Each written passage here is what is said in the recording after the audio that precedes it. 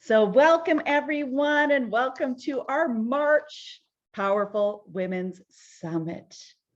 My name is Charlotte Brown. I'm the founder of One Woman, co-founder of 100 Most Powerful Women alongside of the one and only amazing Jackie Somerville. And you're going to get to hear Jackie speak a little later this morning. So what we know for sure is that every woman was born to be powerful. Just like a light switch, when we turn on our power, well, ladies, we light up the world. What is it that you're passionate about? What dreams do you have for your life and the life of those that you love and care about? At 100 Most Powerful Women, Jackie and I mentor 100 women over the course of a year to live the life of their dreams, to look like a million, feel like a million, impact millions, and make millions of dollars doing what you love. Sounds pretty good, right? Well, that's what you were created for. If you dare to own your power and share your light in the world. Back in 2019, Jackie and I traveled to over 50 cities together with the Fearless Women Summits. At the end of each event, we were so inspired by the women who spoke at the events, the women who attended the events, and their passion to change the world through their businesses. But the common theme of our conversations was that these women struggled to monetize their gifts and talents and to make the money that they deserve to make doing this work that is so needed in this world. Somewhere along the line, money got a bad rap. And why is that? We hear things like money's the root of all evil, that you need to work hard for it. And well, if you want it, you're just plain greedy. What we know for sure is that money is abundance. It's nothing more than energy. It's power. And you decide the story that you give to it. What we know for sure is that when women make really great money, that they're able to do really great things in this world. I make great money doing what I do, using my gifts and talents to best serve others in this world. And it gives me the ability to help women break the cycle of poverty. In developing countries, I help send girls to school who dream for a better future, help empower women to start businesses and to live the life of their dreams. What does that look like for you? What would more money enable you to do in your life? If you made $1 million this year, what could you do with it? And why is any of that bad? So many women get hooked up on the money struggles, the limiting beliefs, the scarcity mindset. And I often wonder, where did a life of pain and struggle become okay? As I said, it's the story that we give to it. And our financial beliefs come from a real place. It's how we were raised, the beliefs of our parents and our families, and the powerful influence of society and the media. What we know for sure is that money amplifies who you already are. Today is the day that you can decide to stop the struggle, to stop living a life paycheck to paycheck and embrace an abundant life of more love, more joy, more money, more passion, and more freedom. Who wants more of that? Anyone? Feel free to type that in the chat. Yeah, I'm in, I'm ready. Impact millions. That's one of our core foundations. As I said, look like a million, feel like a million, impact millions, and make millions. As the Dalai Lama said, women will heal this world. Who do you want to help? How would the world be better if you could live your passion and purpose to your highest potential? What kind of impact could you make on this world if you could realize all that you are capable of doing? Look like a million and feel like a million. Yes. Those are part of our core foundations as well, because we do not believe that you need to compromise anything to live the life of your dreams. Automatically, when somebody says, hey, you could have $1 million business, we automatically say, yeah, but at what cost? You know, would I compromise my health, my well-being? Would I work myself to death? Oh, I'm not gonna have time with my family anymore. Those are all limiting beliefs and stories we start telling ourselves that keep ourselves small, as opposed to realizing that when we step into this life of being in co-creation with the divine and being in the ease of and flow of the universe, stepping into our limitless potential, that we have more time to be able to enjoy time with our family, with our friends, to be able to have the best health possible, because we have the money and freedom and flexibility to be able to, hey, hire that person to clean your house, or that private chef, or that personal trainer, or to be able to go on the trips around the world and take your family, to be able to help your family, maybe pay off your parents' mortgage, whatever the case might be, that allows you and your family to be able to live their best life possible. So you don't have to compromise a thing. It's all in our mindset. These are all things that Jackie and I teach in terms of, how have you been doing things? And how's that working for you? And maybe it's the fact that we can tap in to this limitless universe to be able to do what we want to do, live how we want to live, help who we want to help, all those wonderful things. So are you ready to be powerful? Because everything you ever wanted, the life of your wildest dreams, well, ladies, it's waiting for you. Your job is to just say yes. Your job is to just give it permission. Today, you're going to hear from 10 of our 100 most powerful women who've decided to unleash their power and use the gifts that they've been given to make a difference and to live the life they love and are excited about every single day. As I mentioned, you're also going to hear from co-founder of 100 Most Powerful Women, Jackie Somerville, which will blow your mind, make you question your thoughts and beliefs and everything that's held you back from an extraordinary life. What I know for sure is that you are a miracle divinely placed on this earth to make your mark, to change things, to help others, and most importantly, to experience love, joy, and abundance. Every day we choose. Trouble is, many of us choose struggle, mediocrity, and decisions made out of fear. You're made of stardust and grace, filled with the power of love.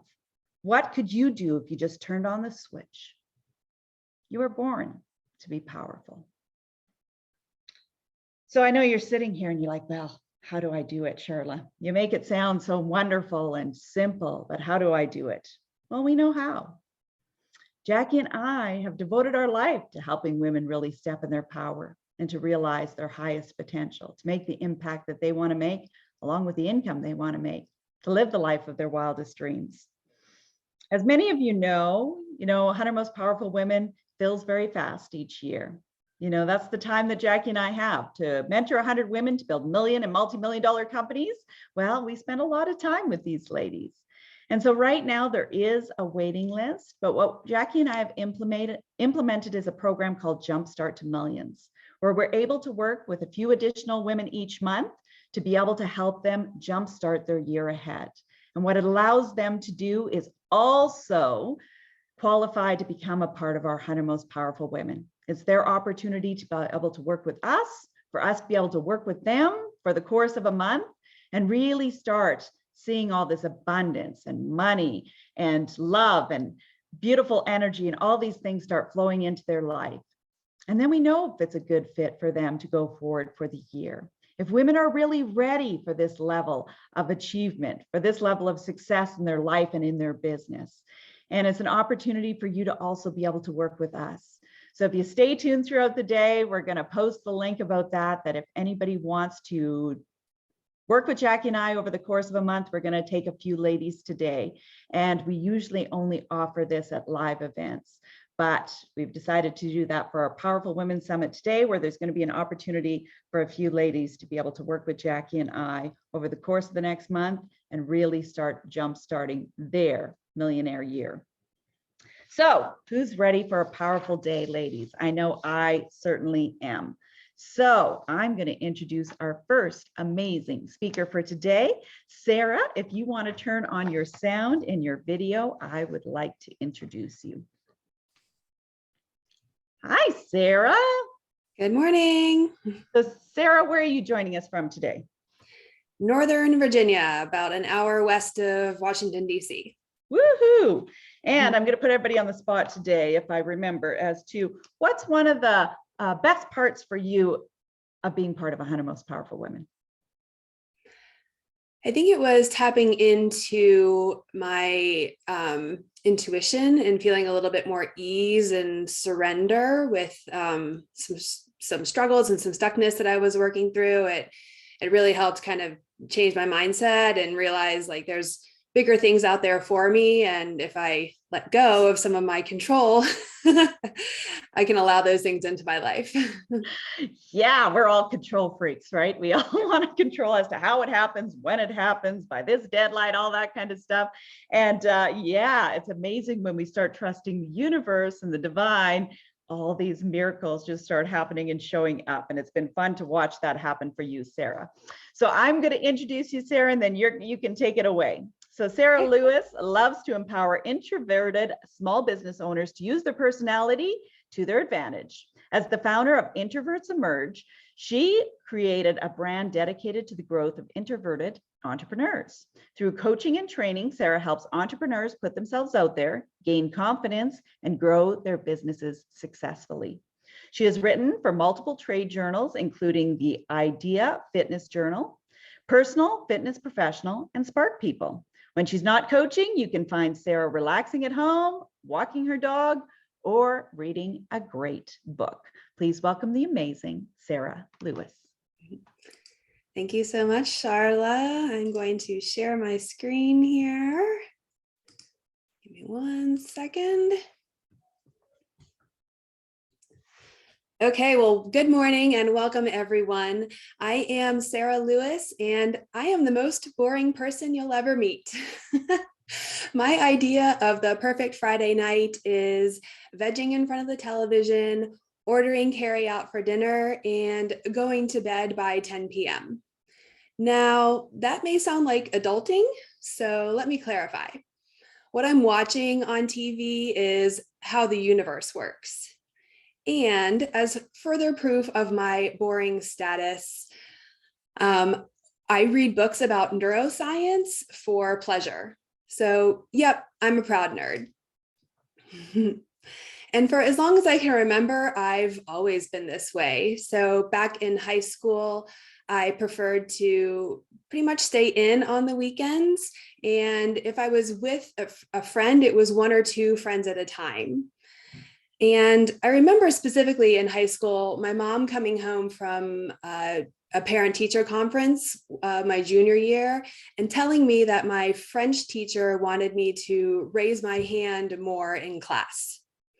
So it wasn't enough that I was getting an A in the class, that I knew my material, but now I was being asked to speak up more.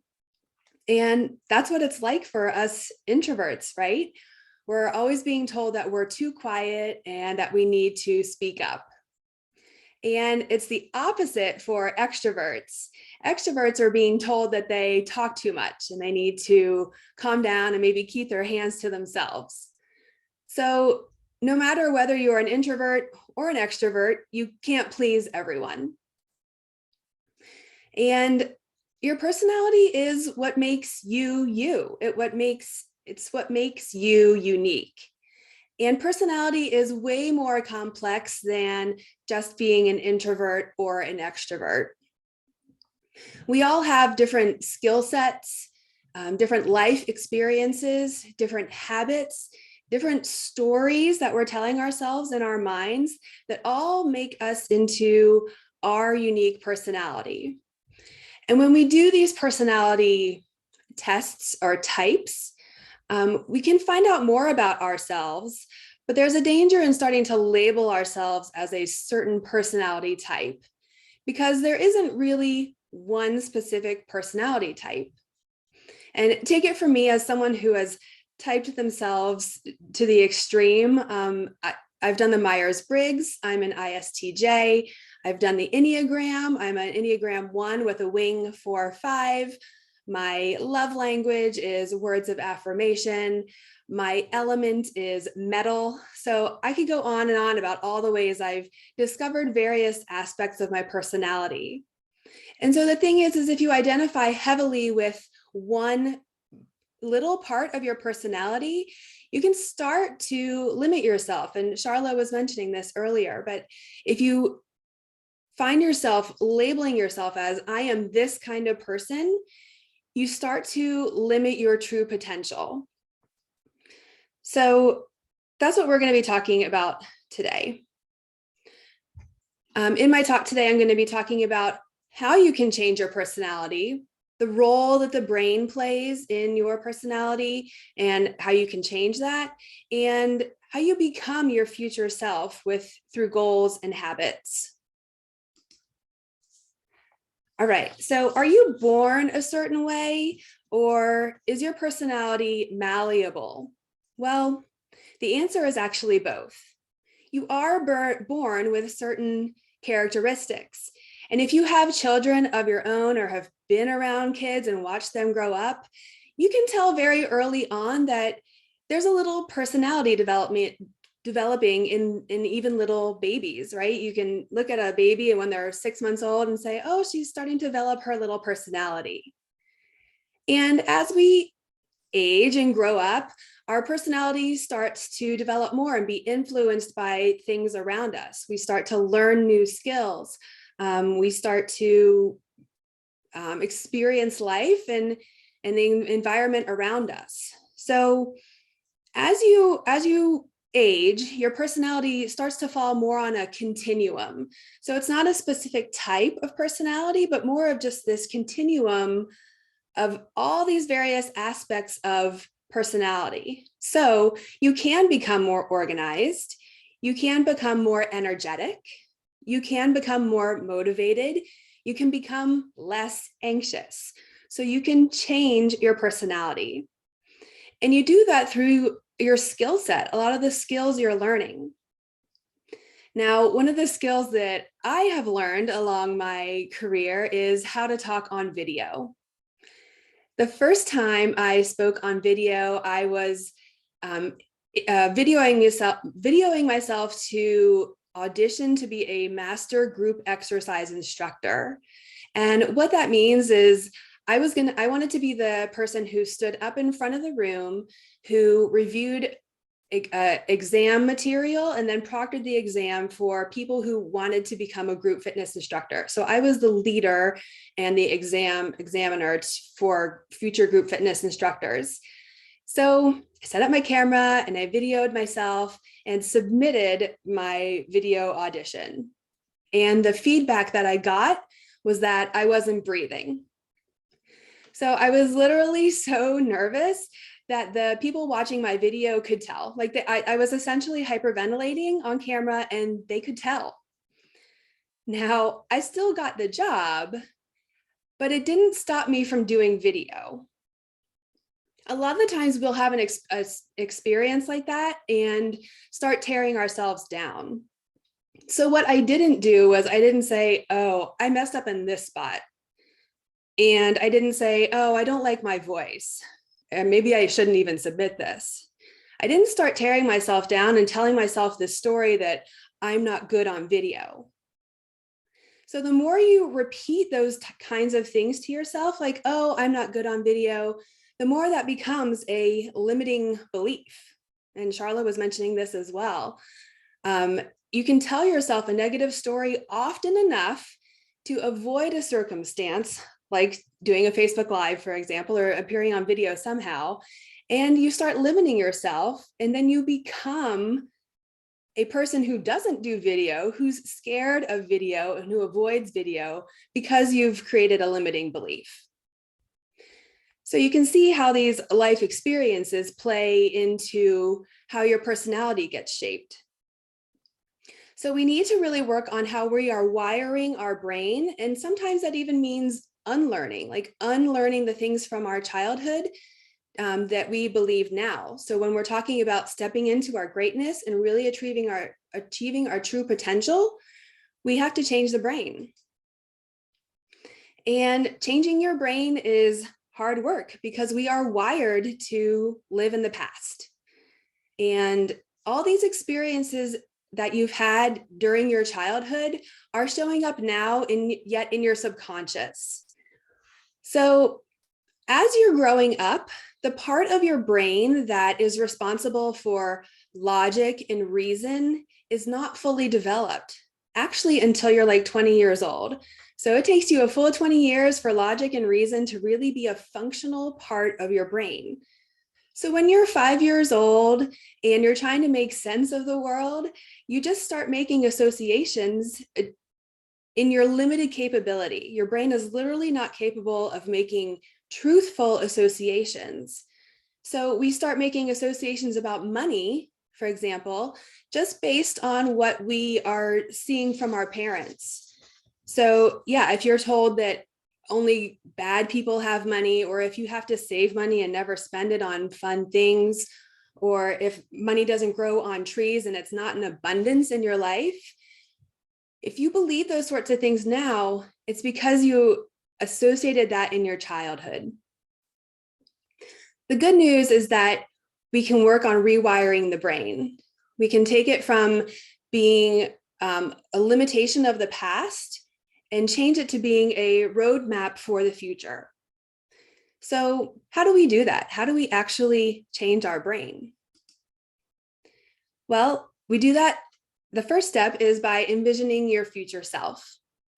So I want you to take a minute here to just get comfortable in your seat and close your eyes.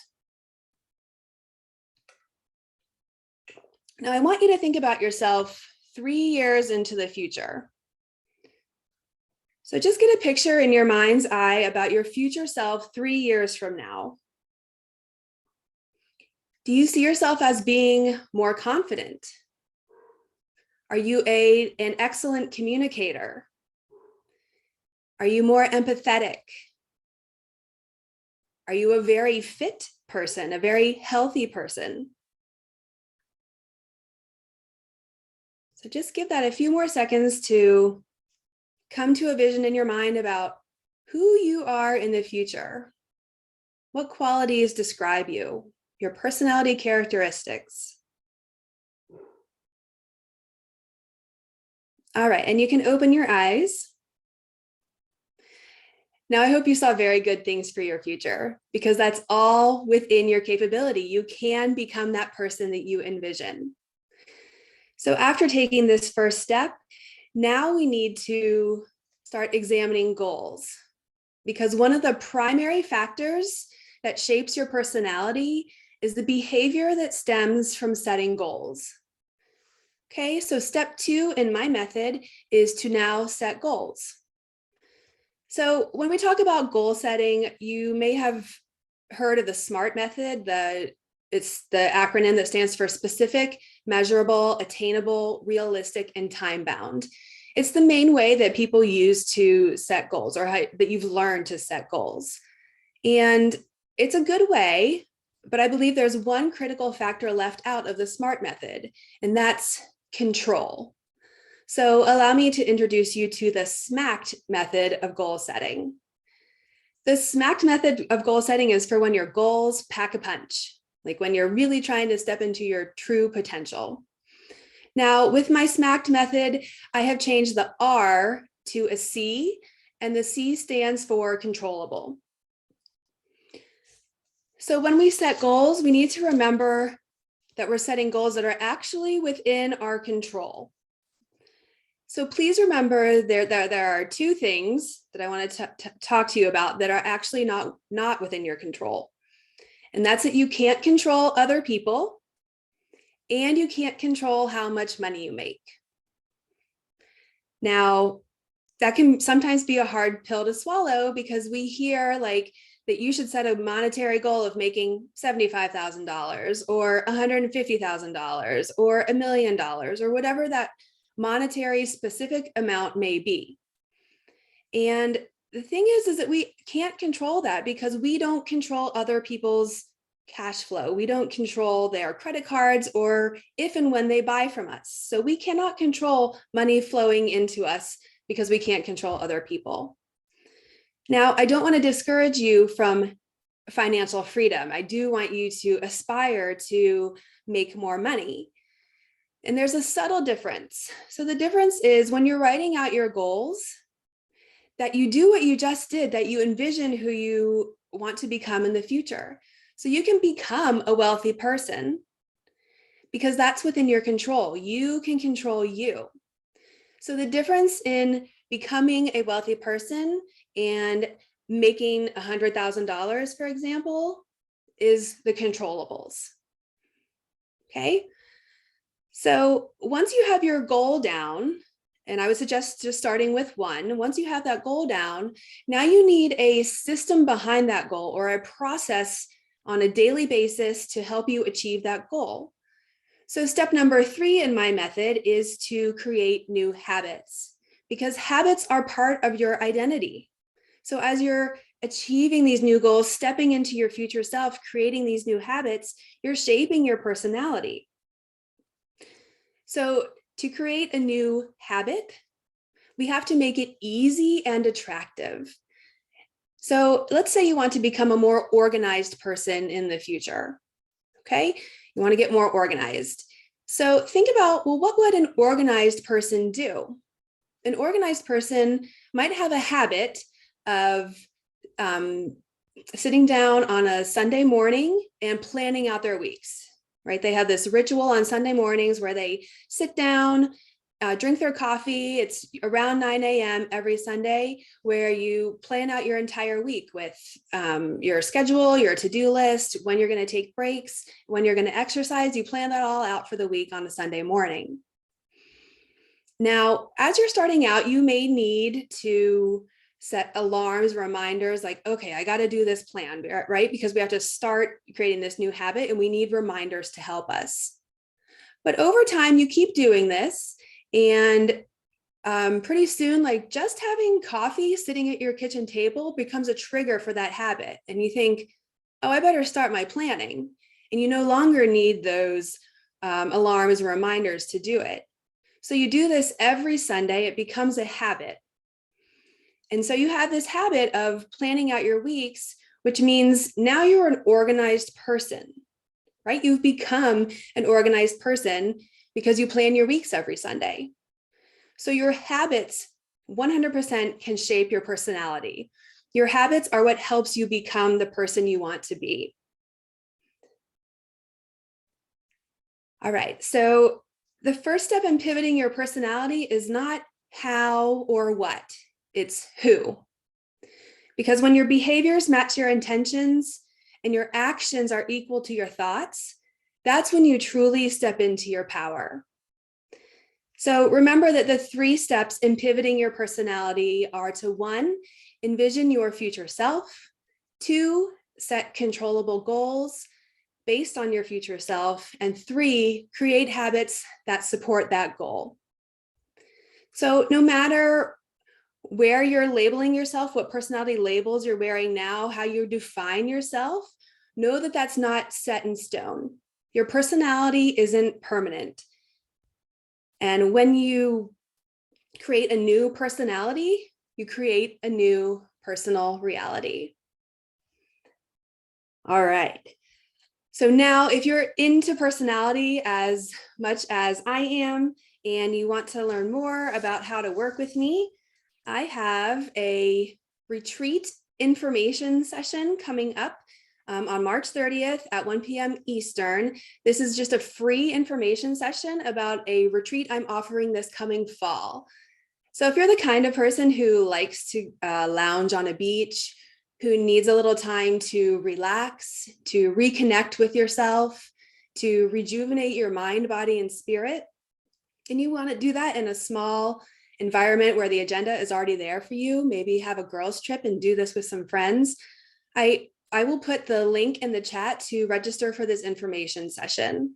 I will also put my social media links in the chat here in just a moment, so that you can continue to keep in touch with me and learn more how to work with me. So thank you so much. I will be in the chat for the next 30 minutes or so to answer any questions.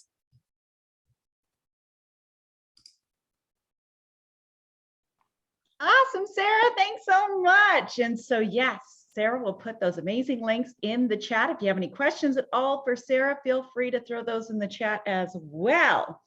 And I'm going to roll into our next amazing speaker for today. So Carissa, if you want to turn on your sound and video. Hi, Carissa. Can I hear your sound okay, Carissa? Check, check. One, Oh, two. there we go. Awesome. Awesome. I could see you and then I thought, oh, I can't hear you, but I didn't know if you said anything. So Carissa, where are you joining us from today?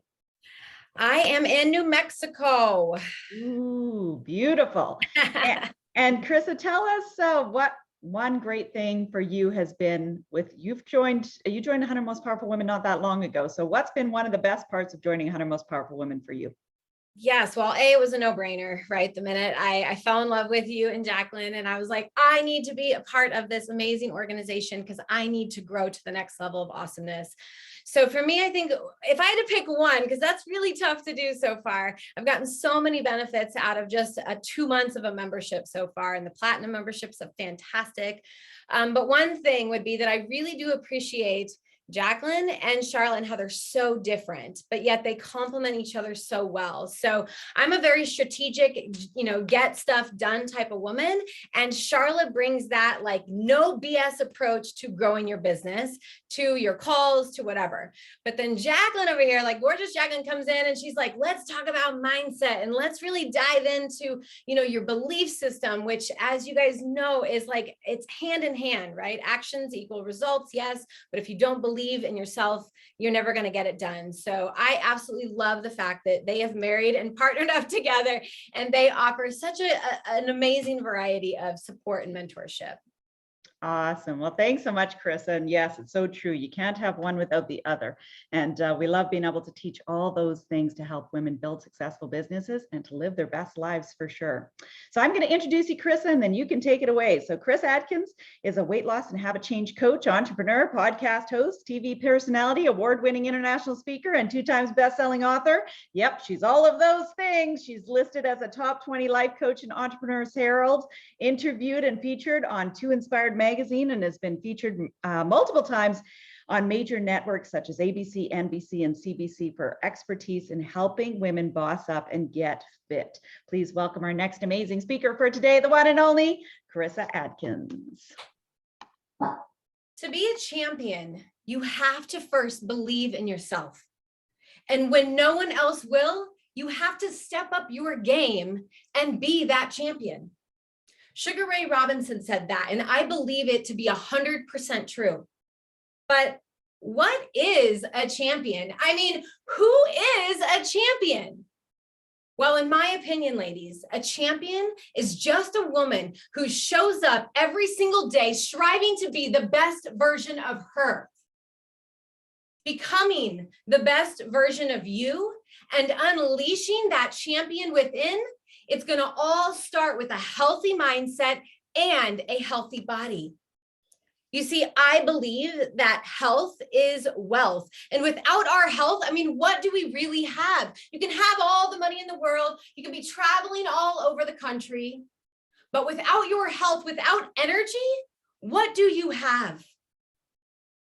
Today, I'm going to share a story with you, along with my 5-step proven framework to help you boss up and become the champion of your lives. So get ready, ladies, because I'm about to show you how you can boss up, show up, and start to believe in yourself. But I've got a quick question for you, and I need you to be totally honest with yourself, okay? Have you ever caught yourself making excuses for why you didn't get to the gym in the morning? Have you ever caught yourself making excuses for not cooking that healthy meal and going through McDonald's instead? Or what about the massage? The massage you know you need, but you're like, I ain't got time for that. Have you ever caught yourself making excuses for why you didn't get to work on time or why you chickened out of asking your boss for the raise? Yes. We have all been there. We've all created excuses for why we play small. I call it the itty bitty shitty committee that lives inside of every single one of us. Dwayne "The Rock" Johnson said, I love this quote. He said, if you really want to do something, you will find a way. If not, you, my friend, will find excuses. Did you know, ladies, this percentage is such a shocker. And I still have a hard time believing it, but 99% of failures come from people who have the habit of making excuses. That's crazy, right? But we all do it. We all make excuses. Today, I want to tell you a story. It's a story about a woman who felt broken, worthless, unhealthy, and unhappy in her life. But before I share this story with you, I have a quick disclaimer, okay? So this story, it's real and it's raw, and it might bring a tear or two to your eye. This story is ugly and it's truthful, and it might make you feel a little bit uncomfortable in your own skin. But if you let it, this story may be the very best thing that you needed to hear today in order to overcome your challenges and struggles. Ladies, we know nothing great comes from our comfort zone, but results that you're wanting, they don't happen unless you're willing to cut through the bullshit and be totally honest with yourself. So who here is ready to level up? Go ahead and show me in the chat. Who here is ready to go to the next level of success? Who here is ready to rise up and boss up and become a better version of you? Who here is ready to become unstoppable? And I want to remind you, if you're not here to level up, boss up, and become a champion, this would be a great time to go and grab a fresh cup of coffee or go to the bathroom, because I only want to be preaching to women who are ready. So if that's you, I want to see a heck yes or some kind of awesome emoji in the chat right now. And if not, we can't see you leave to go to the bathroom. So have an amazing break. You guys, I am Carissa Atkins, and I have learned how to ditch the excuses and to take action. And today, I'm going to teach you how you can become the champion, because I am a champion for women's mental and physical health. I am on a global mission to empower more women to boss up, to get fit, and to become unstoppable in their health. In 2011, I was broke. I was fat. I was depressed. I was unhealthy. I was lacking confidence and self-worth and self-love. Are you kidding me? I had none.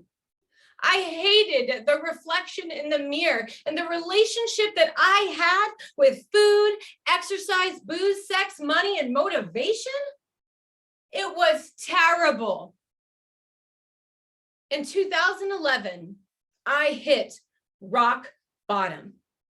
I'm talking the kind of rock bottom that either takes your life or it changes it.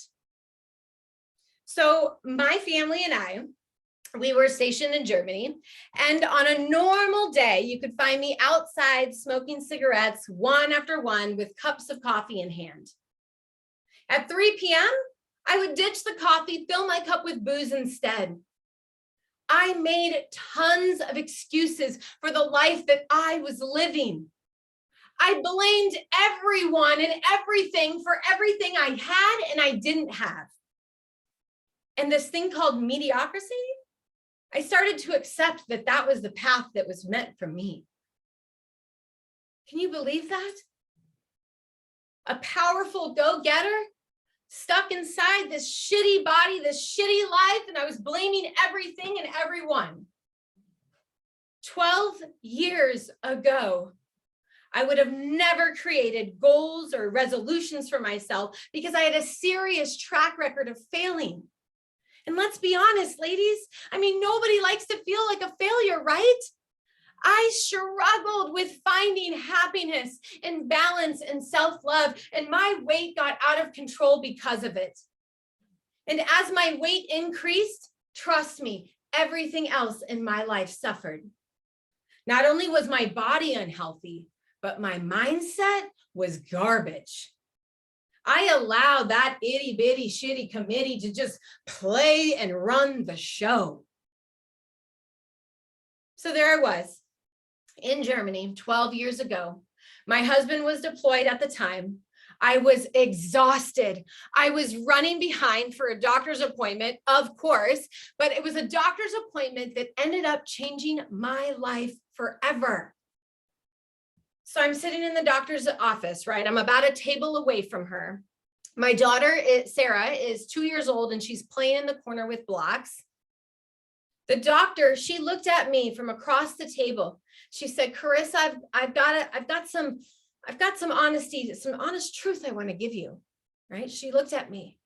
She said, I hate to be the one to tell you this, but someone needs to. You are 5 foot tall, you're 213 pounds, and you are considered obese. Obese, ladies, she used the O word on me. I was like, oh no, this woman didn't.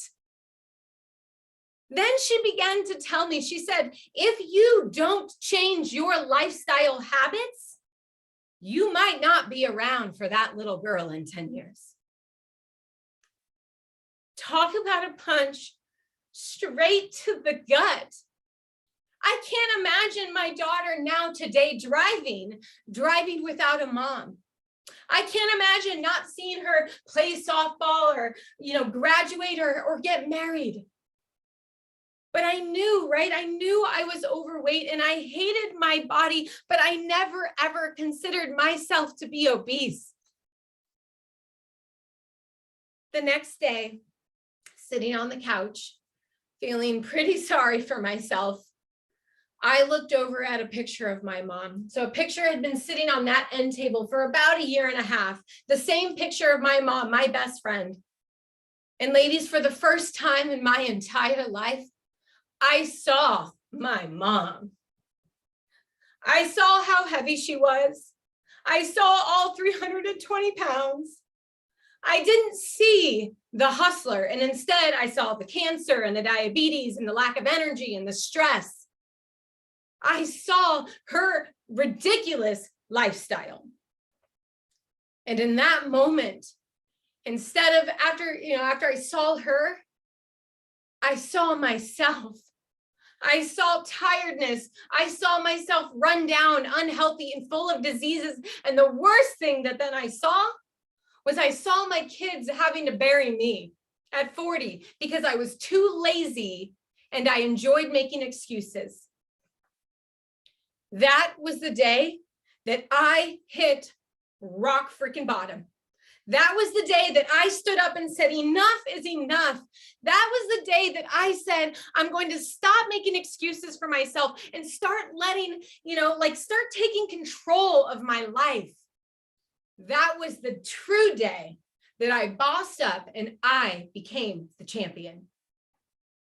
So you see, that rock bottom moment that was so hard for me to go through, and that major epiphany that I had on the couch, it sparked something so deep inside me, ladies, that it pushed me to become a better version of me. I am now a woman that plays big and stands up, right? I'm a woman who is full of health, who's full of motivation and energy. I have tons of happiness, sex, money, freedom, and abundance. I know what it's like to have nothing.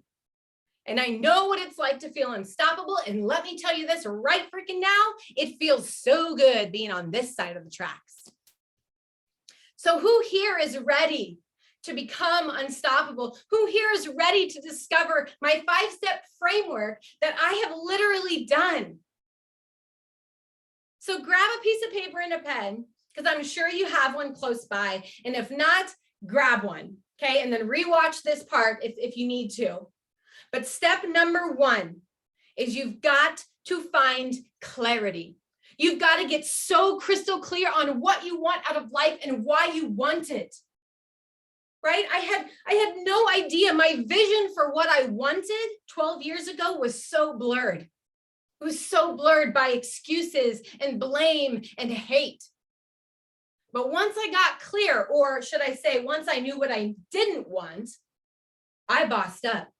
And then I dug deep and I found the why. Like, who doesn't want to be skinny and sexy? And who doesn't want to have great, sex with their partner? Who doesn't want all that? That's surface level why, ladies. I went deeper and deeper and deeper and deeper until I fell to my knees and I said, dang it, I don't want to die.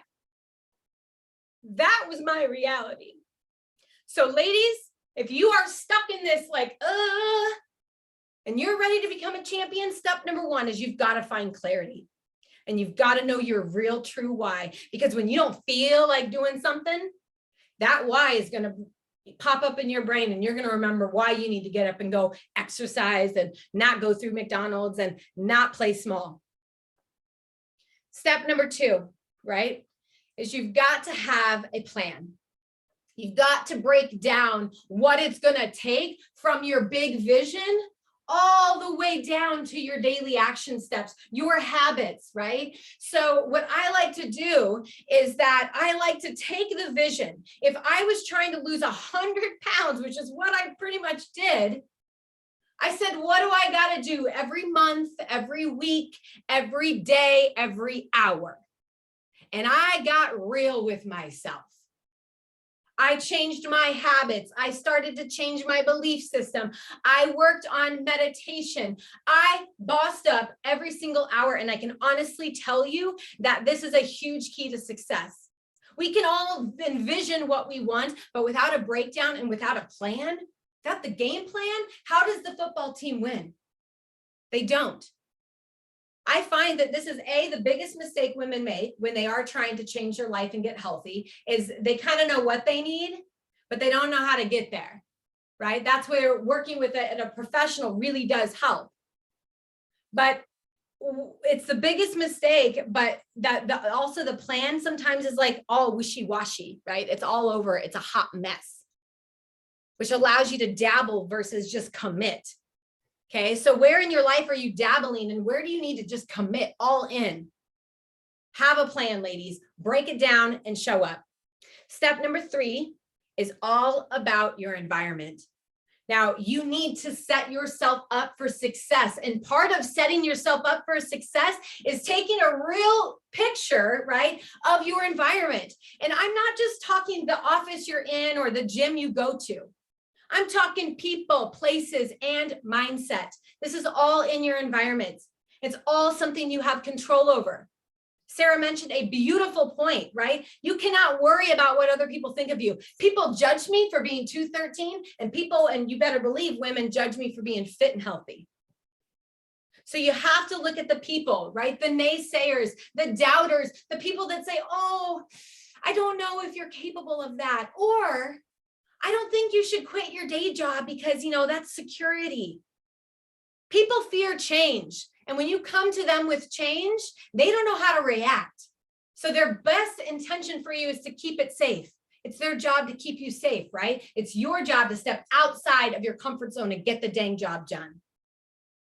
The second, places, right? Your physical space affects your mental space and affects your success.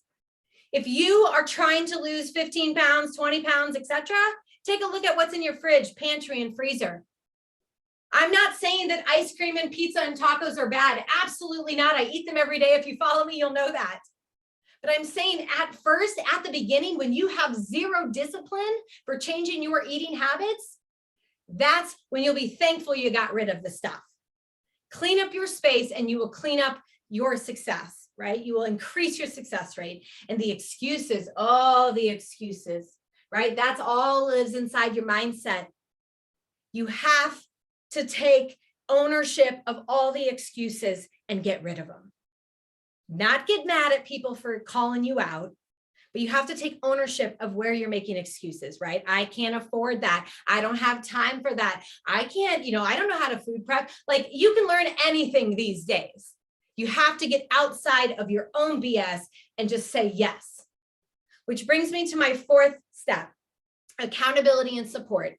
When you think of Oprah, Tony Robbins, Serena Williams, and Carissa Atkins, what do we all have in common? We all have a mentor. We all have a tribe. We all have a coach. We all have a partner challenging us to be the best version of you.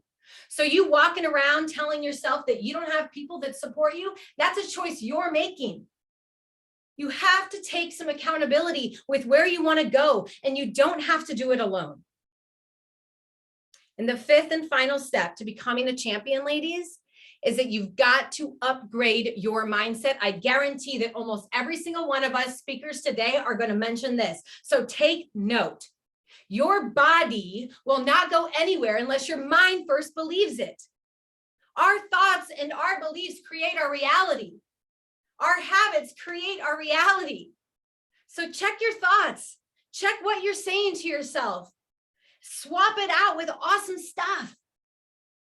Now, normally I would teach you a very amazing a tool. It's a coaching tool. It's called a creative visualization, but I don't have time to do that today. But if you follow me, I am constantly walking women through this creative visualization process. I encourage you to go out after I talk today and find me on social media.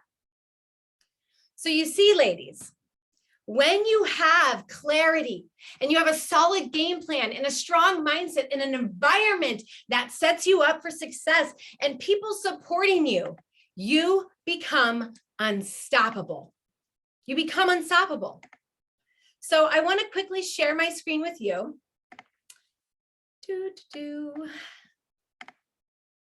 Because I have a gift for all of you, right? I have a gift. And really, the gift is, I want to give you some training, right? Because I'm on a global mission to help more women boss up, get fit, stay healthy forever, might I add you. That's what women really want. Nobody wants to lose weight today to gain it all back next year. I have learned the secret sauce to doing that. I have managed to keep 100 pounds off of my body. I have helped women lose 30, 40, 50 pounds in 10 weeks. What took me 10 years, I'm teaching them to do in 10 weeks. But this gift is just a free training video, right? You're going to uncover exactly how to look and feel healthy in your own skin. So I invite you to take your cameras out and scan the QR code. Okay? Only if you're ready to uncover the secrets to losing weight and getting into shape forever. So let me leave you with this. Rocky Balboa said every champion was once a contender that refused to give up. Ladies, do not give up on yourself. Do not give in to the crap around you. Show up, boss up, and thrive and become unstoppable. I guarantee if you show up with that every day, that attitude, you will change your life forever. Thank you so much. Thank you, Carissa, for lighting us on fire this morning, getting us so motivated and excited about our health, our fitness, our well-being. And yes, watching Carissa's clients and the results they get at such a short amount of time is just so inspiring and empowering to watch, because we always think that it's going to be hard and it's going to take years and all these things. But when we make a decision and we get our mindset right, oh my goodness, what we can accomplish. So thank you so much, Carissa, for inspiring us this morning to take care of our bodies. So important to do. So we have something special for you today, ladies. Of course, we have lots of powerful speakers sharing their inspiring stories to be able to give us tips and advice in every area of our life. But we also have a bit of a fashion show today. And the women that we coach, Jackie and I, have all kinds of businesses. Of course, we have coaches and authors and speakers, and women have those kind of businesses. But we also have women who are clothing designers and manufacture things and have all kinds of different businesses. And so we want to make sure we use our events to be able to highlight all of our incredible 100 most powerful women. So Caitlin Kresmer, Caitlin, if you want to turn on your sound and video. Hi. Hello, hello. How are you today? I'm good. How are you, Charla? I'm fantastic. So Caitlin, where are you joining us from today? I am in Ottawa, and I'd love to say it's beautiful, but it is rainy and glum, but I am about to bring the heat. Well, Carissa already brought the heat, but I'm going to bring the summer heat now. Fantastic. That's awesome. That's awesome. And what has been one of the best parts for you as being part of 100 Most Powerful Women? You know what, like Carissa said, the combination of you and Jackie, you two women are polar opposites, but I don't think the program would be successful having one without the other. You guys blend so well. And whenever I think of you guys and I talk about opposites, I think of shoes. And I know this is a huge thing internally with 100 MPW, and I'm super excited to hear about whatever Jackie is wearing, because I know there's going to be some stellar footwear there today. But alongside of that, it's the sense of community. the women and the support that you get. You're never alone. There's always someone rooting you on, lifting you up when you've had a bad day, if you have something bad to share. You know, there's networks, connections, there's friendships, there's so much that happens. And just to have that support system with women I didn't even know existed in the world before joining has been absolutely wonderful. And I know I have friendships moving forward around the world. So that for me is the best part. Yeah, one of my favorite parts as well, just meeting so many amazing women and to be able to collaborate and bounce ideas off each other and be there to lean on each other for support. It's so important.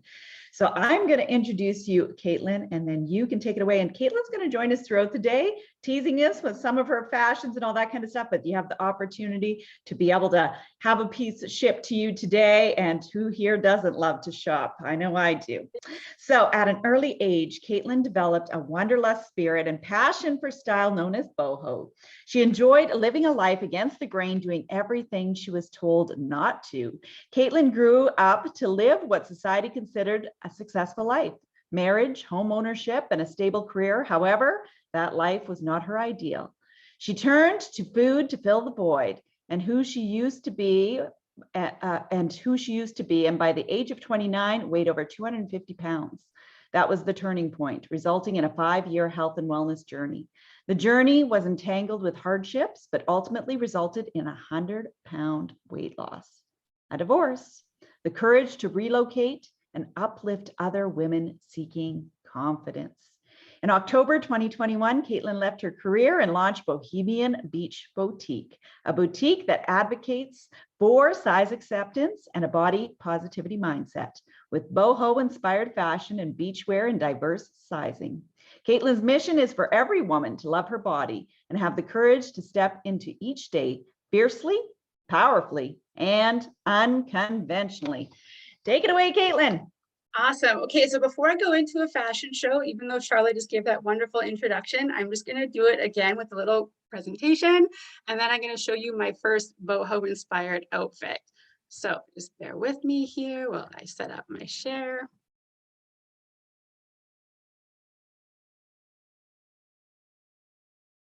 Okay, so welcome everyone to Bohemian Beach Boutique.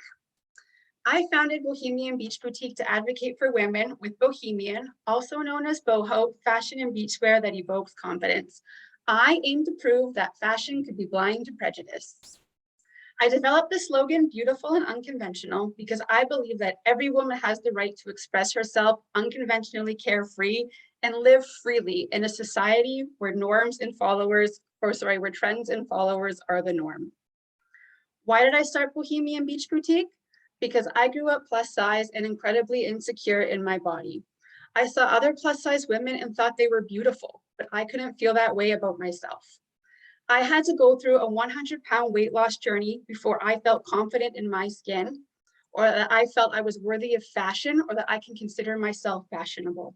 What I want other women to know is that they are beautiful now. They are worthy of fashion now. And they are worthy of sharing their style, personality, and walking in confidence now. So that said, what exactly is boho fashion? Well, boho fashion is inspired by the spirit of the 60s and 70s hippie, very free-loving, free-going, and carefree. Lots of free-flowing loose fabrics, textures, and patterns, layers of jewelry. And in the summer months, rompers, jumpsuits, and kimonos are the most common pieces. So I don't know if you've ever Googled the terms boho fashion or boho fashion style, but when you do, this is what you see. Images of tall women with slender bodies with long blonde or brown hair. Now there's nothing wrong with this, except for the one thing that's missing. Representation of every female body. It's time for a beautiful and unconventional movement, and I want to make that movement. So that said, I need to stop my screen share, and I'm going to show you one of my first boho outfits that you can easily put together. So bear with me, I'm experimenting a bit with the camera. So I'm wearing my hair and black jumpsuit. I absolutely love this piece. You can't see the whole thing, so I have another one here I'm going to hold up for you. It's very slim fitting. However, it comes out wide at the knee. So it's kind of like an MC Hammer pants, I call it. It doesn't come down super loose in the crotch, but it comes down wide at the knee, and then it cuffs again at the ankle. So it's super flowing, super comfortable, the ideal summer piece on a hot day because it's free flowing fabric. You can sweat, no one's gonna know, a little secret. So this is the harem jumpsuit, absolutely love it. It has the V-neck in the front and the back. It has adjustable straps. And I'd even recommend if you have wearing it with the lace bralette, just to give it a little bit of more texture. And if you want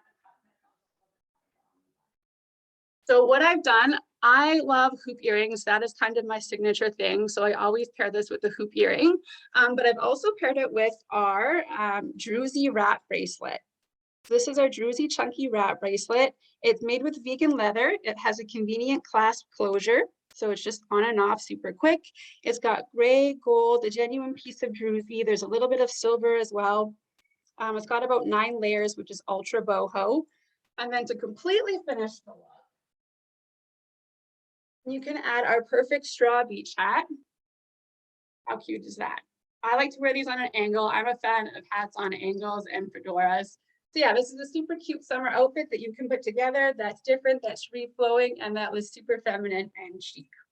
So that is what I have for now. I'm going to be back throughout the day, like Charlotte said.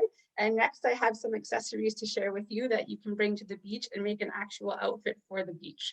So I'll see you guys throughout the day. I'm going to throw my socials and website in the chat so you guys can feel free to take a look throughout the day as you're watching. Thanks. See you soon. Ooh, so cute, Caitlin. Yes. Oh my gosh. It's all so cute. That hat, that bracelet, and yeah, that jumpsuit. So we can't wait to see what you got for us next. So I told you you would get to hear from the amazing Jackie Somerville today. So Jackie, are you there?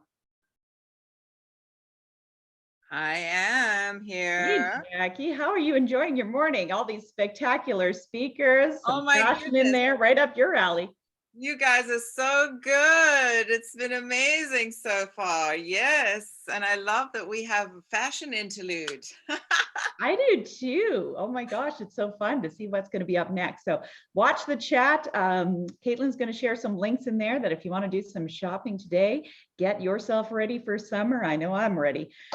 Gosh, especially after a long weekend or a long winter here in Canada. So I am going to introduce Jackie and she's going to take it away. So ladies, now from Los Angeles, California comes a sensational storyteller with a true story of intense passion that will blow your mind, inspire you, entertain you, and yes, ladies, it's going to leave you breathless.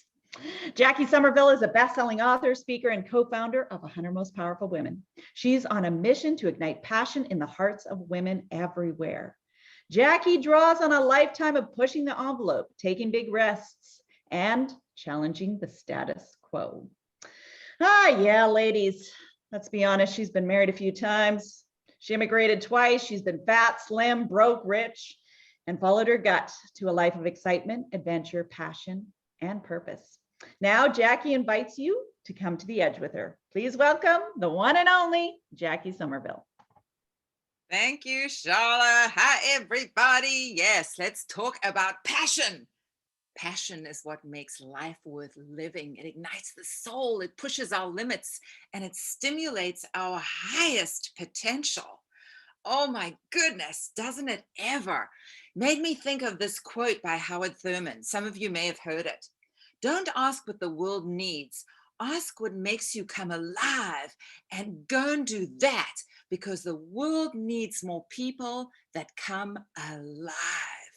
So I wonder if you're feeling alive in your life, if you're excited about life, if you leap out of bed. And one of the things I always say is that I can't wait to go to sleep at night because I really want to wake up in the morning. Like waking up early is what I love so much because I'm just excited and on fire. But it wasn't always like that. And I'm going to help you access passion and fire in your life today. How do you do that if you're not feeling it right now? And why does it matter? At 46, I married my beautiful 29-year-old lover in a chapel in Las Vegas. Many thought that I'd lost my mind. However, it is said that in order to tune into your soul and get close to God, you really do need to lose your mind. You know, the truth is, I didn't lose anything. I gained so much. I learned so much. I gained passion and purpose and thrill and excitement. And I suddenly started to live my life fully instead of living in a half-baked way. The poet Rumi said, gamble everything for love if you are a true human being. Half-heartedness does not reach into majesty. And I gambled everything for love when I married that beautiful young man. And I realized pretty quickly that I had been living the rest of my life pretty half-heartedly. I'd been running my business like a hobby. I'd been just going through the motions. Oh, I'd been very rich and I had plenty of money, but I wasn't feeling alive. I wasn't feeling passionate. I wasn't feeling on purpose. That is, until I took that leap of faith and I married that wild and crazy, beautiful man in a chapel in Las Vegas. And I experienced for the first time what it truly means to have what Carissa spoke about, a powerful why. Because I couldn't wait to get up in the morning and to do what I loved. After a night of wild and crazy, passionate sex with my beautiful man, I'd wake up early at like 5 o'clock and I'd go through to the living room, make my coffee, couldn't wait, so excited, sit in my favorite chair with my beautiful little Hermes espresso cup, because beautiful things matter, details matter. Everything we do, as Sarah was talking about habits, everything we do, everything we think, everything we say goes to creating who we are being in the world, and who we are being in the world is determining what we are getting, the opportunities that are showing up, the people that are showing up, the money that we are receiving. Everything is determined by who we are being in the world. It's not by what we want. It's not by what we think we crave. Who are you actually being? And so I would make this beautiful environment. I had this gorgeous chair. My living room was absolutely beautiful. And so it lit me up to sit there and enjoy all the gorgeousness of it. I'd turn on the fireplace and my dog would be sleeping next to me in his little bed right there. And the scene was so beautiful. And looking outside of my panoramic windows, the view and my gorgeous garden and my swimming pool and everything would just, oh, make me feel so good. But I would go through and I'd have this fire in my belly about telling my story. And I would sit and I would write. And I would write so passionately, and it would just flow through me, just complete intuition. And the words just kind of flowed down onto the computer. I didn't even have to think too much about it. And I was so on fire while I did that. Napoleon Hill, in his famous book, Think and Grow Rich, said that love, sex, and romance are emotions that can enable us as human beings to reach genius levels of creativity. We can access our genius when we are lit on fire by things like love, sex, and romance. And I experienced that because I loved that beautiful young man so much. And we were so passionate about each other. And we had such gorgeous sex and such an amazing connection that I was on fire from that. And I poured that creative genius and that fire into my work. And in the process, discovered what I really loved and what I wanted to spend the rest of my life doing. Being a storyteller. All of that came because I had the courage to step out and do something a little weird, a little wonderful, to follow my heart in the face of everybody warning me that I was making a grave mistake. I went to the edge and I was prepared to jump off that edge. And it was the thrill of being on the edge where I finally found that fire within. So where are you sitting in your life right now? Do you feel passion? Do you feel on fire? Do you feel like you've come alive? Or do you feel like everything you're doing is half-hearted?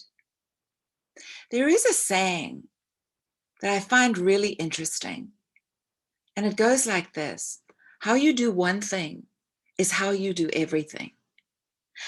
And that was so fascinating to me because I realized that I was living half-heartedly and I was running my business like a hobby, and I was flailing around trying to find my purpose and find what I was passionate about.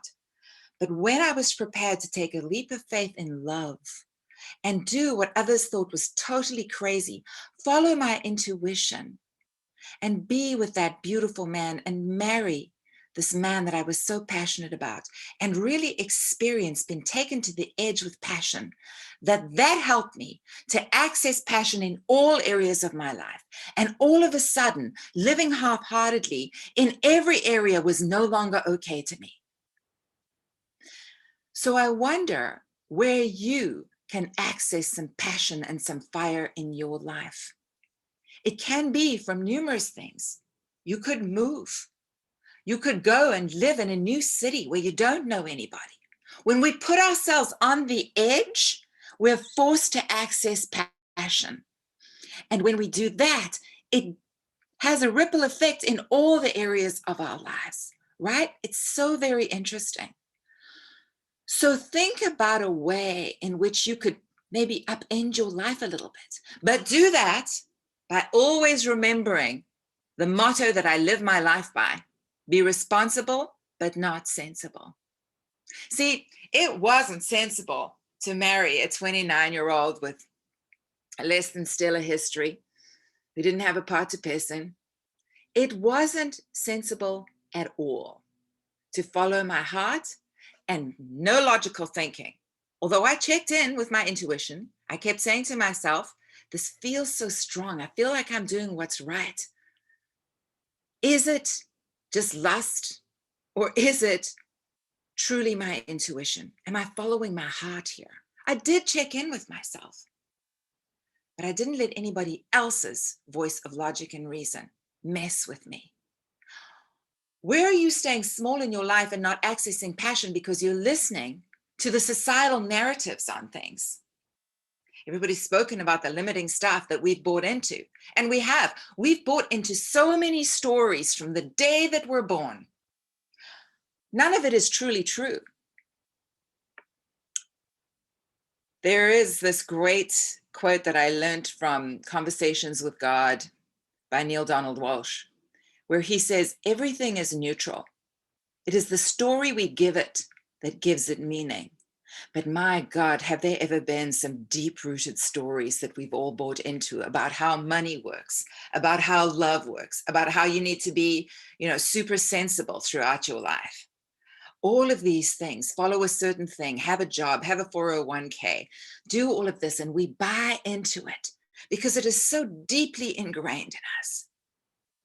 Some of the best things I've ever done in my life and the stuff that has sent me to a whole nother level are the things that everybody else thought I was absolutely batshit crazy for doing. Truthfully.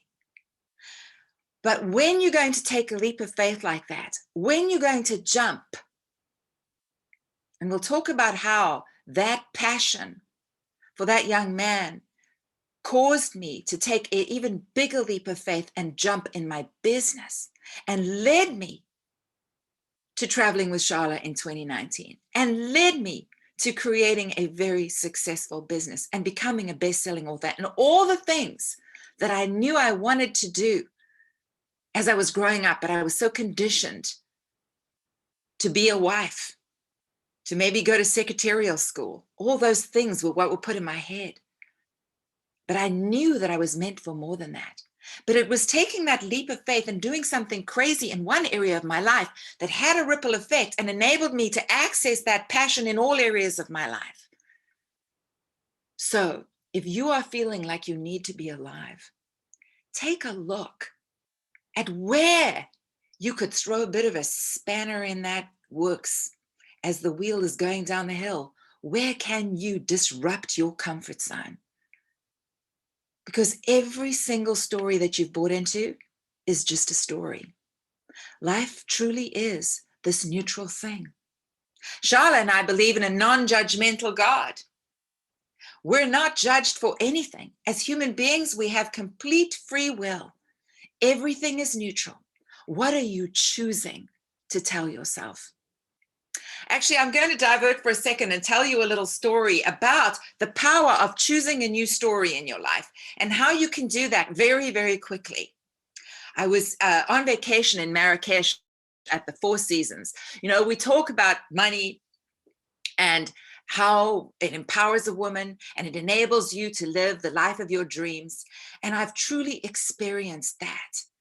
Money has enabled me to do so many beautiful, magnificent things, including traveling around the world first class and on private jets, staying in some of the greatest hotels in the world.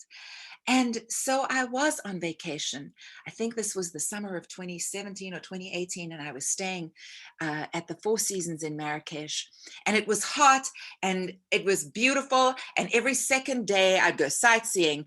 And the day after that, I would spend by the pool. And that's how my week was organized. Well, this was a pool day. And I was sitting on my chaise, relaxing, having a glass of champagne, enjoying myself by the pool. And I noticed this guy, I was single at the time. I noticed this guy a couple of chaises over from me. He was kind of a badass and he was there with two teenage kids and didn't have a woman with him. And he had this tattoo and he was smoking a cigar. So he was kind of noticeable. And I kind of looked over and glanced over and he glanced over at me. Every half an hour or so, I'd get too hot, so I'd plop into the water and I would swim the length of this very long pool. And I would get out at the steps at the end. Well, on this particular occasion, I was doing my little swim along and this guy plopped in behind me. And he started to swim behind me. And as I was getting up to go up the steps, I suddenly had this pang of radical insecurity. I was about 51 years old at the time. I had on my itsy bitsy teeny weeny bikini. And I suddenly thought, oh my God, the sexy badass is right behind me. My ass is like jiggling in his face. And I kept thinking of like, oh, humps and bumps. And oh my God, it probably looks so gross. And that insecurity nonsense, that story that was spinning in my mind, you guys know what it's like when stories spin in your mind. But because of all the work I do, and this is my life's work, I caught myself in a nanosecond. And I was like, Jacqueline, what the hell are you doing? And I had a tool at the ready, which I'm going to encourage you to use this one. Use the same one as me if you want to. I had a tool at the ready to change the story I was telling myself in that moment. And that was, I suddenly thought of myself as a supermodel. I had this vision, I don't know why it was her, of Elle Macpherson, because she was known as the body, right? Back in the days when she was a supermodel walking the catwalk. So I had this vision of her, that I was her all of a sudden. And long and lean and, you know, a supermodel walking in my bikini. And my mind couldn't occupy those two visions at the same time. This is the beauty, and it's part of what Carissa was talking about, visualizing yourself. You can change anything through these techniques. And in that split second, I went from, oh my God, I want to crawl under a rock and disappear, to being a freaking supermodel on the catwalk. Because that's where my mind went. And where my mind went, my body followed. My energy followed. I could shift my energy by just changing an image and a story in my mind. And all of a sudden, I walked with confidence and I strode back to my chaise with him striding behind me. And I lay down and I picked up my champagne. And he walks by and he looks at me and he smiles and he says, hi. And I said, hi. He went back. Before long, he went and asked one of the waiters to send me a glass of champagne. He said, whatever she's drinking, send it to her. And with that was a beautiful holiday romance was born. He was one of the world's leading heart surgeons. And we had an amazing 48 hours before I was due to leave and fly back to Bordeaux. And it was one of the most memorable, beautiful love affairs. We're still in touch to this day because we'll always be connected, even though we live so far away from one another. And it was just one of the greatest stories that I know that illustrated to me the power of choosing the story, that everything is neutral. It's the story we give it that gives it meaning. Because I want to tell you that man would never have done that. Smiled, said hi, sent me champagne, become my lover, had I been that woman who crawled out of that pool wanting to hide under a rock. That would have been my energy. That's what I would have attracted. So you can shift how you feel about yourself in a nanosecond by changing the story you're telling yourself. It's very powerful. So I want you to try and do that from this moment on. And if you are running your business like a hobby, or you're living in poverty and in struggle, I want you to start changing the story you're telling yourself. You can become it right now. In actual fact, we have to become conscious of being something before it's reflected in our lives materially. When you start being conscious of being a badass woman, when you start being conscious of being a businesswoman who makes a lot of money, of a businesswoman who makes impact in the world, that is where it begins, you guys. You have to be conscious of it before it starts reflecting in your life in reality. And a simple story change like that can do it for you. It's very powerful. But I digress, don't I? Because I want to go back to how I was vibing in that passion and excited and hopped up on love and sex and romance and this beautiful man, and how that ignited passion in all other areas of my life, and why passion really matters for you, for all of us. Because when you come alive, you truly get to live this life. When you come alive, you get to taste the deliciousness of life. So I'm going to help you to come alive today. And what we do in 100 Most Powerful Women is we help women access that passion and that purpose. And then we help them with the practical steps on how do you turn that into a business, because we know you can make money at anything. So we want you to become passionate first. We want you to become purposeful first. We want you to become alive first. Because I promise you, you can make money doing anything. What is it that makes you come alive? So this beautiful man helped me to access this passion in my soul, helped me to spill out my story on the page and discover my true passion for storytelling, the written word, the spoken word. And so that led me to realize that I was living half-heartedly in other areas and running my business like a hobby. And because I had experienced the aliveness of writing that book, by the way, I wrote a best-selling book from cover to cover in 5 weeks. Why? Because that's what happens when we're alive, you guys. That's what happens when we access passion. That's what happens when we stop being so fearful of what can go wrong. See, when you are so passionate about something, it does help you lose your mind, because you focus on what can go right, not on what can go wrong. You're so hyped up on what you're passionate about that you're not spending your days thinking about, but oh, what if this doesn't work out? What if I fail? So we help you to become this passionate woman, this woman who lives on purpose, this woman who feels alive, because when you do that, everything else falls into place. And oh, there are so many other important things we do.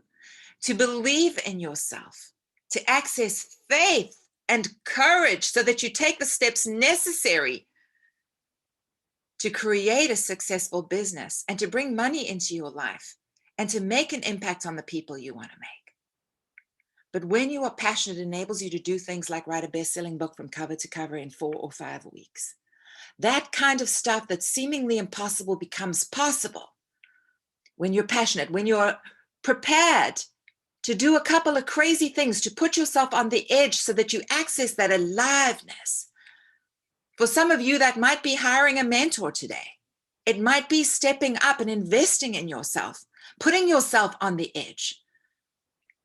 You know, I do love quotes, and another great quote is from one of my greatest mentors who recently passed away, the incredible Bob Proctor. I loved Bob so much, and I was privileged to study with him and be in his matrix and go to his home and know him. And he was such an amazing man. And he said, I like to live on the edge. If you don't, you're probably taking up too much room. And when he said that, I remember just thinking, oh God, I so relate to that. That is it. I don't want to go through life without feeling like I'm alive, without feeling like I'm on fire. So when that all happened, and I looked and I said, what am I doing half-heartedly? And my business was what I was doing half-heartedly. Life had a way of putting me in a position where I hit my version of rock bottom, and I had to access that passion and that purpose. And I had to create a successful business. Because one of the things that helps us to access passion better than anything else is to take a huge risk. When you take a huge risk and you kind of put yourself in a position where you have no other way but to go up, you have to make it work. Oh, you can work miracles when that happens. And I found myself in a position where I had to create my business. I had to stop playing small. In actual fact, I looked at my life and I said, I could keep all these possessions and keep living this half-hearted way, or I could go all in for my dream of being a successful businesswoman, a best-selling author, my dream of going on the stage. And I did. I sold every possession I had in order to create a successful business. I was prepared to go to the wall for it. Passion and aliveness helps us to go to the wall for what we want. And I was prepared to do whatever it took to have a successful business. But I put myself in the position where I had to. I was prepared to get way out of my comfort zone, sell everything I had in order to create a business, in order to go on the road with Charlotte in 2019. I sold the couch I sat on to do that. Everything, because there was no possession that was more important to me than living my dream. Nothing. I knew that I would do whatever it took at that point. So I did. I transmuted all that passion that I'd learned from that beautiful young man, and I put it into all the other areas of my life. And I became unafraid of doing things like that. I became unafraid of bucking the societal norms. Hold on to things. Don't ever dip into your savings. All of these stories that we're told, well, I was prepared to sell everything and dip into everything I had in order to live my dream, because there was only one fear that I had at that point, and that was the fear of regret. It drove me like you cannot believe. I want you to think about what it would be like to get to the end of your days having never accessed your purpose, your passion, your full potential. I discovered, by the way, when I was very wealthy, but I had no passion in my life, I discovered that nothing makes a human being more miserable than untapped potential. I had all this potential that I wasn't using. I've also realized that money helps us access our potential. Money helps us put ourselves in a place where we are forced to access our full potential. See, by selling everything and going on the road and investing in my future and speaking on 50 of the Fearless stages with Charla, I was forced to access my full potential. I was a terrible speaker in the early days. Well, not terrible. I mean, I think it's always been one of my gifts. But it's truly amazing how the more you do something, the better and better and better you get. So when you're feeling uncomfortable, but you got a gun to your head, you keep doing it, you keep practicing, you get better, you get better, you get better. And all of a sudden you become a master at something. And when you become a master at something, you start to really monetize it. But all of these things are tied. Money helps you access your full potential. Money helps you live the life of your dreams. Money helps you to do so many amazing things for others. I always say to people, do you know what it feels like to pay off somebody's mortgage? The thrill that you get from that. Do you know what it feels like to buy a car for somebody because they're stuck and they need it, and you just can? To send somebody to university who wouldn't otherwise have an opportunity? Do you know what it's like to say to your whole family or to your friends, show up because we're going on a private jet down to Vegas to celebrate my birthday. We're all going overseas, flying first class. These are thrilling, amazing things that money enables us to do. Money enables us to live the life of our dreams. It enables us to have freedom. It enables us to help so many others. But money alone isn't enough to make you feel alive, and I know this firsthand. Accessing passion, pushing yourself to access your full potential, living a life on purpose, doing what you love, and impacting others, you combine that with an abundance of money, well, now you got it all. And Charla and I know and believe and live it. You can have all of that. You can feel alive, feel excited, have plenty of money, look great, feel great, be in love. We love love. And all of those things while being a super wealthy businesswoman who makes a lot of money and a big impact in this world. Oh yes, it is all absolutely possible. And we love helping you get there. So I did. I sold everything. I went on tour with Charla, spoke in 50 stages. All the while, Charla's telling me, you're such a brilliant speaker. Your talk is so amazing. You're your own show. She believed in me when I didn't know what I was going to do, how all of this was going to happen for me. I just knew that I was all in and that something was going to happen. But oh, there were times, you all know, when you go in all in for your dreams, there's times when you go, what have I done? Oh my God. Of course there are. And if you're going through one of those times right now, I'm going to encourage you to keep going. If you've had the courage to leap, I promise you, you have the courage to keep going. And if you keep going, I promise you, you will hit success. It comes when you never give up. It's just a fact. So don't ever give up. It comes. And Charla watched me work at my craft. She watched me build my coaching business. She watched me double my coaching business that year by becoming a better speaker, by selling from the stage, by having best-selling books that people wanted. And we would have these amazing conversations in between the events and get to know one another.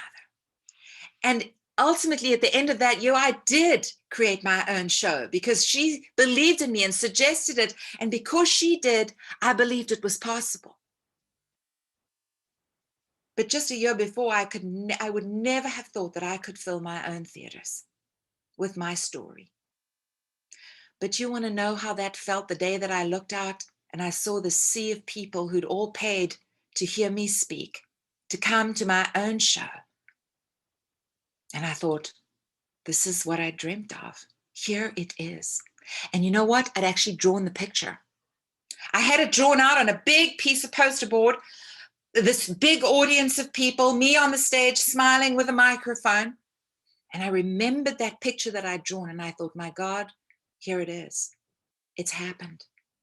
Because Charla and I know that when you combine the power of intention with courage, with following your intuition, and surround yourself by people who believe in you and lift you up when you need to be lifted up, that all of the things you drew and you intended come true. It happens for us and it happens for our clients. And so I'm looking out over this audience and I'm like, this is what I dreamt of. How did it happen? It happened because I accessed fire, because I was prepared to put myself in very uncomfortable places. I was prepared to go to the edge and jump for my dreams. I was prepared to access that passion and that fire within.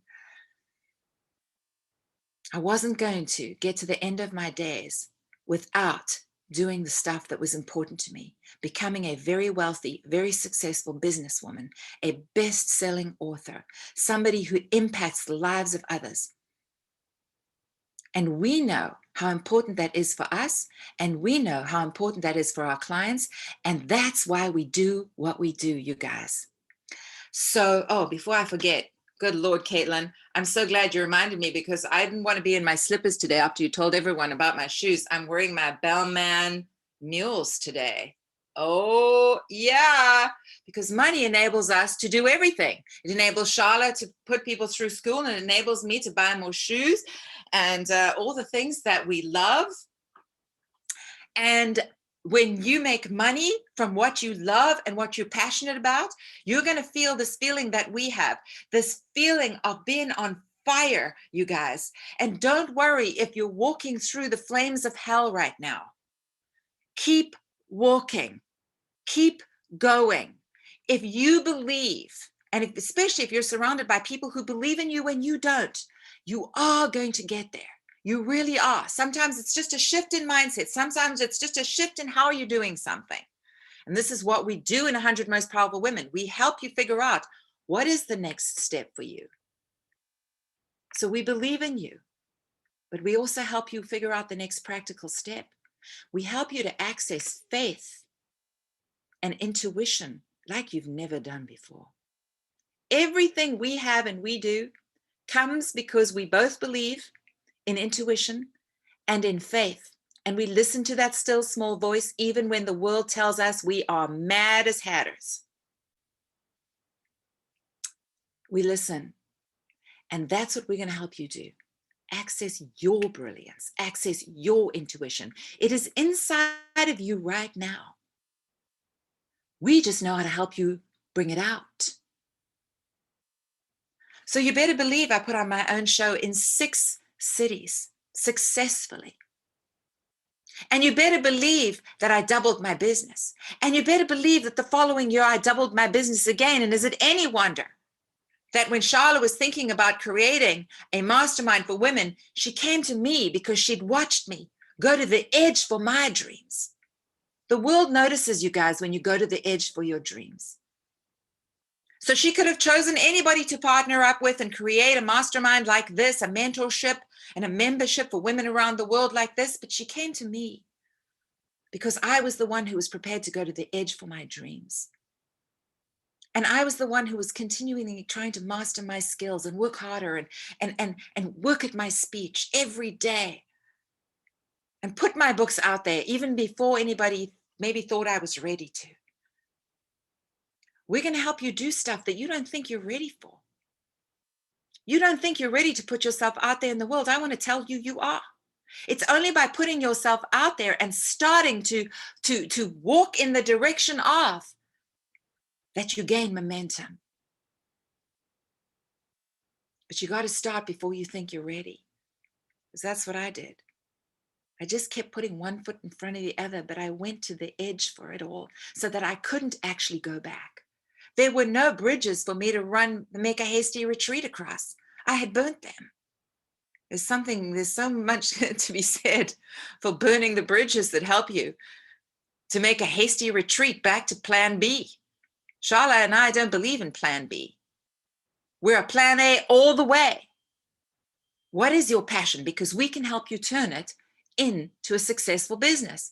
And even if you don't know what it is, we're going to help you access that passion in your life, just like I accessed it through all sorts of different things, for being prepared to go to the edge to find it.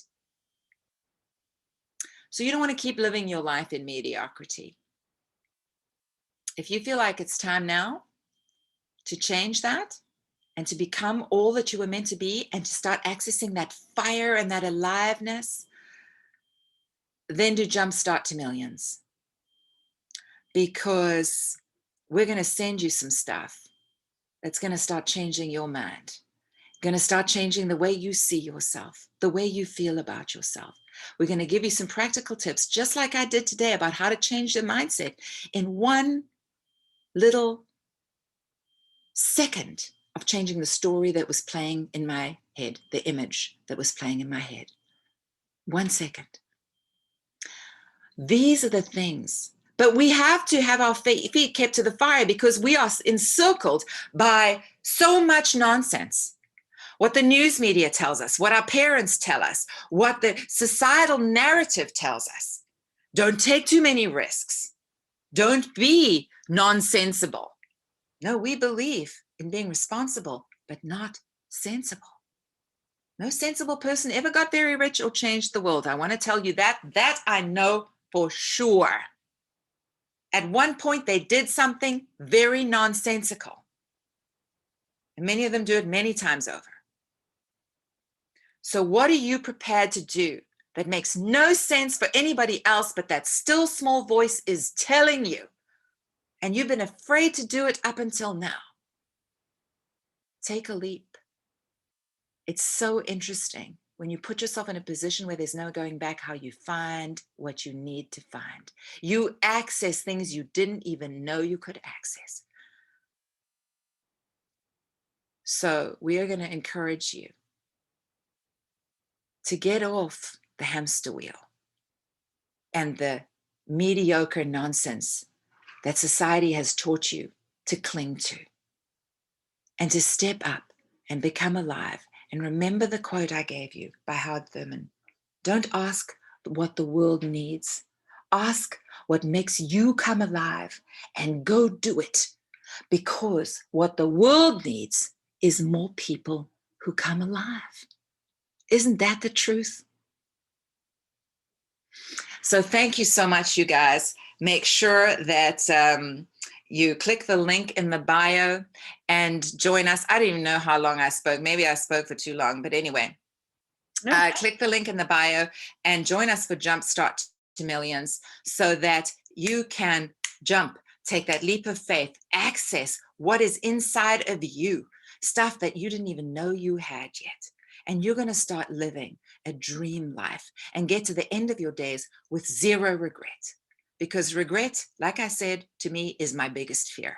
Never want to have it. Never want to get to the end of my days with it. It drives me like nothing else. So there you go. Click the link and join us. Yes, absolutely, Jackie. So much motivation, so many nuggets in there. And yeah, Jumpstart to Millions is a way to be able to work with Jackie and I over the next month. As you know, our year-long program right now is full, but it puts you top of the list that when spaces come available, that you get a VIP invite to be able to join the year-long program. So click on the link now. Jackie didn't say in terms of spaces, we can't help everybody with the Jumpstart program, because what it includes is a private session with Jackie and I, a 1-hour session to really set you up for success over the coming year. So we're looking for the first 5 ladies. And if you got up on your Saturday and are joining us live, you have first opportunity to be able to snap up one of those 5 spots. And if there's any left, then we'll email it out on the replay. But yeah. We just always got to be mindful in terms of, you know, if we say that look like a million, feel like a million, that we stick by those things and aren't overworking and doing all that stuff. So the first 5 ladies who sign up for the Jumpstart program, you're going to get some great information from us to really kickstart your year ahead. And you'll get the opportunity to have a private session with Jackie and I to really look at, what are you passionate about? What do you want to do? Because as Jackie said, we believe that women can make money doing anything. And it's okay if you don't have clarity right now. We are the masters of clarity. We help women get razor focused as to what brings them excitement, what brings them fire in their belly, what do they want to do, what impact do they want to make, and how they can make money doing it. Yes, we help you figure out how you can do that to make money. Because sometimes we think, I love doing this and all that kind of stuff, but I just feel like, you know, I just got to give it away, or, you know, I don't know how I'd ever turn that into a business. Well, don't worry. We know how. You can make money doing anything. So that's the link. Make sure you click on that if you want one of those spaces, because it's not a public link. And as I mentioned, we usually only do that at live events, but we decided to do it for our Powerful Women's Summit because, yeah, we have a little bit of time before we travel to Chicago next month.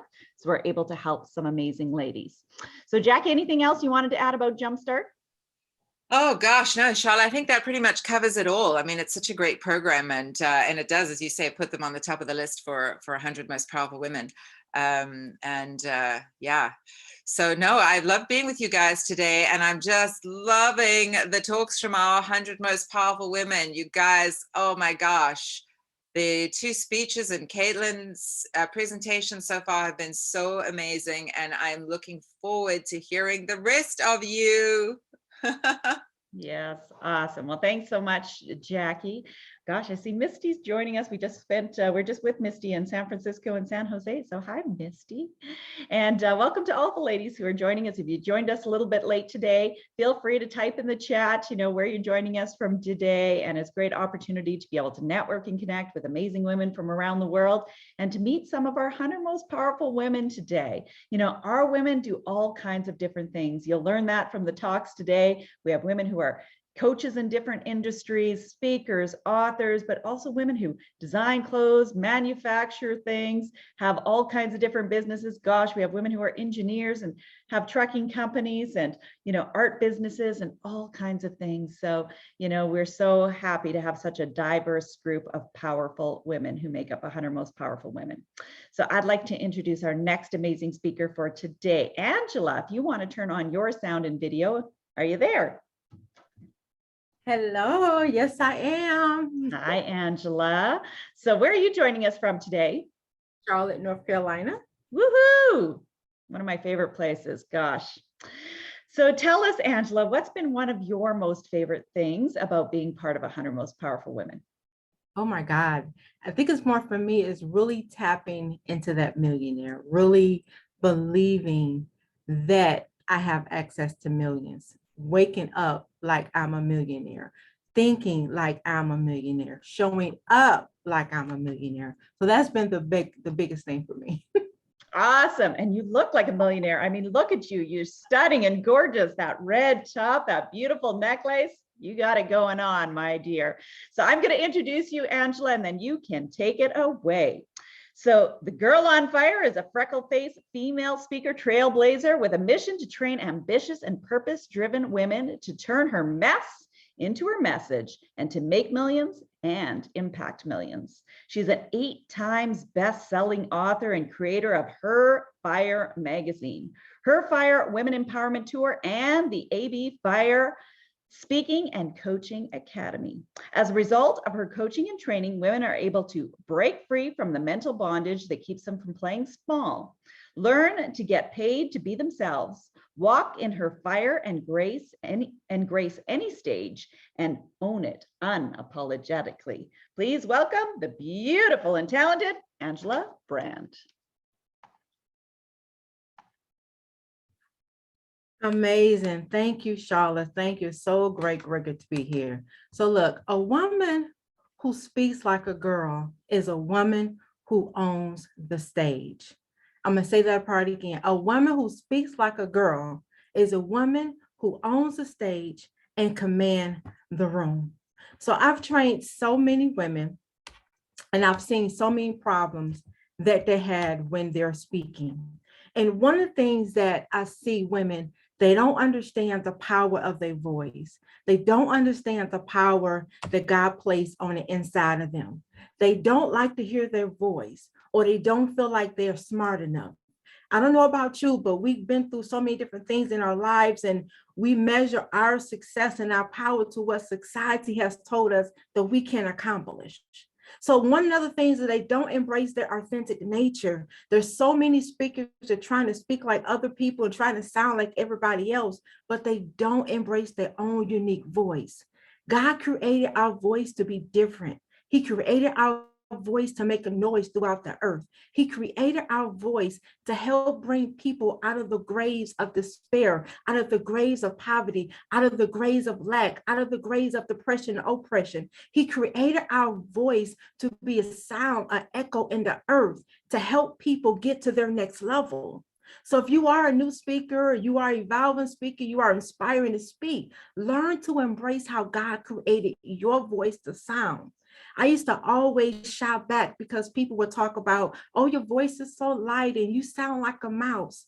But I had to come to the realization that God created my voice. He anointed my voice. He knew exactly how I needed to sound, just like he knows how you need to sound.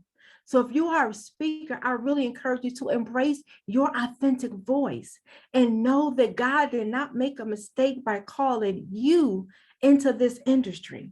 A lot of new speakers don't get the adequate training in the business development that they need to help shift their mindset, to help see themselves as a public speaker, as a renowned speaker, as a global or international speaker that speaks to impact, that speaks to make millions, that speak to reach millions, and understanding that their mess is their message. So what is my goal? My goal is to train and develop female speakers to be fierce, to be feminine, to be free, but to be on fire. What does that exactly mean? That means that you are not afraid to show up powerfully when you hit any stage. It's about you walking a level of grace and class when using your girl power to persuade your audience to be free from the mental bondage that limit them from thinking that they're not enough and from what other people say about them. We have heard from some amazing speakers, and they graced this virtual stage powerfully, authentically, knowing that their voice needs to be heard, just like your voice needs to be heard. Speaking like a girl is all about showing up in a life on fire that is feminine, that is impactful, that is rich, that is extraordinary. And I'm still trying to believe that God is using this little girl from the east side of Detroit that raised her children for 20 years on welfare, to battle with rejection, that barely could read or write, to articulate her words. But now I'm the 9-time best-selling author, the creator of Her Fire magazine that's launching in April 2022. I received training from Lisa Nichols, Les Brown, Bob Proctor, just to name a few.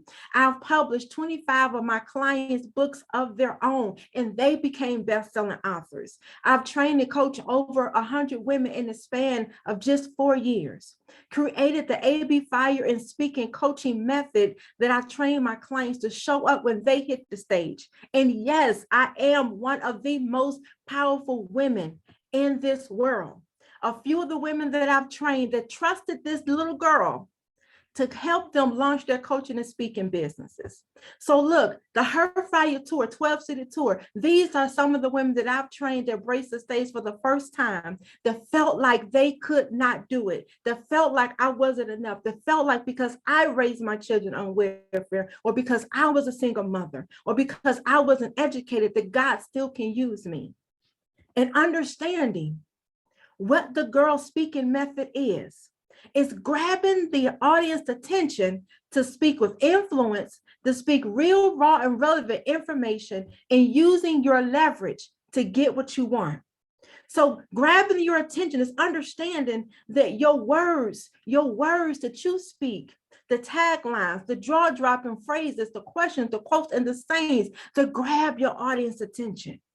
Learn your audience language and use it to communicate with them. And then they feel connected with you because now you're speaking to grab their attention. When you're speaking, people are doing so many different things, especially in this virtual space. They're watching TV, they're telling with the kids, they on social media, doing all these different things. But when you really begin to speak like a girl and grab their attention, digging deep within you and saying some things that they need to hear, now you can keep and grab their attention. So the I is speaking with influence. A woman's influence is her ability to tap into her superpower. And we all have that it thing about us that when we show up, everybody knows that they can't do it like me because we are unique. We are set apart. We are different. We all have our own unique fingerprint on earth. And when you tap into that it figure as a female speaker, coach, or author, now you begin to use your charm, your grace, your feminine presence, ladies, your leadership skills and abilities, your charisma, your personality, your humor, your girly girl behavior, whatever it is that allows you to tap into that influence, tap into it. Use it to empower people. Use it to help develop people. Use it to help shift people's mindset. Use it. And then the R in the girl method is speaking with real, raw, and relevant information. Now, this may require you to see God on what your audience need. seeking God on how to connect with the heart of your audience so that you can be an answer to their prayers, so you can speak things that's in direct alignment with what their goals and their dreams and their ambitions, that you can help shift them by providing them the real, relevant, raw information that they need to help get them to where they are from where they want to go. People come here speakers because why? Because they need some information to help them get them unstuck, information to help them shift their mindsets and really walk into their purpose. Now, this is going to require you to get to know your audience. Where are they in their life? What do they need to hear from you? How do they need to hear it? And deliver in a way that convicts them to be a better person. Speaking caring, firmly, and understanding in a clear voice so that your audience will hear, this is the voice that I need. This is the coach that I need. This is the mentor that I need. Understanding that when you speak real, raw, and relevant information, that it stops people in their tracks. Why? Because you're speaking to their heart. You're speaking to what they struggle with. You're speaking to what they have problems with. And when you understand the real, raw, and relevant information that your audience needs to hear from you, you can sell your products and services without any hesitation. You are a woman that speaks like a girl, and you command the room. You command the stage. The understanding what your leverage is. Speak with leverage. What secrets to success or knowledge that you have that your audience desire? The leverage you use to get the outcome that they need. Know their weaknesses and provide solutions, get this, for them to be strengthened, for them to manifest their dreams, for them to walk in their desires, for them to tap into the heart of the matter of what they want to do. Now, we all know the old saying that we have to use what we got to get what we want. And speaking like a girl is using what you have for the audience to get what they want, and understanding that the power lies in you, that you are the person that God chose to use, that you are the person that God wants to raise up. Some benefits of speaking like a girl. I don't know about you, but I have gained people's respect by understanding that what I say grabbed their attention, the understanding that I have influence, the understanding that I know the real, raw, and relevant information that they need, that I understand that there is a leverage that I have, there's techniques that I have, there's strategies that I have that other people need. And understanding that you will attract the team and the people, the support, the tribe that you need. The Speaking Like a Girl method is not only just for speakers, it is for entrepreneurs, it is game changers, it is coaches, it is women in leadership. Understanding that when I speak, that the person hear my voice and they want to connect with me by how I made them feel. You have a unique voice and you can make a person feel special. You can make a person feel inspired when they hear your voice. I always like to say, I don't want people to meet me, but I want people to experience me, experience the fire that I have in my belly, experience the wisdom that I have, experience my downfalls that can help them get them to their next level. The Speaking Like a Girl helps you open doors that was once closed. Now, understanding the development of speaking like a girl. When you walk in a room, you can command the room by speaking like a girl. You can command the stage by speaking like a girl. And that will prevent you or give you the opportunity to have more opportunities, have more speaking engagements, have more clients, have more things that you need. Speaking like a girl is just not a method, it is a way of life. Engaging in any conversation, engaging in any room, in any background, with all peoples from all walks of life. Speaking like a girl will help you sell your products and services. Well, a lot of new speakers and coaches and entrepreneurs they don't know how to pitch themselves. They don't know how to articulate their words. They shout back and they shrink down and dummy their power down to make other people feel good. Can I say no more, sis? No more backing down. No more thinking that you're not good enough. No more thinking that it's not your time. No more thinking that you're not equipped. God put everything that you need already on the inside of you. Now it's time for you to believe in yourself and believe what God has called you to do. Now is really time to tap into the inner power, to turn your mess into a message, to what? Make millions and reach millions. Say with me, my mess becomes my message, and it will help me make millions and reach millions, impact millions of people's lives. So speaking like a girl will help you tap into your true power as a woman. There's so many women building their speaking and coaching businesses from their masculine energy. You are a girl. Show up like a girl. Show up like a woman of influence, a woman that knows her power, a woman that knows her ability. Stop thinking that you're not good enough. And another thing, speaking like a girl helps you do, it helps you not to struggle with getting things that you want, but rather things flow to you. Say with me, things will flow to me when I learn to speak like a girl, when I learn to articulate who I am, and what I am called to do. We are 100 most powerful women in the world. Now it's time for us to rise up and act like that, think like that, show up like that. Now it's time for us to show up in fire, that feminine energy, that impact, tapping into those riches and showing up extraordinary. Now it's time for the world to know your name, for you to make history, for you to change a generation, for you to create that legacy through your voice, through God using your voice globally. Now is your time. So speaking like a girl is a woman who commands the room and owns the stage. I want you to say with me, I'm a woman who speaks like a girl. I own the room, I command the stage. And then when I speak, people will listen. When I speak, people will understand who they are by the clarity that I speak. Speaking like a girl. So look, my name is Angela Brand.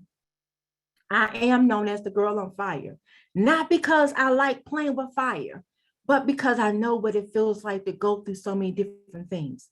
I know what it feels like to tell God that I was never going to speak again. I know what it feels like to be drugged through the mud. I know what it feels like to go through so many different things, and you're asking God, will I ever make it? Will my voice ever matter? Will I ever, God, make a difference in the lives of the people who hear me? I understand what it feels like to experience the fire, but I had to redefine the fire that I walk in, that I remember. When I hear the word fire, I hear I'm a feminine woman, I'm an impactful woman, I am a rich woman, and I am an extraordinary woman. So I just want to ask you a question. Are you ready to show up in this earth and speak like a girl? Are you ready to get your voice heard across the land?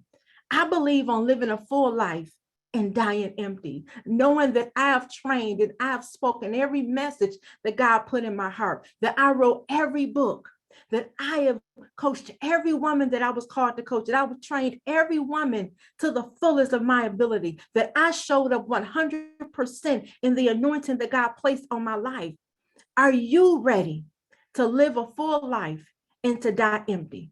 Are you ready to speak like a girl and allow your voice to be heard throughout the land? I compel you to don't leave this earth until you say, yes, I will go. Yes, I'll be that trailblazer. Yes, I will speak when you tell me to speak. Yes, God, I go. Yes, I do believe that you placed it on the inside of me. Yes, God, I will write the book. Yes, I will show up as a girl on fire. Yes, I will allow my voice to be heard throughout the land. Yes, God, send me, I will go.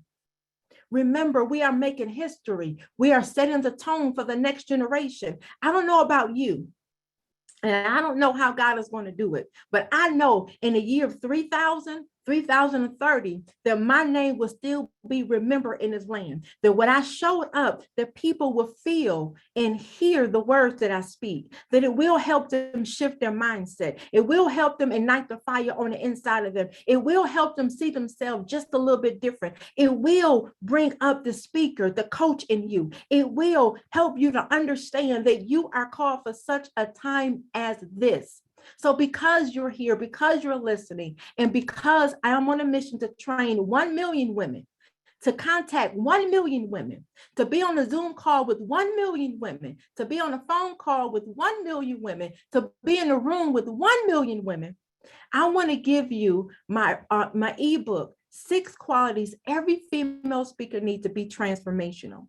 6 qualities to help you to show up fierce, to help you to show up feminine, to help you to be free and break free from the mental bondage. If you scan the QR code or the link is at the bottom, you go and get your free downloadable ebook. And there is an Audible book that goes along with that as well to help you further develop your speaking skills, to help you further show up powerful, to help you show up fierce.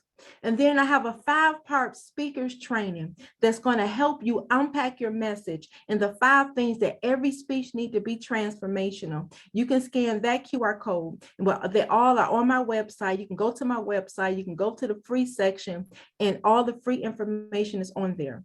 So look, it's www.angelabraienterprise.com. You can follow me on Facebook, IG, Instagram, TikTok, across all the board, and I am Angela Brand. And listen, I just want you to know before I leave you that you are a powerful source. You are a force to be reckoned with. You are anointed by God for this time and this season. Your voice needs to be heard throughout the land, that you have what it takes, just how you sound, just with the knowledge that you have, just with how you look. No more shrinking back in 22. No more thinking that I'm not good enough. You are a perfect person for the job, even in your imperfection, even with your background. God will take your mess and give you a message to make millions and reach millions. God bless you. Rise up, woman. Rise up in the power and the anointing that you are called to. Thank you for listening and to have me. Woohoo! Yes, Angela. Gosh, so important. Such a powerful message for sure. So Angela is going to drop those links in the chat. Take her up on all those great free gifts, that ebook, all those wonderful things. Make sure you take advantage of that.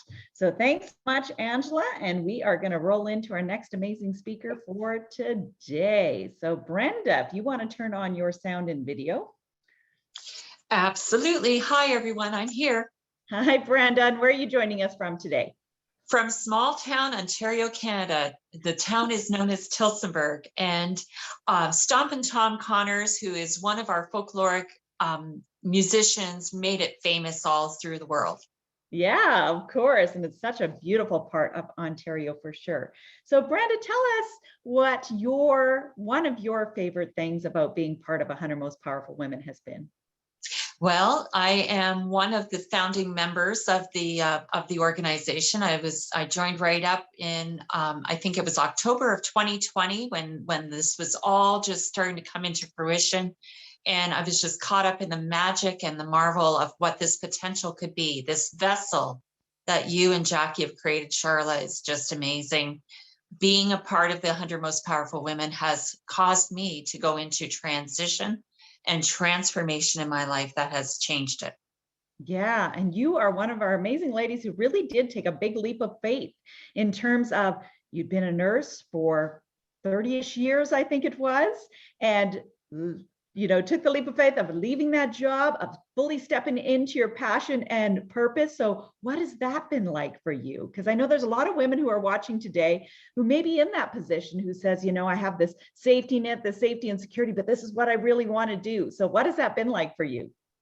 Absolutely. So when I last was on the Powerful Women Summit, which was last June 14th or 15th, something like that, it was a defining day in my life. I had had the most incredibly horrible night shift, knew that I was not going to have replacement come on at 6 o'clock in the morning, knew I had the summit, wasn't able to get into the sound checks or anything. And I just knew that my dream was right there in front of me. I had to make that decision. It was like do or die. I either crawl back into the hold of mediocrity, which I had been trying to get out of for years and ahead of that. And that summit last June was when I announced that I actually put my resignation in that morning. And I was like, and we'll talk about this in my talk, but it was a decision that changed my life and has brought me more than I ever could have dreamed. Thank you so much. Oh, awesome, Brenda. Yes. It can be scary for many of us to make that decision. I had to make that decision in my life as well. I worked full time for the federal government for 20 years, but oh boy, when we make this decision and step into what we were created to do, just what an amazing feeling it is, and what doors start opening because you've opened yourself up to the possibilities of the universe. So I am going to introduce Brenda, and then you can take it away. So Brenda Pierce knows firsthand how to break through her subconscious blocks to change her life. 2021 was that year, showcased how this happened for her. Stepping out of her long-standing registered nurse career, Brenda is now focused on helping clients step into their best and happiest and most fulfilling life. Author, TV show producer, and host, Brenda is also a certified hypnotherapist, a rapid transformational therapist, and helps create healthy life change. Please welcome the beautiful and amazing Brenda Pierce. Awesome. Thank you so much, Sherilyn. And thank you everyone for taking the time. I know it's for some of us, it's lunchtime. So if you can grab a nice cup of tea or your beverage of choice glass of wine, whatever it is, it might be a little bit early in some places for that, but just sit back and relax. I'm not going to have a slideshow or anything like that. So it's just gonna be candid conversation, because I think sometimes we need some girl chat, just one-on-one, and as such, excuse me, gonna wet my whistle.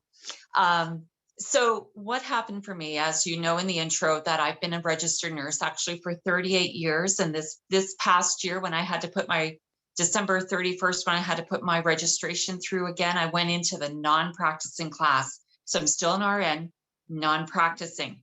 But what that means for me is that I can't fall back on the job anymore. I started nursing as the most unlikely person ever to become a nurse. And I did it by sheer will. So I know that whatever we want in life, we can accomplish if we put our true heart's desire into it. So I was the pass out queen in training. And I was often asked, Brenda, you're a lovely girl. You're so intelligent and everything else. Why don't you think about transitioning into something else? And I said, my gosh, I'm going to become an RN, whether it kills me or not. And I did pass out and hit my head a few times. So I think I had a concussion or two along the way.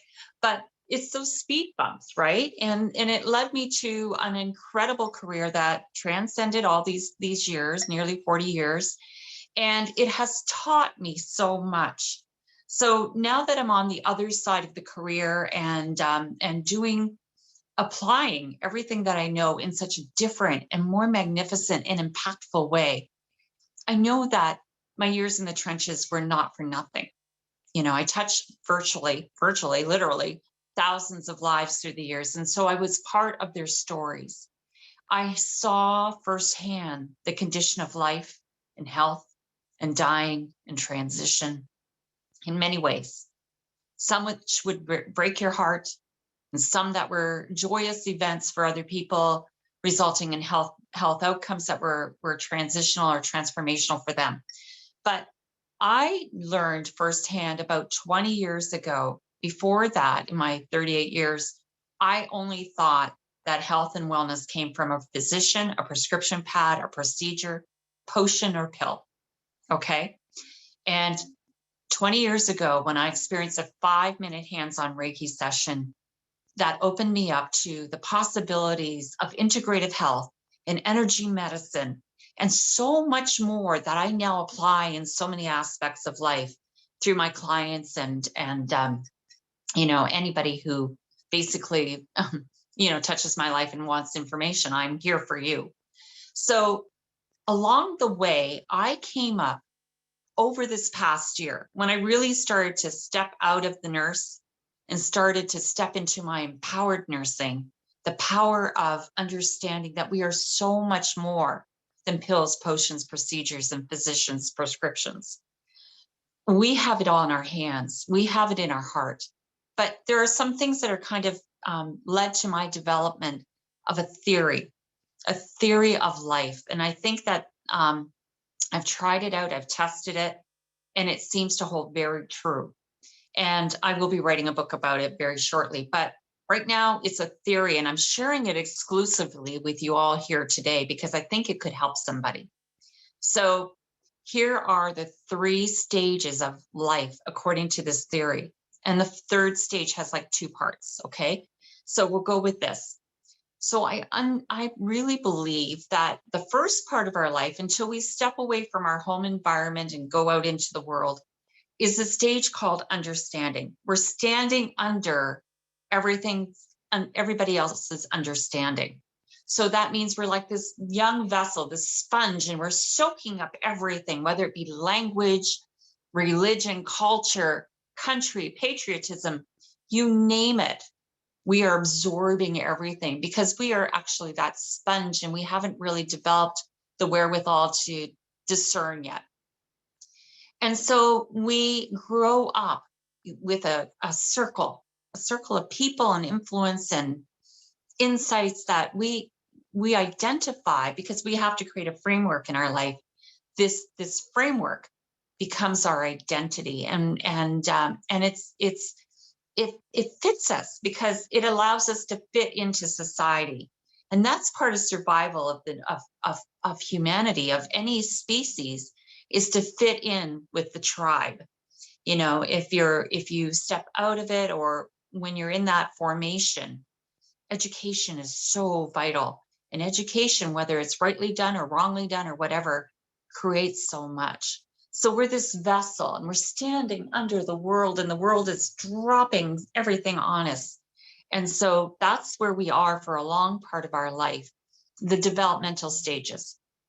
And then what happens is we actually step away.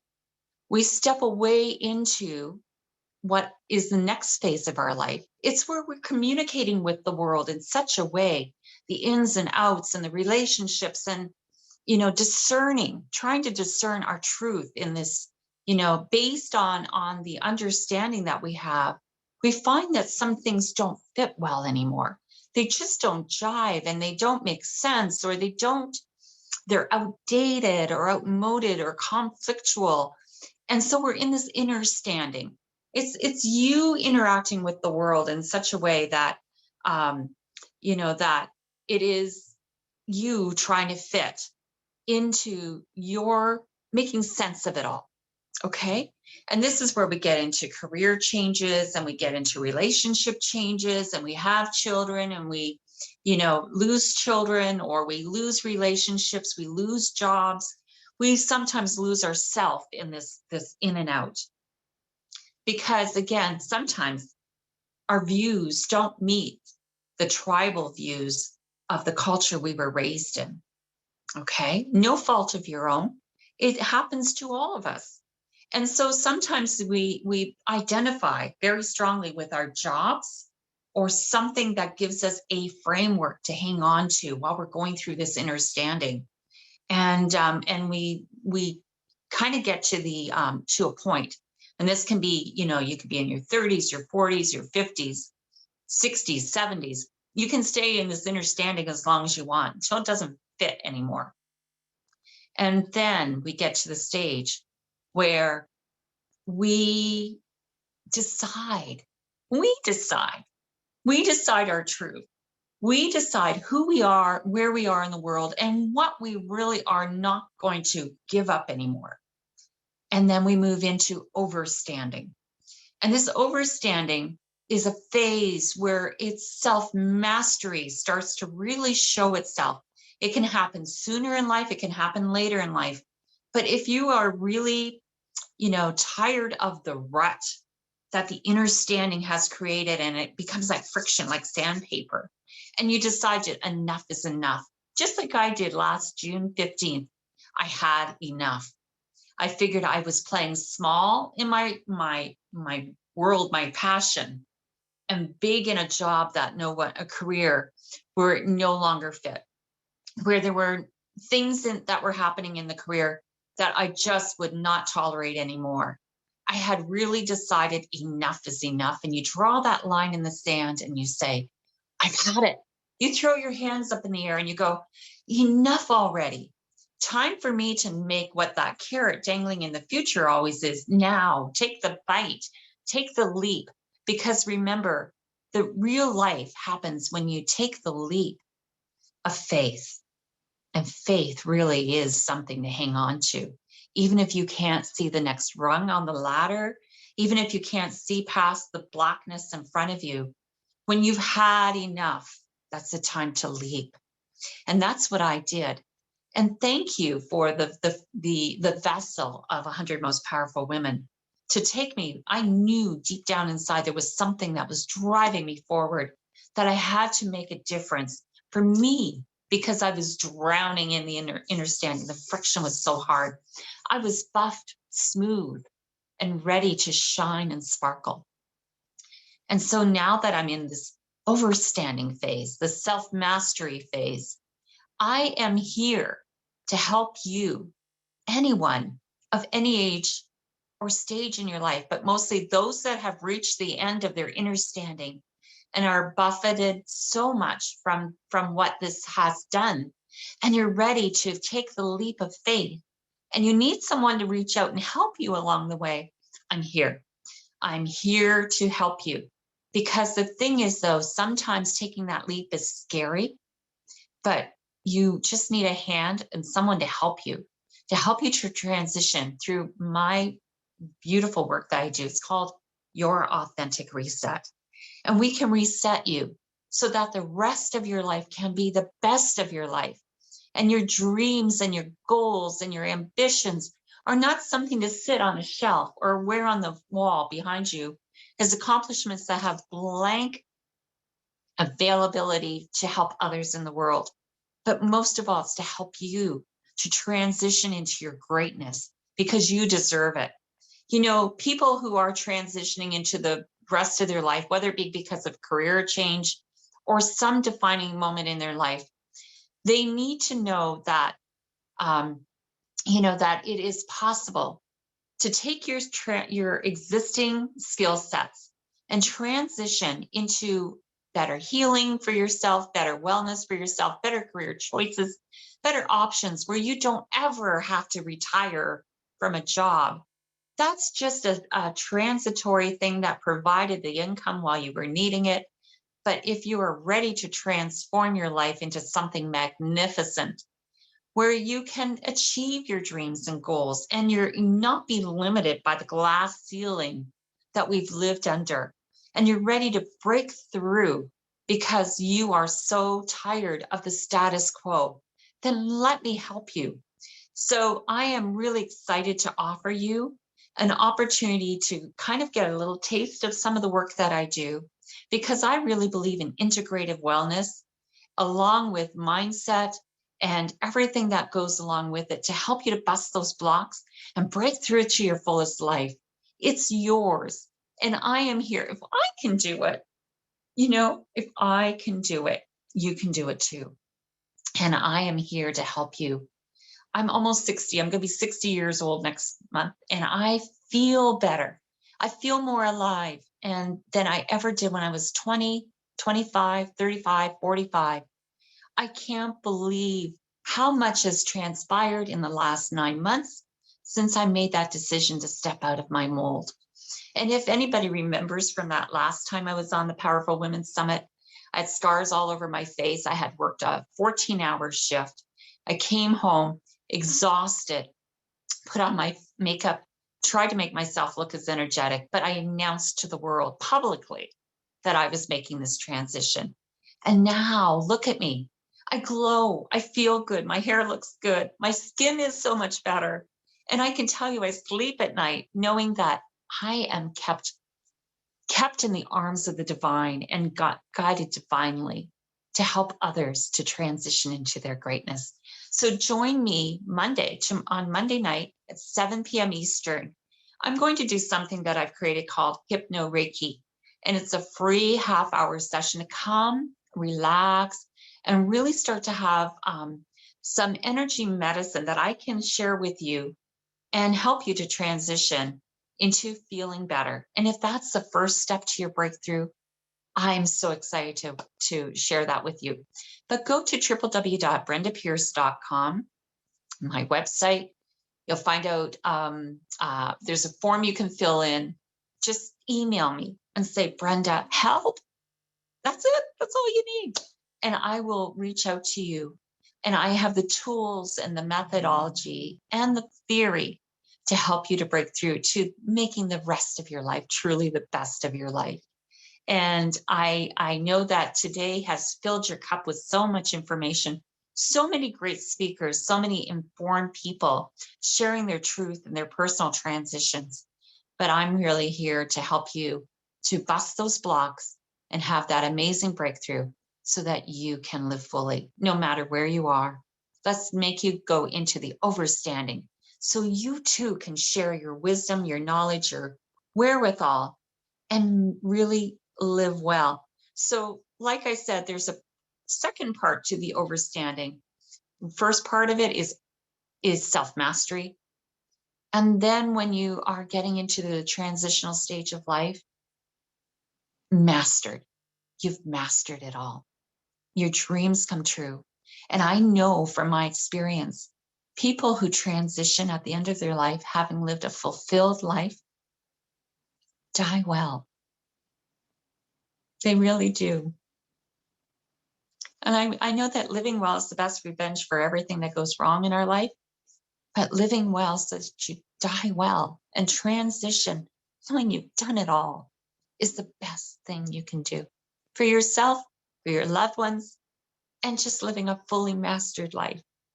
And with that, I bid you adieu.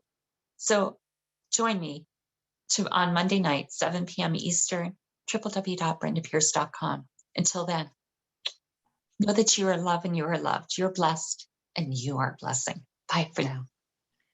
Beautiful, Brenda. And if you have that link handy, if you can throw that in the chat for the ladies, because that Monday night session sounds fabulous. So Brenda will share that in the chat for those that would like to hear more Brenda participate in that transformational session. I love it.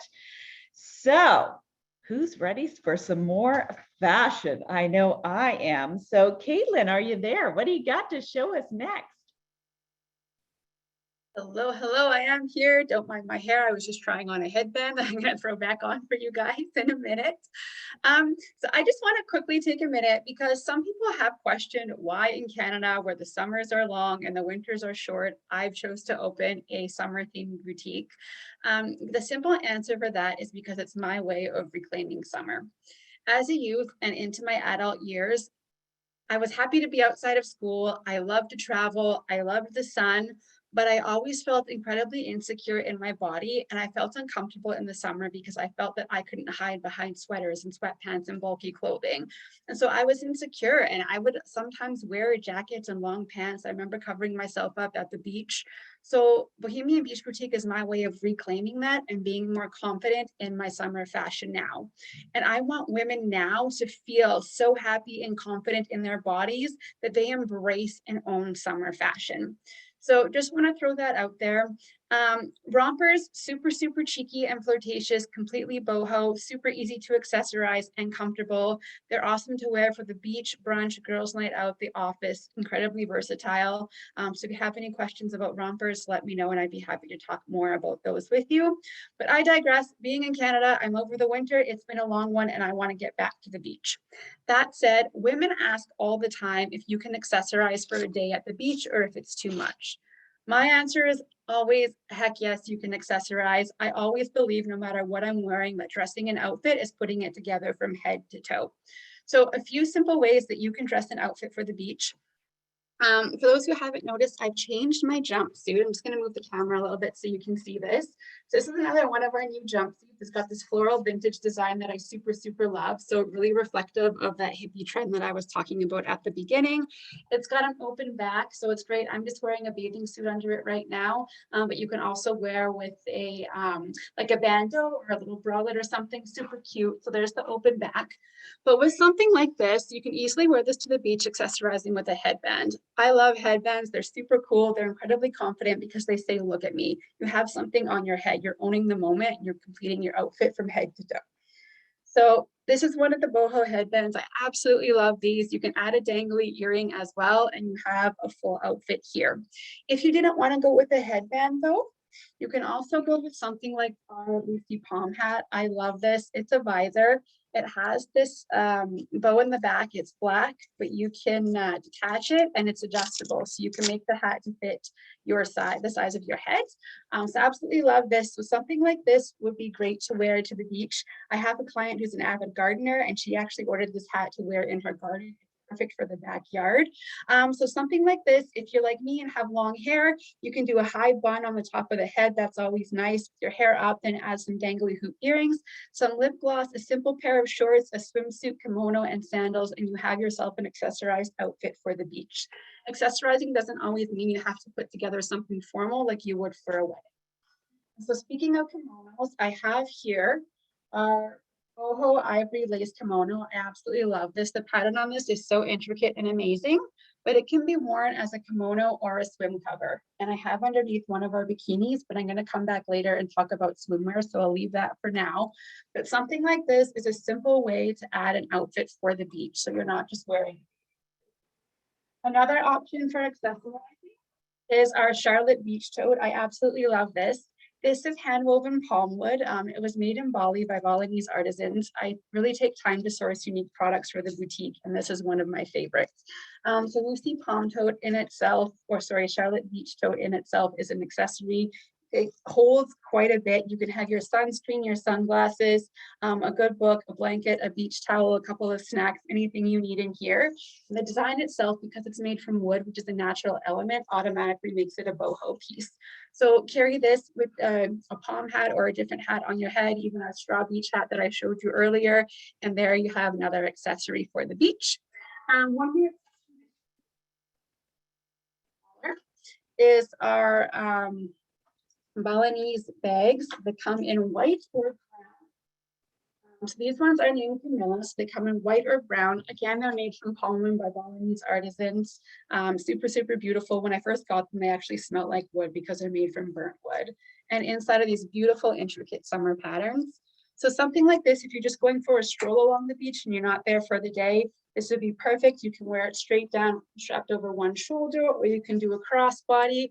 Very versatile and cute piece that's great for the beach or a girl's day out. Yeah, I think that's what I have for now. Charlotte, if you want to take it back, I'll see you guys in a little bit and we'll talk about swimwear. See you soon. So cute, Caitlin. And be sure to drop the link again as to where we can buy some of these beautiful items. Oh my goodness, so cute.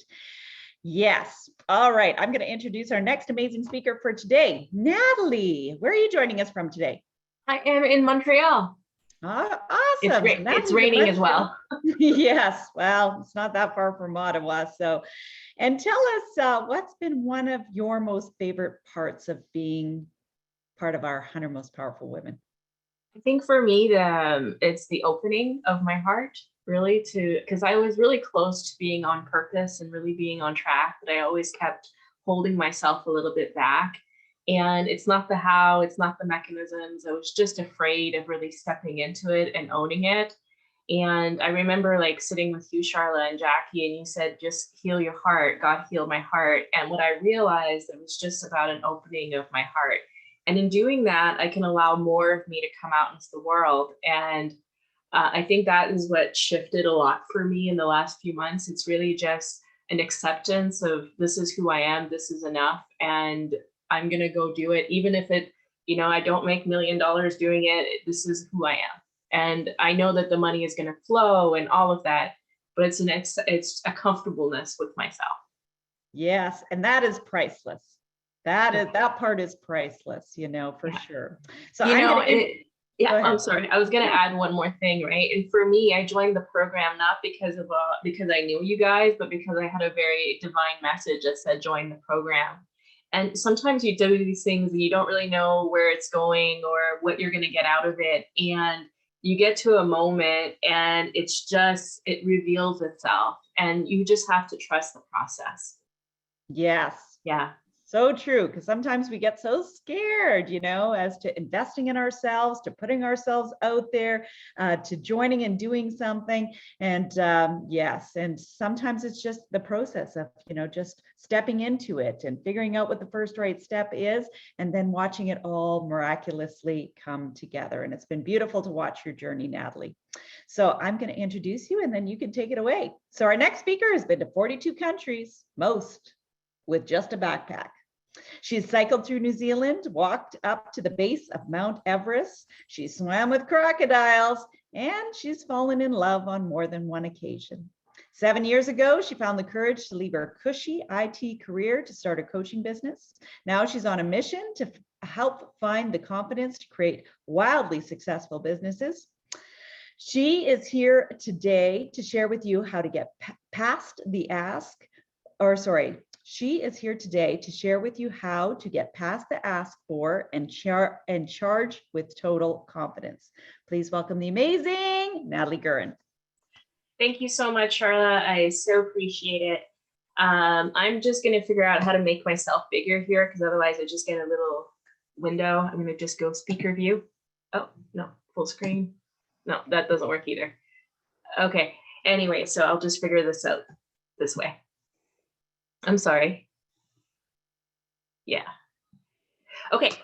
So as Charla was talking about, we go into these, we leap into our businesses, we make decisions and we don't always know where it's going to go. And we can kind of be afraid. And when I signed up for this talk, I kind of did that. I made a very clear decision that I would talk about making sales with total confidence. And I got to tell you that my heart was pumping because I didn't have it all figured out. And I went to write this talk and I went, what do I write about? And it was all in my head. And I stopped for a moment and I said, Creator, what do they need to hear today? And I had this vision of you guys as little girls, all playing with each other in the sandbox, having a lot of fun and dancing, kind of what most 100 Powerful Women is all about. And then I said, Creator, what do they need to know? And I saw one of you just stand up, walk up onto stage and own your space. And this is what this talk is about today, because sales is about taking your space in the world, speaking your truth and allowing people to pay you. And so often what happens is that we hold ourselves back. Am I good enough? Is this ever going to happen? Will it ever work? What if I disappoint people? What if they get angry? And all of that holds us back. So today I want to talk about how do you start showing up and taking your space and selling with confidence. But first of all, what is selling? And it goes back to money, right? Money is energy. And I've heard this sentence from coaches, from trainers for so many years. And I had a really hard time understanding that. Money is energy. It's electrons, it's protons, and it's neutrons, and they're interacting together. And when I asked Creator what sales was, Creator showed me the infinity loop. And the infinity loop just represents energy that is flowing from one particle to another. And sales is really the exchange of energy between two people. It's how you allow yourself to make a bigger impact in the world. It's how you could be part of that ripple effect. It's how you get to receive money so that you can create the freedom for yourself. And when it comes to business, about 90 to 95% of all businesses are really struggling to make ends meet. And women in particular really suck at getting paid well to do what they love. And I was one of those. And today I'm on a mission to talk to you about how to change that. But first, I want to talk a little bit about why I'm talking about sales and what is my sales experience. Well, I come from an IT background. I have a degree in mathematics. I have zero sales experience prior to my business. and I kind of leaped into my business not knowing what sales was about. I just thought you just ask people for money and they give it to you and you make an income. Okay, I knew that it wasn't going to be that easy. But when I first started, I kind of did it by accident.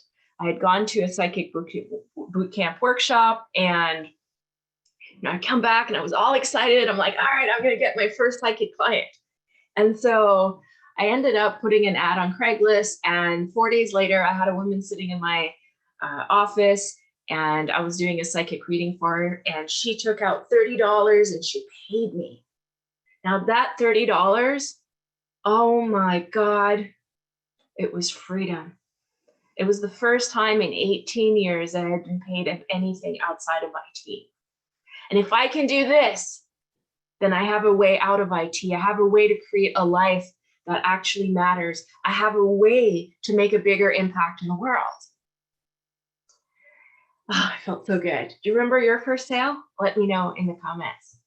Now I gotta tell you something. I have a pretty rational person. I have a math degree. And so I sat down and I did the math and I said, well, if I'm gonna make 100K a year, I need to work 66 hours a week at $30 an hour, then I can replace my income. And I went, how am I gonna do that? Who's gonna pay me? Oh my God, that's like a trap. I don't want that. And I knew in that moment that I would need to find a way to increase my prices. And I started that journey. And I went up to $90. And that was really scary because that was more than any other psychics were charging in town. Who am I to charge more? But, I was a little uncomfortable and I still managed it. I was starting to do healing sessions and coaching sessions, and all of that was great.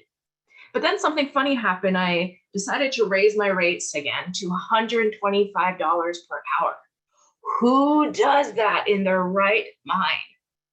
Now, I actually found the confidence to invite someone into a session. And I said, the session's 125. She said, okay. And a few days later, she was at my house and she's sitting in the chair across from me. And I just worked through an amazing healing. We connected her with one of her loved ones and she let go of a lot of grief. And I was like, oh, this is amazing. I love my job. And at the end of it, she hands me $125. And I'll never forget it. I had it in my hands and I went, oh, I can't have this. This is too much money. And you know what I did? I handed it back and I said, I don't need this. You keep it. That was the first time I realized I had a problem. Because if you can't accept money as a business owner, you're going to struggle for cash. Now, the second time I realized I had a real problem, I was sitting with my very first coach and we're talking about building my coaching business. This is before I even went full time and I was still working at the time. And she says, all you need to do to make 6 figures in your business is have 20 discovery calls a month and invite people into a $2,500 offer. And she kept talking. But in my head, I was like, a $2,500 offer? What am I going to offer? Oh my God, how am I going to convince people to buy from me? I feel like such a fraud. And that was the moment that I realized that this would be the hardest part of my journey. And I went on a journey over the last 8 years to really understand how to ask for the sale, how to charge what I'm worth, and how to get paid well. And by healing journey, I mean a transformation, a becoming, and allowing of who I needed to be successful in my business. And today I want to take you along on that healing journey. And my intention is to help you find your confidence, to help you claim your space, and to ultimately be able to ask for and charge what you're worth. Because that's how you're going to make a bigger impact. It's how you're going to get paid well to do what you love and how you're going to create the freedom for yourself. There was a part of me for a long time that thought it was wrong to make a lot of money as a spiritual coach. And then I heard the story of Mother Teresa. And we all think about Mother Teresa as the woman who gave back and she was poor and all of that. But what you probably didn't know is that Mother Teresa made over $100 million with the sale of her books. She gave it all away, but she knew how to let it in so she could have a bigger impact. And this is what we're talking about today. So what would happen for you if you got into a space where you actually allowed more money to not only flow out into your world, but you could allow more of you to flow out into the world. That's why we're talking about this today. And today I'm going to share with you the 3 keys to doing that. So I was preparing for this talk and I said, all right, creator, what do I talk about? Because I always get in my head and I never know what to talk about. And creator said, the gift. Now, I don't know if any of you ever saw The Lion King, but I always get this little picture of Simba, who's the lion in Lion King, and he's at the edge of the cliff and he's putting out a gift like this out in the universe and he's singing, and that's the image of the gift. What the hell do I mean by that? Your gifts are what you're offering to the world, whatever it is that you're selling, whether you're selling a coaching package or you're selling clothes, you're offering something from your heart into the world. And often what happens is people get all in their heads about what to offer to the world. And ultimately, it's about knowing how to package it in a way that will make people happy and make a difference. You know, when I was 15, I worked in a clothing store. And just before Christmas, we had a big sale. And so I picked up this beautiful sweater for my sister. It was green, it had like black stripes through it. And I was like, oh my God, this is the most beautiful thing in the world. I was so excited to give it to her. So I wrapped it up, and on Christmas morning, she opened it up and didn't get the reaction I wanted. She looked at it and she just took it and she put it back. And I was like, she didn't like it. And here's the first lesson in all of this. Your gift has not only to feel good really to you, but it also has to feel good to the person receiving it. And ever since then, I've been really mindful of the gifts that I get for people. I want people to enjoy them just as much as I do. Listen, it's pretty easy to create an offer. All you need is to figure out who you want to work with. You need to figure out the problem you solve and the promise you deliver on. That's the easy part. The hard part is getting in alignment with it and making sure that who you're selling it to actually is going to resonate with it and want it. And like Charlotte and Jackie said, you can sell anything to anyone, but it starts with your offer. And over the last 8 years, I've taken so many masterminds, so many programs, and myself, the number one issue that I had is the offer. I was never clear on the offer. And if I was, it was never what I wanted. It was what I thought I should do to be able to make money. And letting that go, oh my God, it opened my heart. Are you selling what it is that you're wanting, or are you doing what you think you can get? You know, coming up with an offer is easy, but I said getting in alignment was hard. And about a week and a half ago, I was sitting in a workshop and with a world expert copywriter, like totally blew my mind. And we were looking at my offer, and my offer is basically, it was written like this. It was attention, coaches and healers. If I offered to help you clear your energetic blocks that keep you stuck at an income plateau so that you can double your income in the next 90 days, that was my offer. And it felt really good. It felt like, yes, I can do this. And then he rephrased it. First thing that he did was say, it's not specific enough. Who do you want to work with?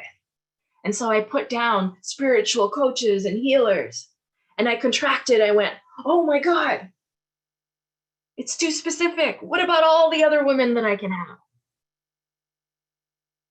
And then I stopped myself and I said, okay, wait, I just got to remember this is only one offer. There will be other offers. And in truth, we were just building a Facebook ad. So I kind of relaxed a little. And then he changed my other sentence. And he said, what if I offered you to go from 2 to 3 clients a month to booking yourself solid over in the next 90 days? And I went, oh my God, how the heck am I going to do that? Can I even deliver on that promise? And normally I would have stayed quiet, and that's my whole pattern. And on that day, I spoke up and I said, listen, I said, you know, that's a little scary. I'm not even sure I can deliver on that promise. And he stopped and he said, yeah, I get that. He says, the easiest thing in the world is to sell. You can use the words, you can convince people, you can make all sorts of promises. The hardest part is actually believing in your offer and using words that will resonate with you and your audience. So I took the offer and I went back and I did a little bit of inner work. And you know what? It actually feels good. But you want to know the big secret to this offer? The first time I had this offer was 5 years ago. And I was so gung-ho. I was working with healers and coaches. It was the perfect thing for me. But then I got to a point where I started to have doubt. Am I good enough? Are they going to get results? And at the end of the day, I just didn't believe in myself and in my offer, and I didn't trust my process enough to really help. And so I shrunk. And I did all sorts of weird stuff, right? I ended up selling $27 offers instead of a $5,000 offer. I went in and I started doing live coaching. I gave it all up. That was me not wanting to walk my divine timing. But I learned something along the way, that if I step up and I open up my heart and really let my gifts out into the world, it doesn't matter what happens. This is who I am. This is who Creator created. And I'm going to make an impact just being me. So what would happen if you opened your heart to the possibilities and you stepped onto the edge of your life and you offered your full heart? What would happen to your business? What would happen to your clients? And what kind of impact could you have on the world? So you need to have an offer, a true gift and offering to the world. And then I said, Creator, what do they need to know next? And Creator showed me something really interesting. And it's not quite true that I didn't have any sales experience, because when I was 12 years old, I was a paper girl. I was a paper girl for 4 years. And my job consisted of 3 things. It was to deliver newspapers 6 days a week after school and on early Saturday mornings. And 2, it was to collect the money every 2 weeks from my customers. And 3, it was to go up to houses to invite them into becoming a customer. Now, guess which part of the sale I never did, right? I never went to those houses and asked. I was too afraid. I didn't want to be a bother. I just wanted to hide. But when I was 12, there was a contest. And the contest was, if for every new house that you get into onto your route, we're going to put you for a drawing and you get a chance to win a trip to Montreal. And at the time I lived in Northern Ontario, it was such a big deal. And in that moment, I knew I was like, I'm going to Montreal. I could see myself sitting in front of the Canadiens games like, yeah, this is mine. The only problem was there was no way in hell I was ever going to go up to those houses and invite them. And so something really funny happened. The very next day, I saw on my announcement on the little printout that I got with my bundle of papers, a new house had signed up. And I had an entry in the program. And I had made a sale. I counted towards the draw. And you know what? That was really fantastic. And sales can come to you that way. They can be super easy. But you know what? Your chances of getting a sale go up when you actually ask. Isn't that amazing? And I sound really funny when I do this, and I'm like looking at myself and I'm like, but if you don't ask, you're not going to make the sale. The 2 biggest reasons that people don't make enough money in their business is because they're not making enough offers or they're undercharging. And it starts with you having the ability to stop and go and ask. And for me in my business, it's been like an up and down of a journey. And about, 7 years ago, I had a $2,400 offer, and it was my very first coaching package. And it had taken me 2 years to start asking people to invite it into working with me. And I had, I was on the 38 discovery call, and I was pretty discouraged. I'm like, I'm making offers. I'm finally like kind of getting comfortable with asking, but I was getting really discouraged. Like, what if people never buy from me? What if this never, ever works? And so I wrote down this little exercise. It comes from E Squared, and I don't know who the author is, but basically I wrote down, I demand proof that it's possible for me to get a client at these rates in the next 48 hours. 4 hours later, I had sold a session at my new rates. 5 days later, I enrolled my first client at $2,400. The next day, I enrolled another client. And that was the beginning of my business. And that would never have happened unless I had asked. Are you asking? Are you asking for what you want? Now, I think here it's important to talk a little bit about how much do you charge, right? It's probably the number one question that I get from all kinds of people, right? And most of us, when we start charging, we start thinking about the number of hours and all of that. And I am no different. My head still goes there, right? But ultimately, charging is about the value that you're providing. But having said that, how much do you charge, right? Some people can charge $397 for a 3-month program and feel really comfortable with that. And others can charge $35,000. And I have paid for those both types of programs, and they're very similar. So what's the difference? The only difference is that the person who charges $35,000 has that mindset, has the knowing and the belief within themselves that they can do it, and they feel really good with it. It's that simple. But how do you get there? And the answer is inner work. You clear your fears, you clear your doubts, and you let yourself proceed. So I want you to imagine for a moment that you're standing on stage and you're at that place where you're like, okay, I'm ready, and you're showing your gift, and then you invite people to work with you and you do the ask. And then people start actually paying you. Can you imagine that? Or are you a little bit nervous? Are you like, ooh, what if they, no, that's too much money. If you can get to the point where you can visualize that with 100% feeling good, 100% confidence, then energy blocks are out of the way. And that is when the magic's going to happen. Now, so you need to ask. You need your gift. You need to ask, what's next? And I asked Creator, what's next? Well, Creator said you need to let people pay you. You know, you all remember that $125 where I handed money back, right? And I didn't hand money back after that. But what I did do is I blocked the sale. I was terrified of having someone invest with me that didn't have the money. I was terrified that they wouldn't get results. And so I made sure that whoever I let to work with me had the money and would get results. But that wasn't my job. My job was to see, hey, can I actually help them and serve them and empower them to make the right choice? And once I got that, things started to shift a little bit. But the biggest thing that was really happening for me is that I had what I call investment trauma. I had invested in a lot of training programs, a lot of coaching programs, and a lot of those things, yeah, I had great experiences and moments, but the results didn't follow.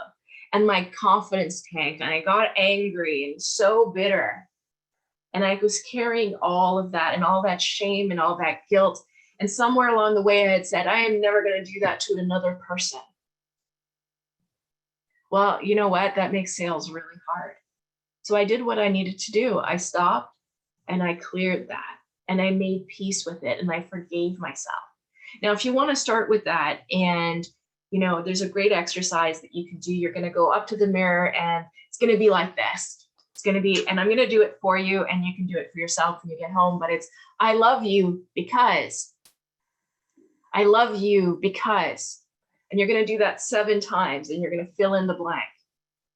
I forgive you for, I forgive you for, and you're going to do that 7 times. And then you're going to finish off with,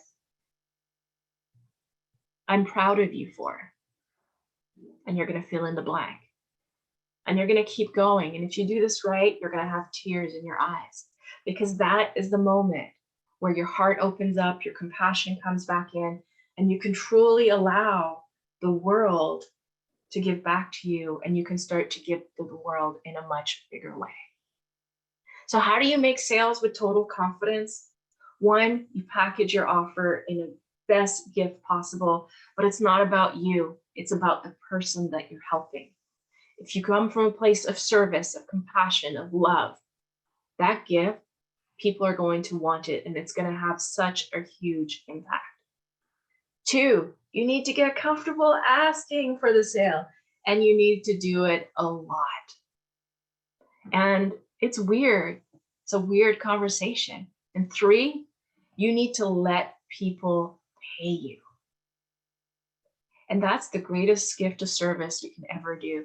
And the secret to making that happen, it's not just mechanics, it's not just, knowing how to get on calls or booking discovery calls, it's an inner game. And it's more than mindset. I know we talked a lot about that, and I totally believe in mindset. But for me, it's about clearing the blocks that are holding you back so that you can truly embody the person you need to be to allow those gifts to come into the world.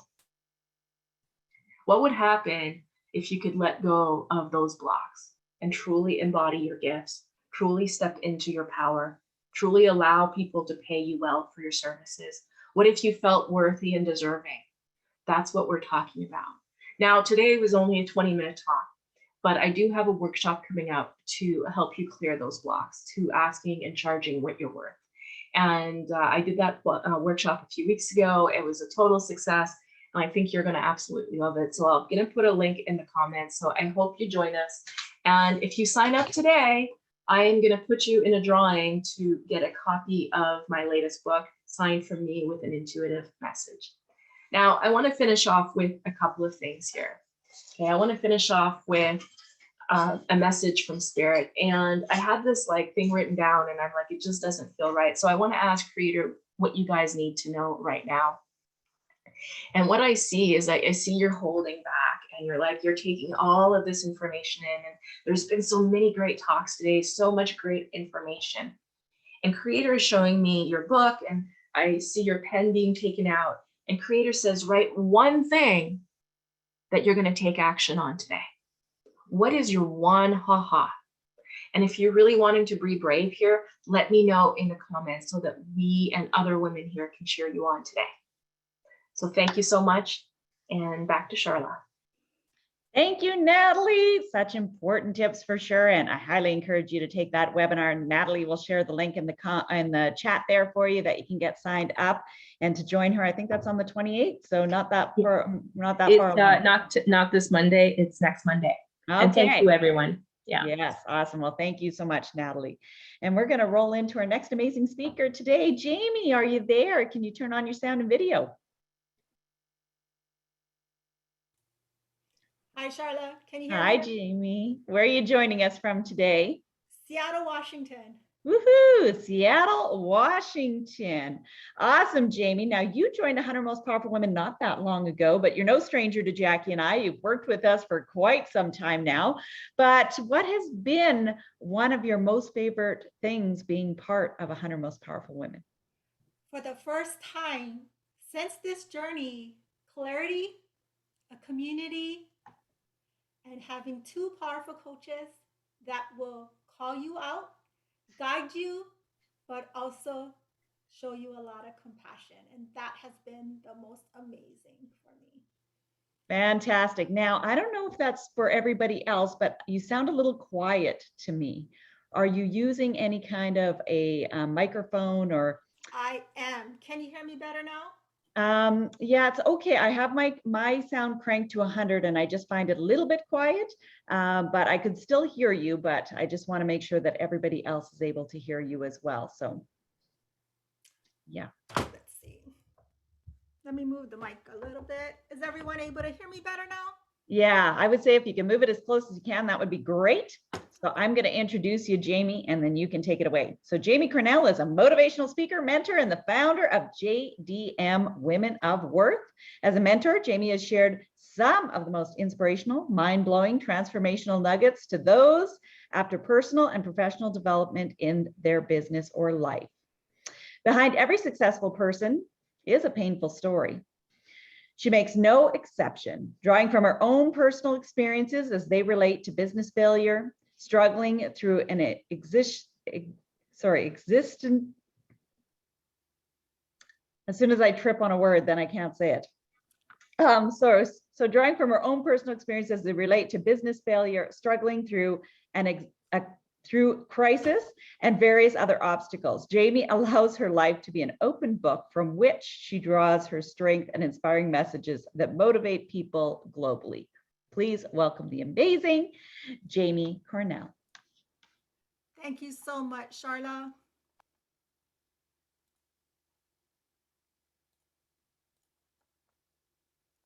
All right. Good morning, good afternoon, good evening, everyone. Thank you so much for having me. My name is Jamie Cornell, and I am going to share with you overcome adversity through aloha living.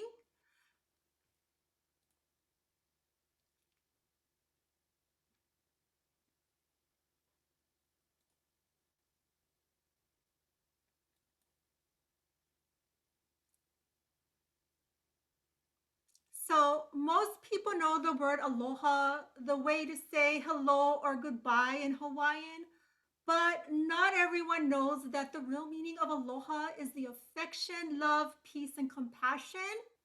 Did you know that there's over 137 islands spread over 1,500 miles? Hawaii is known to many as the paradise of sunny beaches, breathtaking sunsets, tropical landscapes, loving people, and even the world's most dangerous volcanoes. Isn't it amazing how somewhere so pristine, peaceful, and beautiful can also be filled with danger and destruction? Our lives can be very much like volcanoes, magnificent to see from the outside, but many never honestly know what's happening on the inside. And for me, that is my story that I'll be sharing with you today.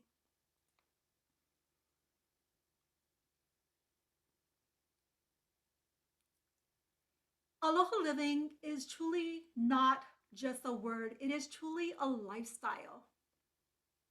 The word aloha is recognized worldwide. This is because everyone who vacations in Hawaii is captivated by the fantastic attraction of these remote islands. Apart from traditional hello and goodbye, meaning of the magic word, there is much richer significance.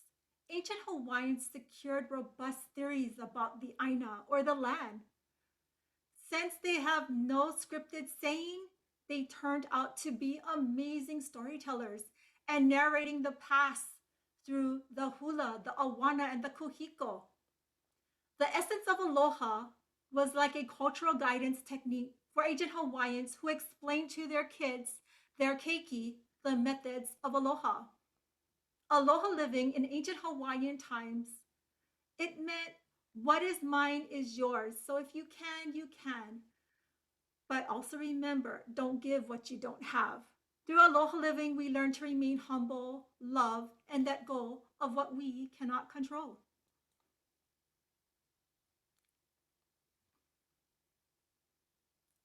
And so, are you struggling?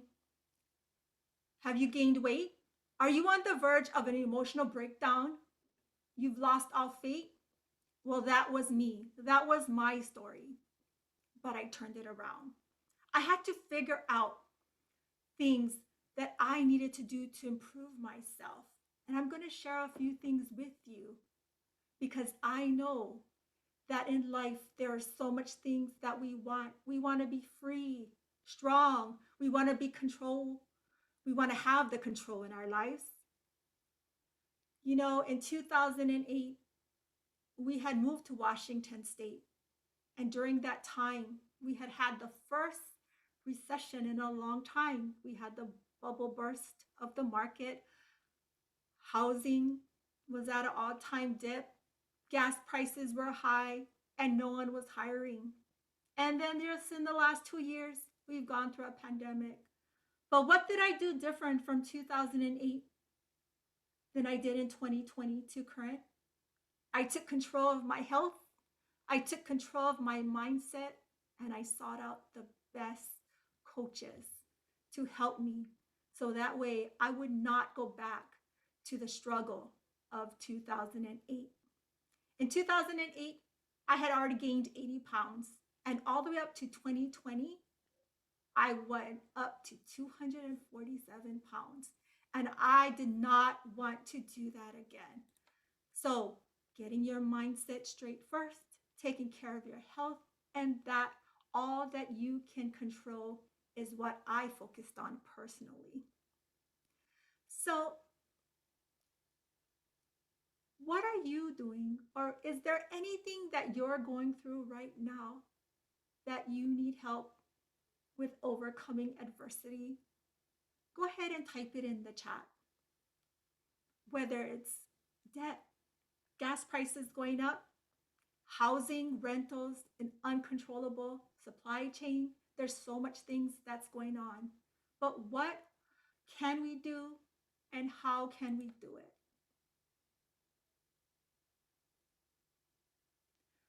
I really had to turn awful situations around.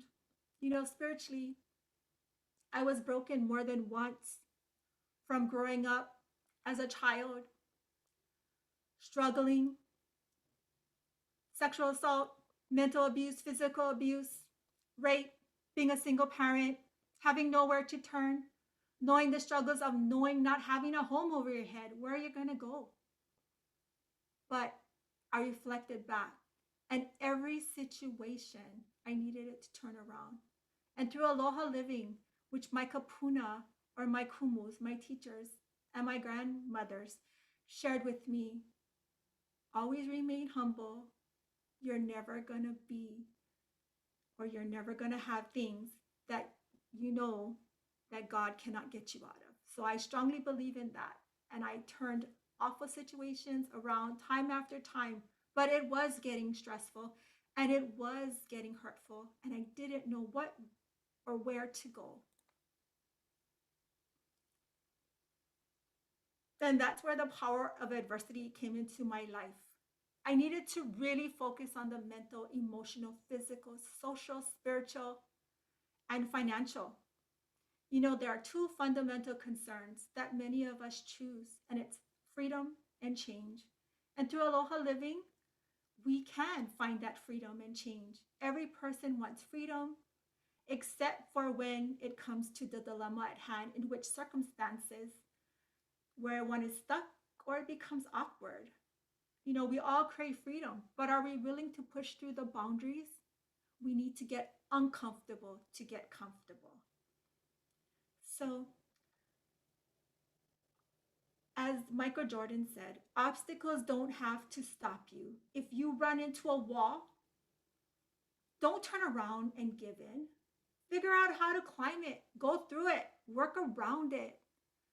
We control our own destiny.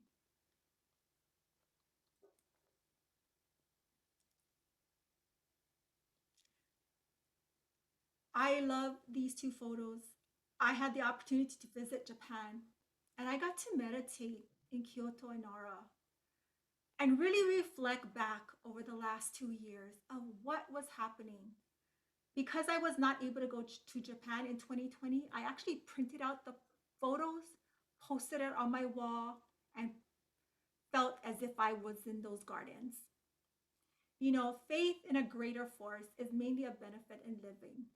That more incredible energy doesn't even need to be a God, even though it works for many people. Folks who believe passionately in the human being soul, the strength of the spirit, or a touch will achieve a purpose of harmony that many don't know. For me, God is the center of everything that I do, everything that I share with individuals, and the stories that I tell.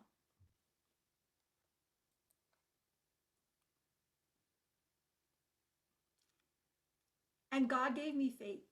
He is the person that has saved me time and time again. I just needed to realize that. I needed to give up the worrying, the struggle, and trying to do things on my own. Through Aloha Living, it's living with peace, keeping the faith, and learning to trust the divine. It is beyond our control, so we need to stop worrying what we can't control. Stop stressing, stop being on edge, and just being a humble and amazing person. You know, people may have hurt us, but we can't forget, but we have to learn to forgive. And through Aloha Living, you learn to have a peace of mind by forgiving, even though you never forget. Those who hurt us will move on with their lives. So we need to learn to forgive, for not for them, but for ourselves. I've lived with so much regret that it took over 20 years to find peace from those who have hurt me mentally, physically, and emotionally. But seeing my grandchildren has been the most amazing. And I decided I'm going to build my legacy. And I want to be the person that stops the generation of repeating that type of mentality of thinking. And so through Aloha Living, truly just being humble, learning to forgive is the most greatest gift that you can give yourself. And it's not for the other person, but it's for you. And as Oprah Winfrey said, forgiveness is giving up the hope that the past could have been any different. It's accepting the past for what it was and using this moment, and it's time to help yourself move forward.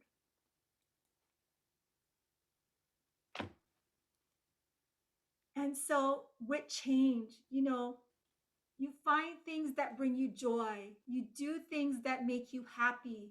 Aloha living is being comfortable and finding the things that you have passion, that is that burning desire that you want to help individuals. It's the mindset, as all the speakers have shared. There's so much things that we can do to take control of our lives. So share your story, find your peace, go back to basics, invest in yourself, find yourself a wonderful coach and mentor. What I did was I actually wrote my entire timeline of everything that happened to me because I really went back to basics and I found that one area that triggered me and how was I going to overcome that adversity and really focus on living a lifestyle that I wanted and I wanted for my family and those that I serve.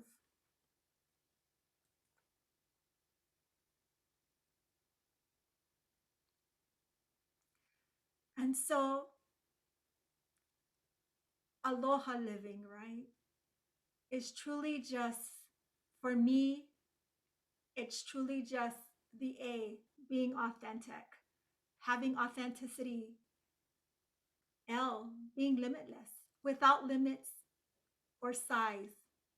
The O, being open-minded, being ready to seek new ideas. The H, healthy, being healthy for yourself and being able to be there for others. And last, the last A, amazing. Be amazing. You are amazing because you can never let anyone dull or take away your sparkle. So I'm going to offer you a free gift and I'm going to put the link into the chat and it's 7 habits successful people let go of through Aloha living.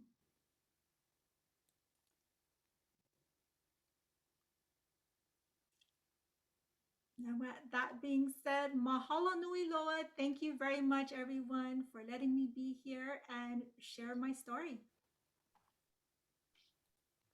Thank you, Jamie. Fantastic. So yes, be sure to put that link in the chat so that we can get that fabulous download. And I see our next amazing speaker is here. So Clara, where are you joining us from today? Hi there. I am calling you from just outside of Boulder, Colorado today. Woohoo! And Clara, what has been one of the highlights for you being part of 100 Most Powerful Women? For me, it really has allowed me to open up. I found that I was getting into a point where I was starting to play small, starting to hold back, and being with all these women, it really has helped to light a fire under me and reconnect me with my why, my passion, and the value that I can bring on a global level. Yeah, and you also have really jumped in with the power of collaboration. I know you and Carissa do some great things together.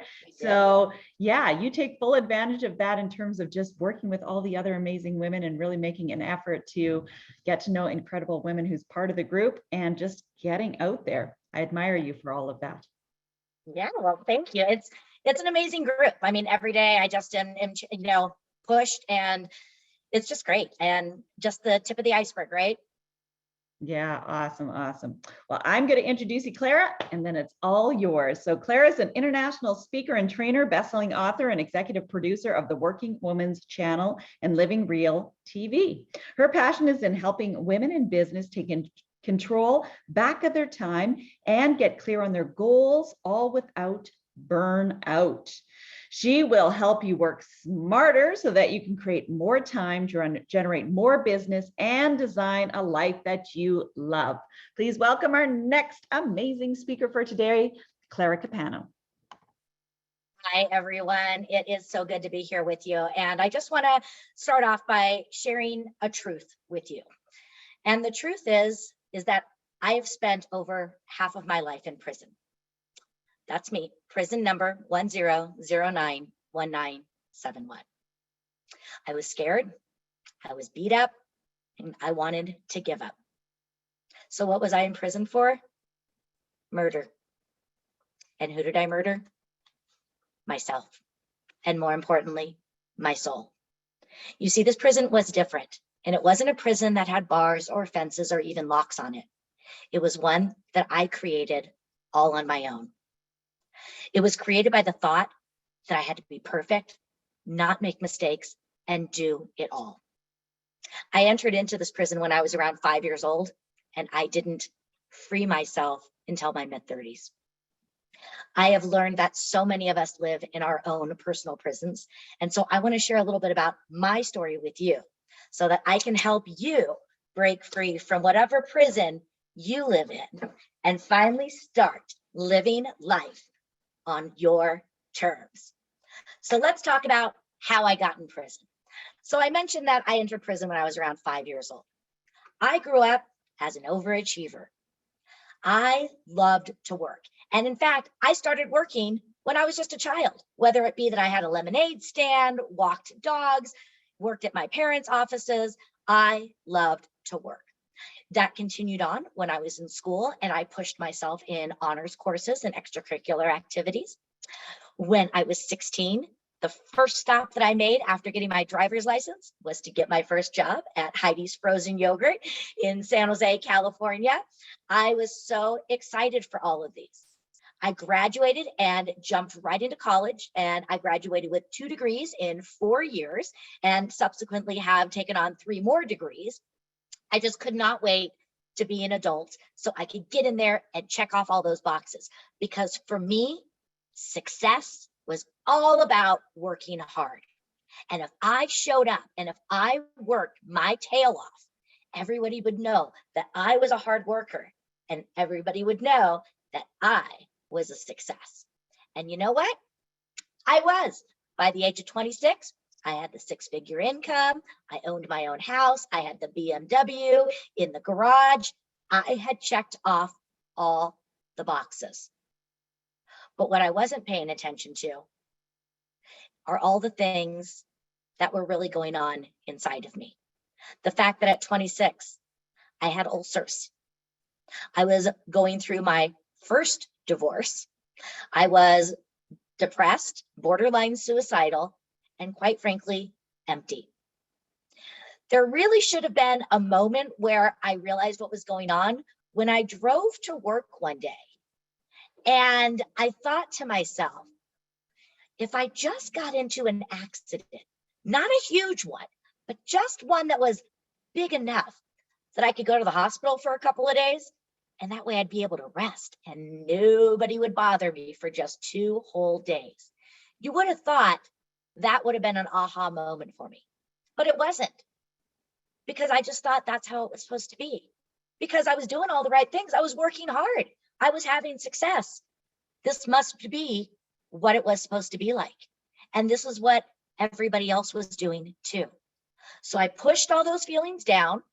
I hung out with my 2 best friends, Mr. Ben and Mr. Jerry, and we would have red wine and ice cream together, and we would just jump back into it the next day. And this pattern continued on for several years. When I was in my mid-30s, I became a single mom. I had gone through my 2nd divorce now, and I was a high-level manager at a very large real estate office with almost 200 agents. My days went from about 4:30 in the morning till about 10 o'clock at night. And quite frankly, I was proud of that. I loved to tell people I was working 14, 16-hour days as a single mom and working on my master's, because again, that way they would know, oh, she's working hard. She must be a success. And as I went through this, there was one evening where it all came to light. You know, I felt like that woman who was sitting there with all those plates spinning, and I was doing a good job, but they were starting to teeter a little bit. And there's a saying out there that everything works until it no longer does. And I was at that point where it was no longer working. So what happened for me was that my 3-year-old son came over to me one night as I was on the phone working. And he wanted to show me a picture that he had drawn in school that day, that he was so proud of. And he came up to me to say, "Mommy, look at my picture."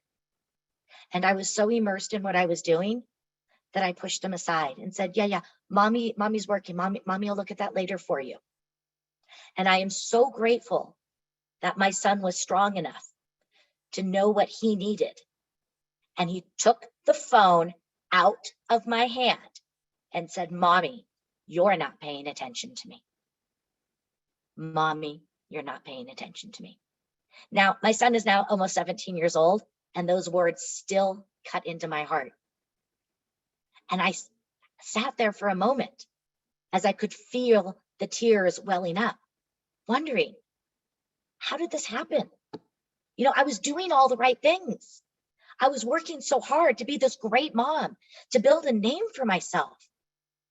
I was doing all those things, going for it, but I was so far away from it. I was checking off all the boxes. Why was this not working? And when I sat there and got honest with myself, I realized that even though I had all those things, I was mentally, spiritually, and emotionally broken. I was lost. I was angry, and I felt totally alone. You see, I thought success would happen if I just showed up and worked hard. I thought that I could have it all and it would be so easy. But what I didn't pay attention to was the cost behind that success. That the path that I was on for me to get success, I was making sacrifices in showing up authentically, in making tight, strong relationships, and also not taking care of myself. What I am finding is as I started to show up and share my truth, is that I wasn't alone. And in fact, we're finding out that about 30 to 40% of people are reporting feelings of extreme stress in the workplace. Almost 80% know that those feelings of overwhelm and stress are leading to health issues. Over 900 million women report feeling unfulfilled at work and business. And almost a third of women have a feeling that they must show up and work on the weekends because that's what is expected of them. This is leading us down a path towards burnout. And burnout is costing $2 billion a year for employers to help their people. All of these things just started to get me clear that there had to be a better way. There had to be a way to be able to not find a way to balance, but to bring these worlds together and find harmony. Because there had to be a way to find success without having to sacrifice all of those things. There had to be a way to show up and create a path to success on my terms. I was living in somebody else's box because that's what I was told I was supposed to do. And at this time, I was going to do things differently. So as I sat there crying myself to sleep that night, I said, this is going to be a different time. I'm not just going to go and dive into the ice cream and the wine and wake up tomorrow and pretend it's going to be different. I'm going to take control back. I am going to demand that I do something different for me and for all of those that I serve and that I am connected with, and that I am going to find a way to achieve success on my terms without sacrificing my relationships, my health, and my business, including myself. So this is where I created a 5-step process, and it's based in the goal set that we talked about earlier today of being smart. Because the only way to truly create success on your terms, it's not about doing more, it's not about working harder, it is about working smart. So the first thing that I had to do is I had to get strategic. I had to start getting really clear on what my definition of success was going to be. I had to get clear about what it meant to show up and what was I really working for. Who was it that I really wanted to become? Was it going to be about checking off the boxes, or was it going to be about something deeper? And you see, getting in touch with the vision didn't just give me energy and push me. What it did is it really helped me to gain the clarity about what I really should be doing. Because now that I had this vision, everything started to fall into place, because I would not do things unless they were in alignment with my vision. I would not do things unless they were in alignment in what I needed to do as to show up as the CEO of my own business and my own life. So having a strategy is key, because it connects you with who it is you need to become. And it really sets you on the path, which is going to make it easier for you to know what to say yes to and what to say no to. Because when you have that vision and you are clear, everything starts to fall into place. The next thing that I had to do is I had to start figuring out, in order to be strategic, I had to start looking at what I was doing, and I had to start measuring what was working and what wasn't working. Because you see, not everything works the way it's supposed to work. So I started looking at where I was investing my time and my dollars. And I started getting real honest in what results I was getting from them. If the items were working for me, I knew I had to keep doing those items, but I wanted to do them at a higher level. So if something was working for me, I sat down and analyzed it. Why was it working? What were the results that I was getting? And how can I possibly tweak it? How could I add in that maybe just that 1 degree difference to make it even that much better? Maybe that meant picking up the phone and calling people rather than sending emails. Maybe it meant going back to what one of our earlier speakers talked about and asking for my fee rather than just dancing around it. Because if things are working, we want to make sure we keep doing those with consistency and at the highest level possible. Now, what if they're not working? If they're not working for you, you need to analyze that too. And you need to get clear on, why isn't it working? Is it not working because I don't have a system to implement it the right way? Is it not working because maybe I don't understand how to do it the right way? Or is it not working because I really don't want to do it at all? Because the truth is, if you don't want to do it, get rid of it. If it still needs to get done, delegate it to somebody who does like doing those things, and make room for you to spend time in the areas that are going to bring you joy. But if you don't enjoy doing something, get rid of it and free up that space for you. If you need a system, create the system. But you want to start paying attention to what's working and what's not working so you can go forward on your path and on your strategy. The next thing we have to do is we have to take action. It would be great if we could just sit back on a beach in Aruba and have it all happen for us. But as we know, it does take work. The key to action is not doing everything. It's in doing the right things. You know, key CEOs like Warren Buffett have been known to say that for every one yes they say no about 99 times. Because if we truly are going to be taking control and living a life with purpose, we have to understand it's not about doing everything, it's about doing the right things. So when I looked at my vision, when I looked at what was working, when I looked at who I really wanted to serve, I came up with about 8 core activities. And those are the actions that I take every week that are non-negotiable for me. Because I know if I do these things, success will follow. For me, they include things like my morning routine. It is so important for me to lay that foundation first thing in the morning with some meditation, with feeding my brain, with exercise, planning my day, doing visualization and written affirmations. Other things that I do as part of my week are my blogs and writing. Then I do networking, but purposeful networking. I do handwritten notes. I love doing handwritten notes. So you've got to think about, for you, in order to achieve the goals and the vision you have, narrow it down to a few of the vital few activities, those needle movers, and do those at the highest level possible. Now, the next step is all about rest and recovery. This was the hardest step for me to do, because remember, I thought I had to do more. I thought I had to just work hard and success would follow. I had to learn that it was going to be okay to take time off, even if it was just 5 minutes a day. You see, before this time, I really didn't take vacations. If I took vacation, what did I always have with me? Yep, my phone and my computer, because I never allowed myself to do that, which is really weird if you think about it, because the whole point of me working was to be able to have this glorious life that I was feeling guilty about living when I was trying to do it.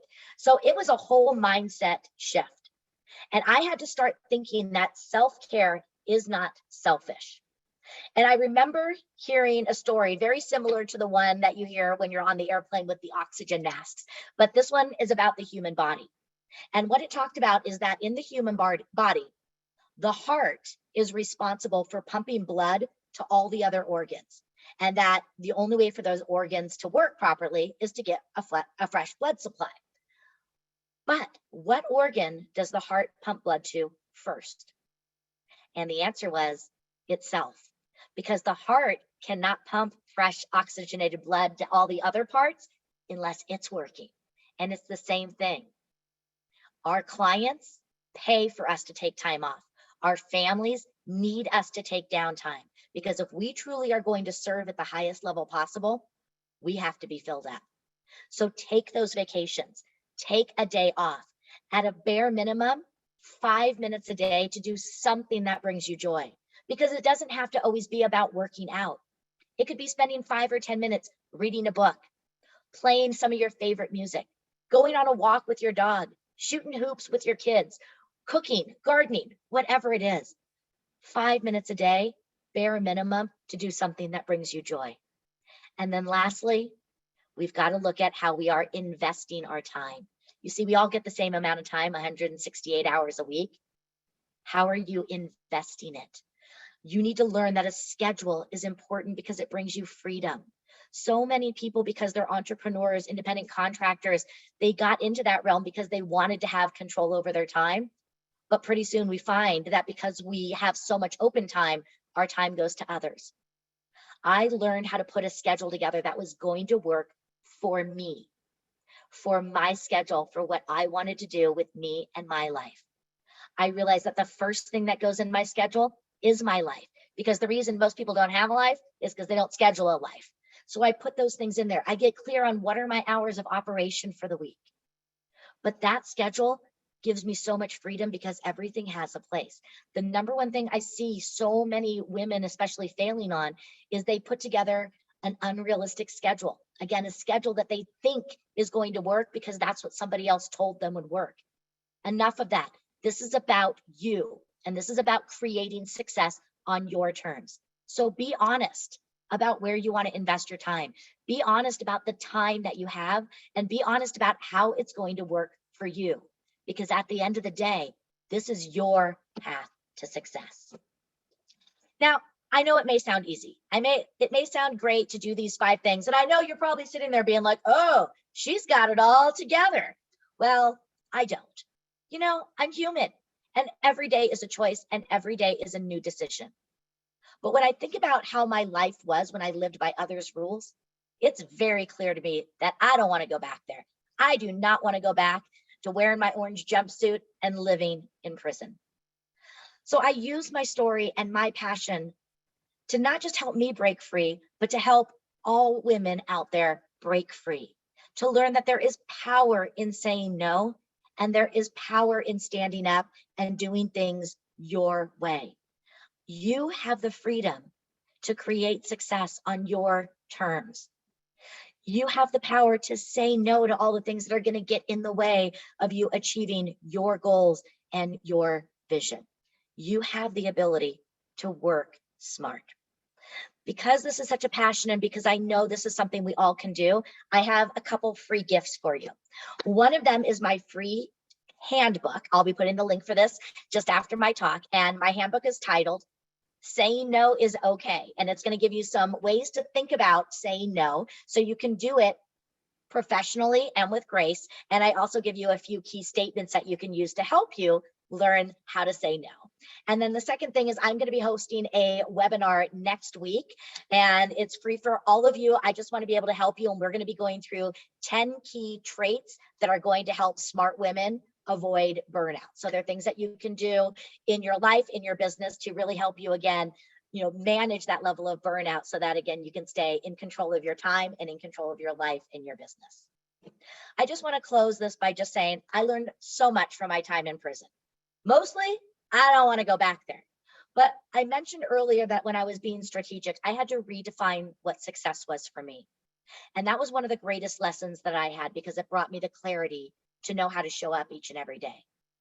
Before prison, it was all about checking off those boxes: the car, the house, the income. Now what I do is I ask myself 3 questions at the end of each day. Did I show love today? Did I inspire today? And did I contribute positively to the world today? And if I can say yes to those 3 things, it was a successful day. I believe all of you can have happiness, fulfillment, and success. And it all starts with your decisions today. Are you going to stay in your own personal prison? Or are you going to make the choice to fight for yourself and take control back of your life? Because when you decide what your vision of success is and you start living on your terms, you no longer have to sacrifice those things. You can step into being the best version of yourself, and you will create your path to success without sacrifice. So thank you so much. I hope you found some takeaways. I would love to have you put in the chat box what maybe was a takeaway for you. What is something that you feel you can do to help you, bring everything back into your world? And I'll put both those links for the webinar and the ebook in the chat box for you. Awesome, Clara. Amazing advice for all of us. Oh, busy women who wear so many hats and try to do it all. And, sometimes we wind up at the end of our rope. So important to practice all those wonderful things that you talked about today. And yes, Clara will share in the chat how you can get that download, how you can join her for the webinar. I highly suggest you take advantage of that. And, make sure you connect with all the amazing speakers that you heard from today. This is what they do. If you have somebody that you really resonated with throughout the day, is to touch base with them. Maybe that is your first right step in the direction of your big goals and dreams. So just before you, Monique, we actually have Caitlin back first, and Caitlin's going to give us another piece of clothing. So don't worry, I'm going to get to you in a second. So Caitlin, are you there? What do you have to show us next? Hello, I am here. The sun came out for a little bit. I got super excited and then it went back away. But in the meantime, I did decide to pull out my cot. I was going to get a beach blanket, but I thought a beach blanket on the living room floor is ridiculous. A cot makes so much more sense. So I am just sitting back, relaxing, listening to these beautiful ladies and having a great time. Clara, your speech was absolutely fantastic. You made me want to rip off my prison jumpsuit. But then I realized I'm just wearing a dress right now, not a jumpsuit over top. And I also realized I also ripped off my prison jumpsuit when I joined 100 Most Powerful Women and was empowered to leave corporate and follow my dreams and start my own business. So fantastic. Before I hop into swimwear, which I said I was going to do, I just wanted to share a romper with you. Angela gave a really good presentation on speaking like a girl and owning the stage. And I have this romper that I feel is really feminine and really commands attention. And I can see several of you wearing this on a stage. So this is my hot pink romper. It's a dolman romper. I absolutely love it. It's got a little bit of the batwing sleeve, this adorable bow accent that's stitched at the bust. And then it has pockets as well. I don't know about you, but I am a fan of pockets. I don't know if it's a comfort thing or a cute thing, but when you're doing photo shoots, you can do so many things with pockets. So I absolutely love this beauty, so versatile. You can pair with heels, a nice necklace, or a pair of wedges. And this is something that can rock so many different environments. So that is my dolman romper. Now swim.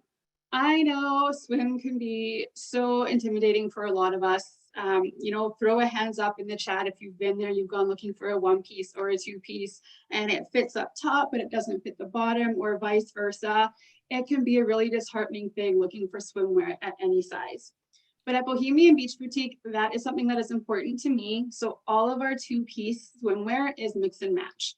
I know several women, and I know there are more women out there who our bodies are all built differently. So some of us may have a larger bust and smaller waist and hips, or a smaller bust, vice versa. So you know where I'm going with this. So our swimwear is made to mix and match so that you are not stuck getting a top and bottom in the same size. So with that, I'm going to show you a couple of my favorites. This is our classic bikini top. I absolutely love this. I have the leopard here, but it also comes in a blue and white pinstripe and a solid black. It has adjustable straps, removable cups. It's got this gorgeous gold glass clasp closure, so it's super easy removal for on and off. And it comes with matching high waist bottom, but again, you don't have to get the matching bottom or the same size bottom. Completely customizable. So if you wanted to do the small bikini top in the leopard and go with a 1X bottom in the black, by all means, you can do that. So this is the high waist matching bottom. I also have, this is another huge favorite. This is a ruffle off the shoulder bikini top. I absolutely love this one. It's got a little bit of Spanish inspiration with the ruffles and the off the shoulder, super romantic. I can picture this on a girl, you know, a woman on the beach with a flower in her hair and either a bikini bottom or shorts, super adorable. This is something that would also look really cute off the beach with one of our Balinese handbags that I was showing earlier, particularly the one in white. Yeah, so that's one of my favorites. This is another one of our high waist leopard bottoms. It comes with a little bit of a darker print than the first pair, but super, super cute. And I think high waist is super important. I know there's a lot of women who feel not confident having a bikini that sits well below the stomach or just at the hip line. So it's a way of helping you feel confident and helping you feel like everything is secure and put in place. And lastly, I want to share with you this one piece that I have. This is by far my favorite. It's an off the shoulder one piece. It's got this really nice, I'm just going to hold it up so you can see this really nice knit pattern. It's absolutely adorable. Everything boho. You have the straps that are adjustable and removable. It has excellent bust support as well. So this is, yeah, one of my most popular swimsuits. And on the topic of swim, I'm super excited to say that I have started the design process of my own swimwear. And I have actually just ordered in some sustainable fabric from Australia. That was fun to sort out shipping for that, but it's on the way. And I'm super excited to say that my first 1- and 2-piece swimwear will be available in spring 2023. So super stoked for that. So if you want to stay updated on that information and other information with the boutique, please feel free to join our tribe. You can do that by going to the homepage, bohobeachboutique.ca. I'll put this in the chat as well. Just scroll down to the footer. It says tribal newsletter. With that, you'll get all the updates so you can see what's happening in the future. And you'll also get a promo code and a free gift with your first order if you sign up to join the tribal newsletter. So I hope you're all having a fantastic day. This has been wonderful. And yeah, I look forward to hearing the last speakers, and I'll see you again shortly. Woo, Caitlin, what was in the glass? What are you drinking there? Oh, I made myself a delightful tropical beverage. All right. Well, I think we all need to do that. It's getting Right. to that part of the day. And so you've inspired us. It looks so lovely and tasty for sure. And Yes. somebody had asked me if you want to answer it in the chat in terms of the romper, if it comes in different colors. No, just the pink right now. It was available in blue, but it no longer is. So just the hot pink. All right, there we go. So Caitlin will put those links in there, and maybe Caitlin, if you also want to share your link to your Facebook page, because she does some wonderful lives on Friday nights. It's like a girls' night out where you get to shop, and she does some great promos and stuff as well. I love attending those. So maybe you can share that as well, Caitlin. So we're on to our next amazing speaker for today, Monique Denton Davis. Where are you joining us from today, Monique? I am joining you from Port Washington, New York. Woohoo! And Monique, gosh, you're a busy lady today. You ran your whole event already yourself, and then you're joining us to speak with 100 Most Powerful Women. Tell us what one of the highlights has been for you being part of 100 Most Powerful Women. I absolutely love 100 Most Powerful Women. One of the highlights for me was the retreat in California, Beverly Hills. We stayed at the Four Seasons. And it was really a weekend of not just education from you and Jackie, but also a fellowship and camaraderie with the other sisters that are part of the network. And I know you said share one thing, but I just love the one-on-one coaching. So I'm going to share that. I love the fact that I have the ability to schedule the one-on-one calls with you and Jackie and really get some information and time where the focus is on me, my business, and how I can grow.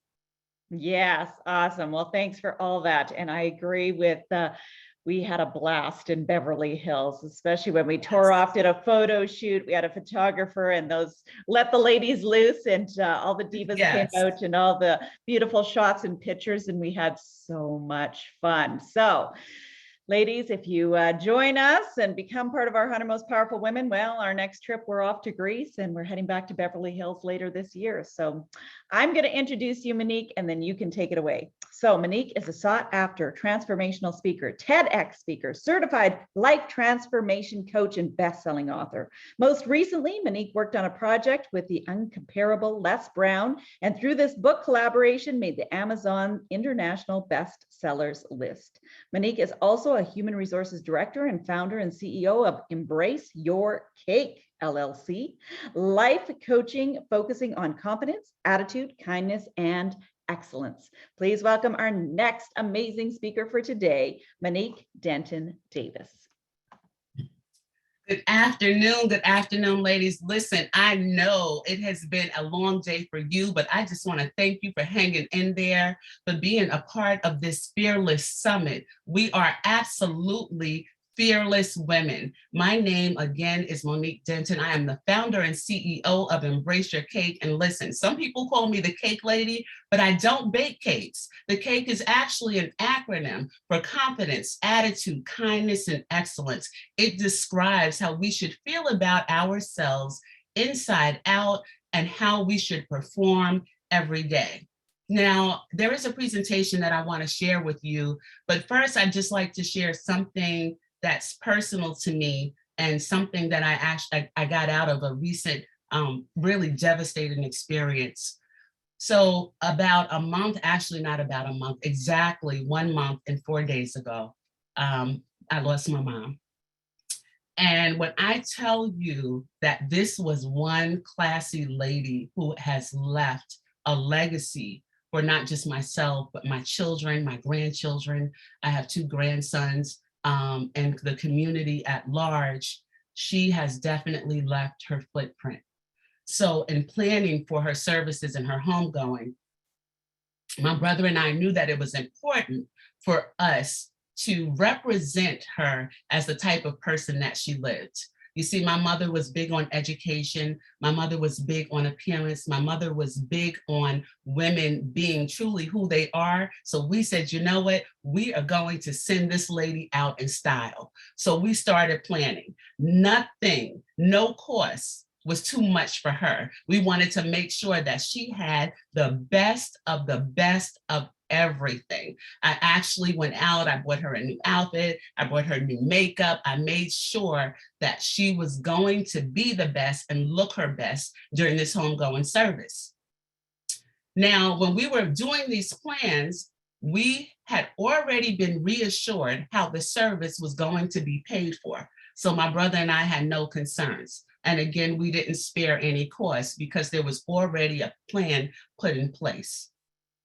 Well, we found out a couple of days after planning that the plan that was in place had basically fell apart. And the way that the service was going to be paid for was no longer going to be paid in that manner. Of course, it caused stress, it caused anxiety. We were now about 5 days away. We had family coming in, and there was no way that we could change these plans or undo some of the things that we put together. So in visiting the funeral home, the funeral director said, "Does your mom have life insurance?" And we said, "Yes, she has life insurance." So what they told us to do was to call the life insurance company and speak to them. We called the life insurance company and spoke to them. They told us to contact the funeral home and have them do an assignment. We contacted the funeral home. The funeral home said, not a problem. They did an assignment. And let me tell you, when the assignment was done, the anxiety was relieved, the stress was relieved because everything was paid for. A couple of days after the service, I sat down and thought about that assignment. And I thought about the fact that Once the assignment was done, everything was taken care of and everything was paid for. And it clicked to me that not only did the assignment take care of everything, my mom's assignment on her life took care of how she lived. My question to you is, are you on your assignment? Are you living out your assignment? And do you understand the connection that once you live out your assignment and you're on assignment, it's already done, right? It's taken care of. Once you're on assignment, who God put you on this earth to be, you are living in your anointing, you are following your vision, your mission, you are serving, you are being the person that you know you are wealthy, you are fearless. You are living your best life, you're living your mission, and you're empowering others. You are living out your assignment. When you live out your assignment, guess what, ladies? It's already done. That's what clicked for me. The bills are paid. It's already done. What you're manifesting in your vision, it's already done. It's already going to happen. So I encourage you to live out your assignment. Don't wait another day. Don't wait another minute. Don't wait another hour. If you need to connect with like-minded women, groups, and resources, you need to join One Woman. If you need support, if you need encouragement, if you need accountability to carry out whatever that assignment is, it is, I will say to you, critical that you start that assignment and you start it now.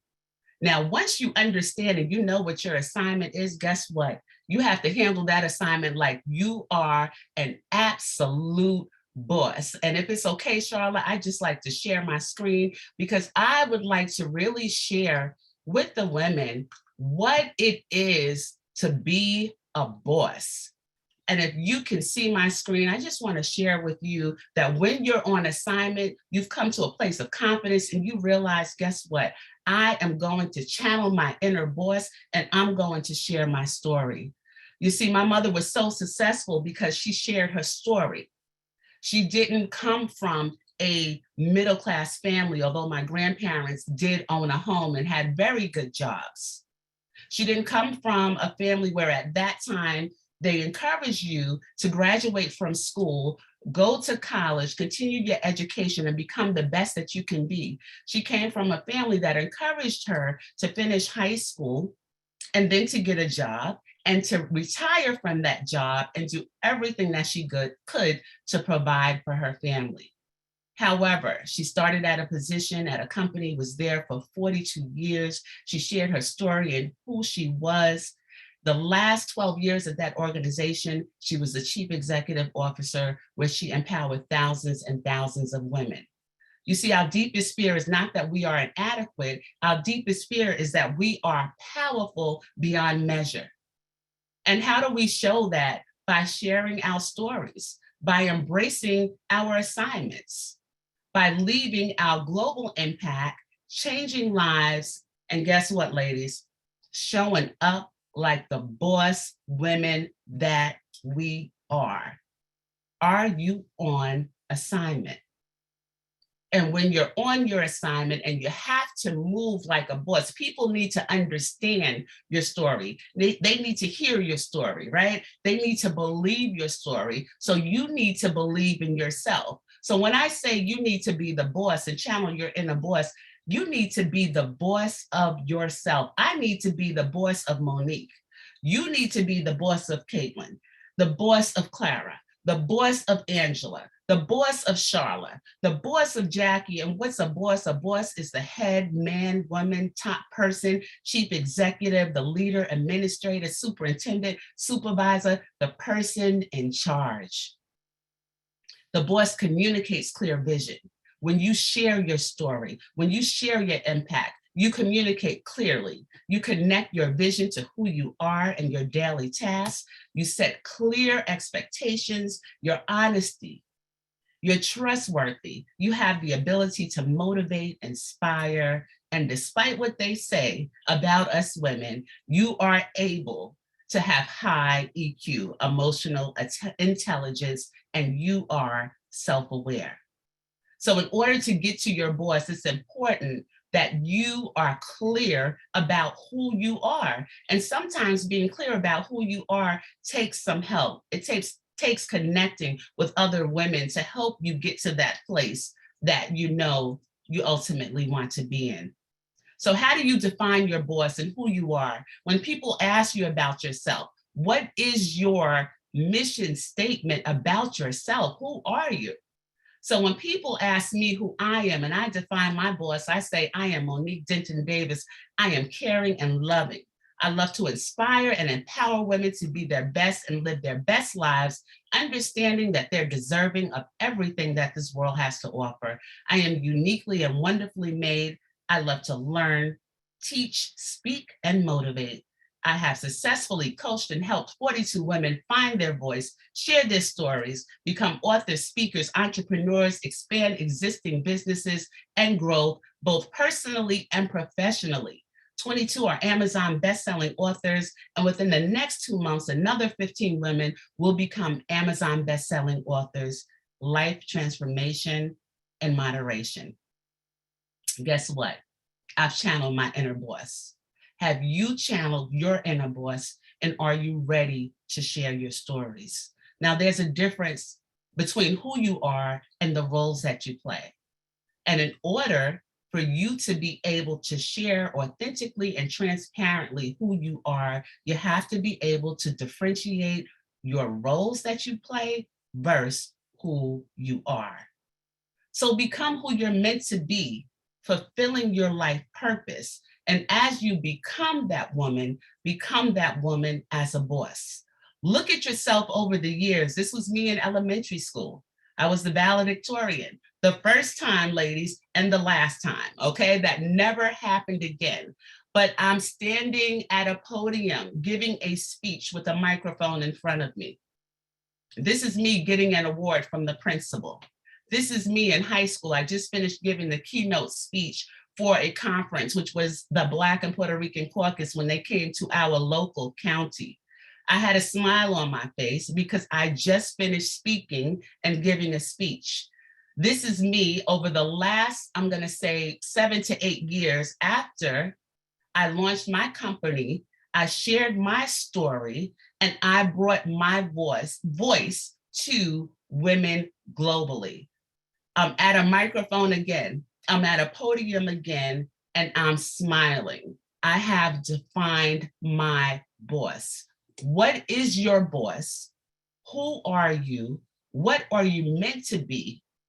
What will fulfill your life's purpose? Take a look back over your life, childhood, adult life, current life, and think about the things that make you who you are today.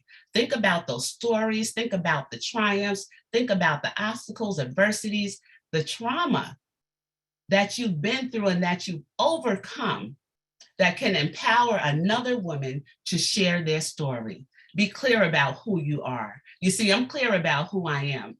The first picture is my mom, and her DNA is all, it's all up in me. I know that not only do I look like her, I have the ability to share a legacy, create a legacy, and share my stories to empower others as she did. But then let me be transparent. I also have a little bit of Mary J in me, a little bit of Oprah, and a little bit of Viola Davis. Yes, yes, yes. I am very clear about who I am and can transparently share who I am to empower other women. Identifying your voice and sharing your story, you have to make sure that you incorporate what it is that you really want. What are some of the things that you've dreamed about? What it is that you don't want, and make sure those things aren't incorporated in your life, and get specific in each and every area. Roles versus who you are, make sure that you do the work. Look at the roles that you're playing, which roles are most important for you to change, which roles and how you behave in those roles are working for you, and which roles and how you behave in those roles are not working for you. Getting to your boss means understanding that no is a one-word sentence. And guess what, ladies? We can set boundaries. We can set boundaries. We can say no, and it's all okay. So there's a cost to be the boss. There's a cost when you decide to take charge of your life. There's a cost when you decide to move in your assignment. You see, things will have to change. You will have to change. The people around you will have to adjust, and it's all boss transformation in moderation. I channeled my inner boss. I shared my story. I was able to empower thousands of women. I am still doing it just as my mom did to create my global footprint. You have a voice. Share your story. Channel your inner boss. Show up like the boss that you are and set your boss free. If you've ever been to a Beyonce concert or you've seen Beyonce on stage, you notice Beyonce, first thing she comes out and she puts on that Wonder Woman pose. Beyonce puts her hands on her hips, and that's telling the world, I'm here and I'm a boss.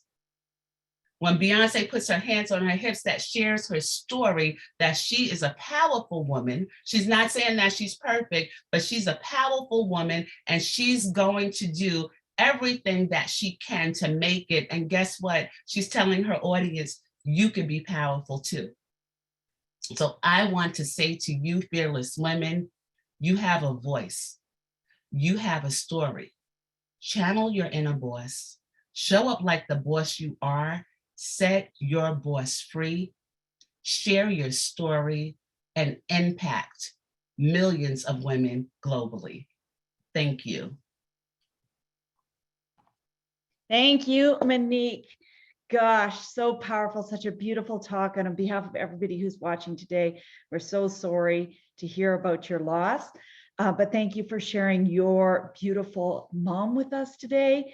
And we just see how her legacy lives on through you. So thank you so much for that powerful talk today.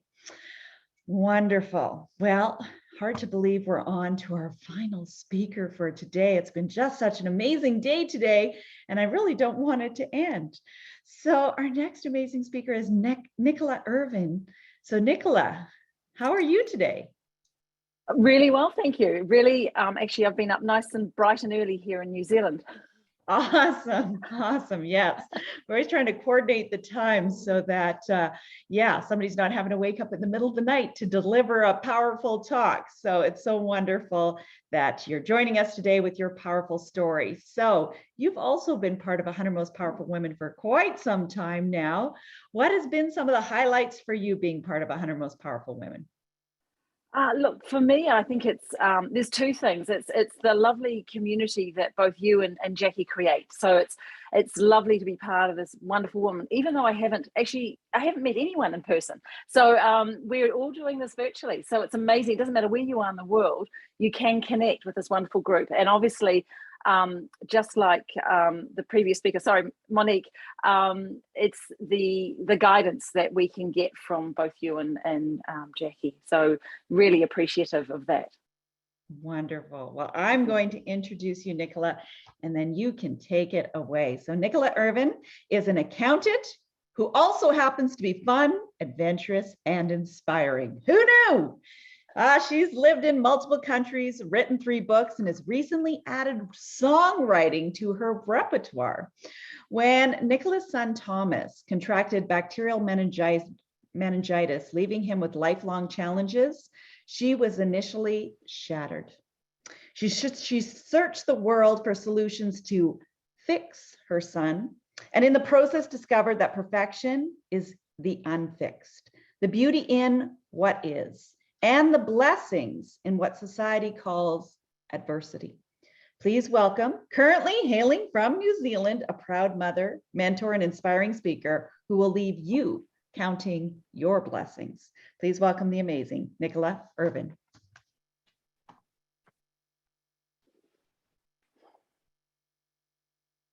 Imagine waiting 24 years for your first ever full encompassing hug from your son. I'm not talking one of those stiff as the board type hugs. I'm talking about where your hearts meet, you're fully feeling the other person. Imagine waiting 24 years. On the 3rd of November 2021, in the middle of New Zealand COVID lockdown, my son, Thomas, who was 24 years, gave me his first ever full encompassing hug. Yes, full encompassing hug. And I can't stop thinking about it. Why? I felt my son like I'd never felt him before. The divine embrace of God, the unconditional love of a mother and son, the full acceptance, respect, and love for who I am and for who he is. What this has done for me has reinforced how important it is to be present, not worrying about the past or the future, but being fully present here and now. In the past, I would have missed moments like this. This hug was a gift to me, and it has reinforced how important it is to be present. What gifts could you be missing because you're not being present in your life with your loved ones?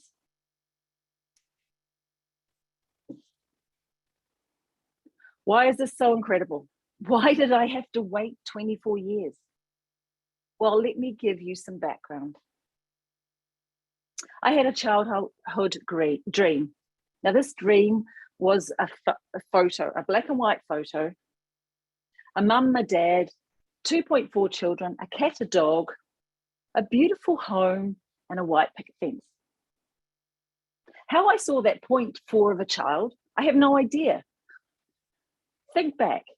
What image did you have of what your family would be? What about your children? How were they going to be? I was tracking along nicely with that dream. Husband, tick. First child, tick. Thinking about the second child. I had all the things materially that I desired. I thought I was living life to the fullest. I really did. I really felt and thought I was living life to the fullest. Until the 1st of July, 1998, my dream was shattered. A parent's worst nightmare. My son lay there at 9.5 months in the ICU of a hospital. He had contracted pneumococcal meningitis and he was fighting for his life. Now, the meningitis left him with numerous lifelong challenges: deafness, left-sided hemiplegia, global delay, epilepsy, and he's nonverbal. What about the dreams for my baby? What about him graduating? What about him living independently? What about him finding his way in the finance world, just like his parents? And what about me? What about my aspirations? What about my career, my dreams? Thomas couldn't do a lot of things because of the meningitis, but that wasn't the only problem. I was also the problem. I expected so much of him, so much of myself, and so much of others. That expectation was coming from a place of fear. It was coming a place of unresolved childhood issues, challenges, and the way I was showing up in life at that time. I'm here telling you, please don't get overconsumed by expectations. Don't reject what is and wallow in the poor me and the victimhood. Don't come into life with preconceived ideas of how it's meant to be. Otherwise, you'll wait 24 years for something that you truly desire. That true connection with a family member. The juice and joy and the love that you desire in life. You see, for years after this time, I was numbed out. I'd catch myself saying, How's that meant to feel? Well, what is that feeling? I don't know. Maybe you can relate. I was living in shock. My mind would go round and round and round. It was scrambled. There was so much fear in there. And you know what? Life was serious. Yes, it was about success, as Carla said, but it was serious. You know, no time for fun or spontaneous joy. There's so much to fix or conquer or achieve. You know, I actually felt that I was coping. Who was I trying to kid? I felt that I needed to fix Thomas in order to be a good mum. So for 2 decades, I explored many different practices and techniques. All of them impacted on Thomas and myself, and many of them have remained part of my daily self-care, soul care practices. They're essential for me today. Just like this hug, they awaken me to the importance of living and being in this moment. I could learn to live again. I realized that Thomas wasn't the one that was needing fixing. He was perfect just the way he was. It was me. I needed to stop. Yes, let me say that again. I needed to stop to go. I was running around physically, mentally, socially, spiritually, emotionally. Yeah, emotionally. I need to say that twice. I didn't really know where I was, let alone where I wanted to go. Every part of my being was going round and round and round, that hamster on the wheel. Perhaps you can relate to that hamster. The round and round and round, ending up exhausted, overwhelmed, and totally burnt out. So what did I do? My beautiful son has always been a teacher to me. He would often raise his hand at me. Now remember, Thomas is nonverbal, so it was up to me to interpret that. Could it mean, high five, mum, let's celebrate? Or could it mean, hi mum? Or could it mean, bye mum? No. Thomas was actually teaching me something deeper. Stop, mum. You really need to stop, mum. You need to stop to go. What? I could hear myself. Stop to go? What do you mean? Isn't that a paradox? This is where the acronym STOP was born. S is for still yourself. Still yourself and listen to those whispers of your heart and soul. Those urges, those little inklings that you get that you need to follow. I had been discounting them for years. No, I must keep achieving as I was striving on. No, mum, stop. S means still yourself, okay? So T was take a breath. And out. For years, I had been breathing so shallow. I could feel my shoulders come up and up and up. I wasn't breathing out. I needed to learn to breathe in and out. So take a breath in and out. O is for to be open to what is currently happening. What is happening in this moment? And be present to what is here right now. So O is to be open to what is. And P is for practice, practice, practice. And like I said, this is actually part of my daily practices. So I'm doing it day after day after day. Because you know what? I'm quite stubborn. I live up here a lot of the time, but I need to still myself. I need to take a breath in and out. I need to observe. And I need to keep practicing. So Thomas was right. I needed to stop, to go, to take stock and make sense of the world. I'm not talking about the dollars and cents. I'm talking about understand the world. Having trained as an accountant, I made sense of the world through numbers. 1 + 1 = 2, right? Easy. In mathematics and finance, that works. But you know what? Life ain't mathematics and finance. 1 and 1 actually can equal 1,000,000. Thank you, Jade, for that perspective. So sorry to all you mathematicians and finance people out there. I know you don't agree with me because math and finance is your life. Has it been easy? No. Has it been graceful? Absolutely not. Has it been without challenge? No way. But has it been worth it? Yes. I wouldn't change a thing. It has led me to be right here, right now, living my fullest life. The simple things in life can be so important. You know, the KISS method, keep it simple. Thomas has taught me that time and time again.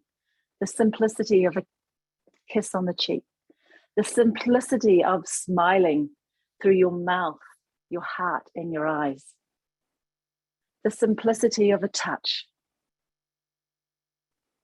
The simple things have made such a huge impact in my life, like the hug of a lifetime. A moment in time where I felt my son like I'd never felt him before. You know what they say about hugs? It takes 4 hugs per day for survival, 8 hugs for maintenance, and 12 for growth. But the hug I got from Thomas was a hug of a lifetime. It doesn't matter what's happening in your life.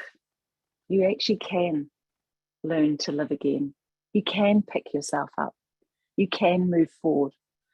Or perhaps you don't even realize that you're not living your fullest life. You may think you are, but deep down, you know.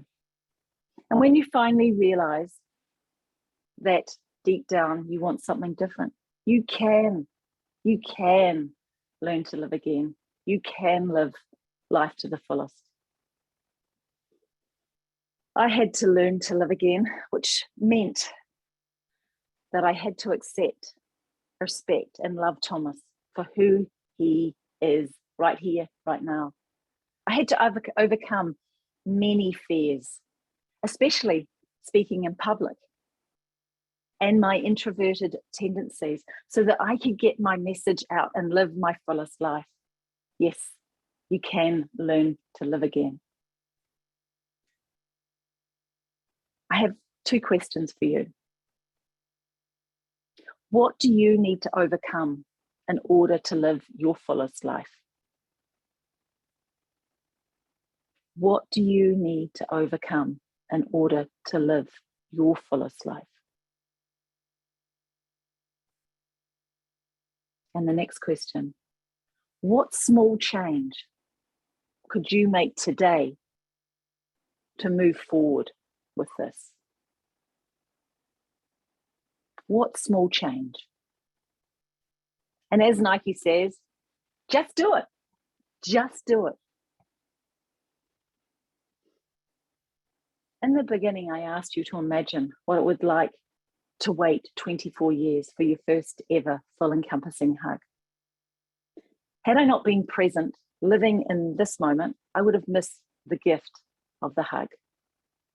As a direct result of that hug and all those practices over the years, I finally accepted what I needed to accept.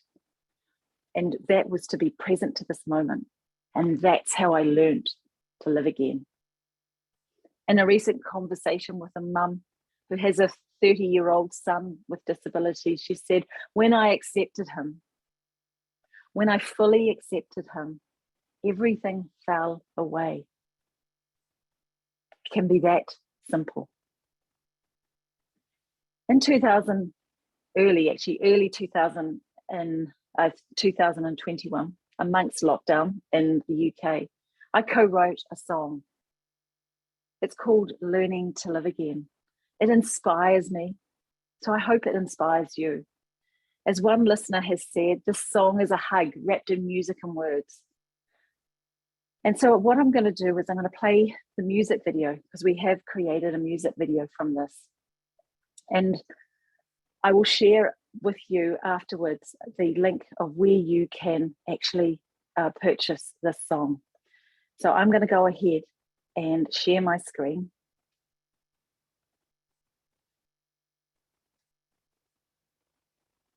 Now, where is it? Yep, share. Oops, sorry. I forgot to push the magic button.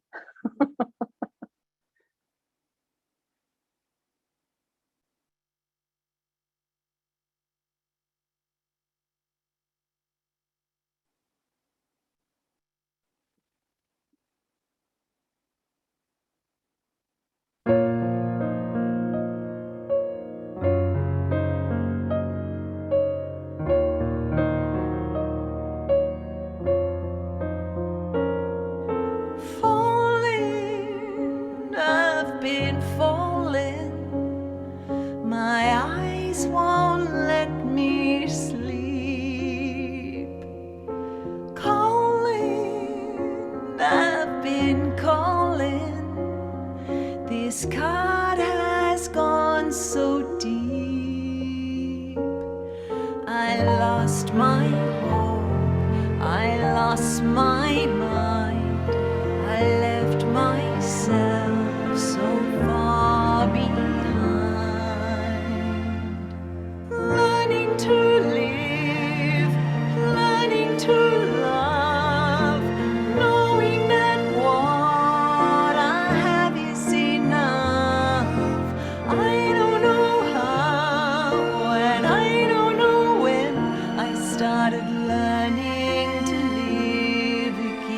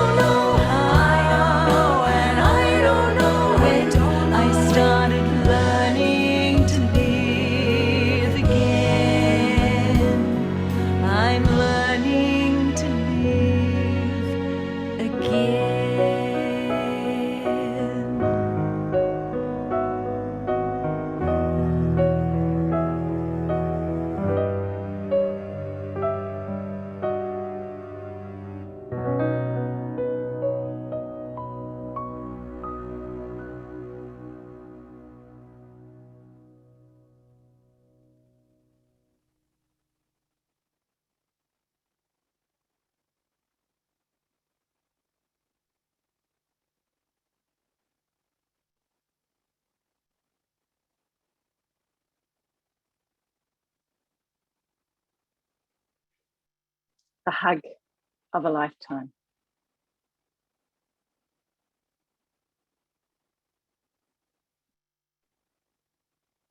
This is how you can contact me, or you can purchase the actual song. It's also available on YouTube, and I will put those in the chat.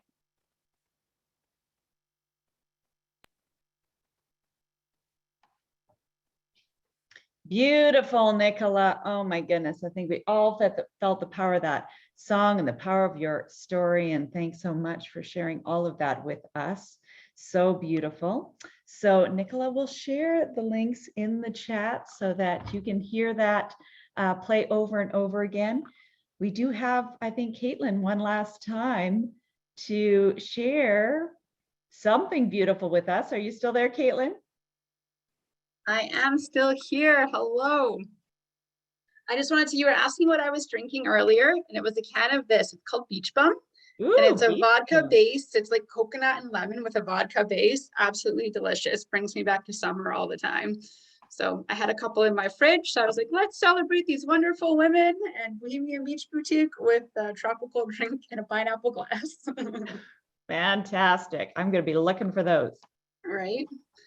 So I just wanted to finish up today with my personal collection. These are my custom designs that I have in the boutique. So they are the most meaningful to me. So what I'm wearing right now is my yellow crop sweater. You can see here. Sorry about the lighting, it's a little glary, but it does say faith before fear. And it has an Aztec arrow with some vintage flowers on it, some roses. And the arrow actually replicates a tattoo I have on my left forearm. Someone had given me a quote some years ago that basically said something along the lines of, an arrow is one of the only things that exists that can be pulled back to be propelled with such force that it still always meets its target. And so that's something that's really meaningful to me. And I think the words faith before fear connect really well with that, that as long as you had faith before fear, no matter how hard and how far you get pulled back, you're always going to propel forward and reach your target and match your success. So I combine those two ideas, I put them on this sweater, and I think faith before fear is something that holds true for many of the women who have spoken today.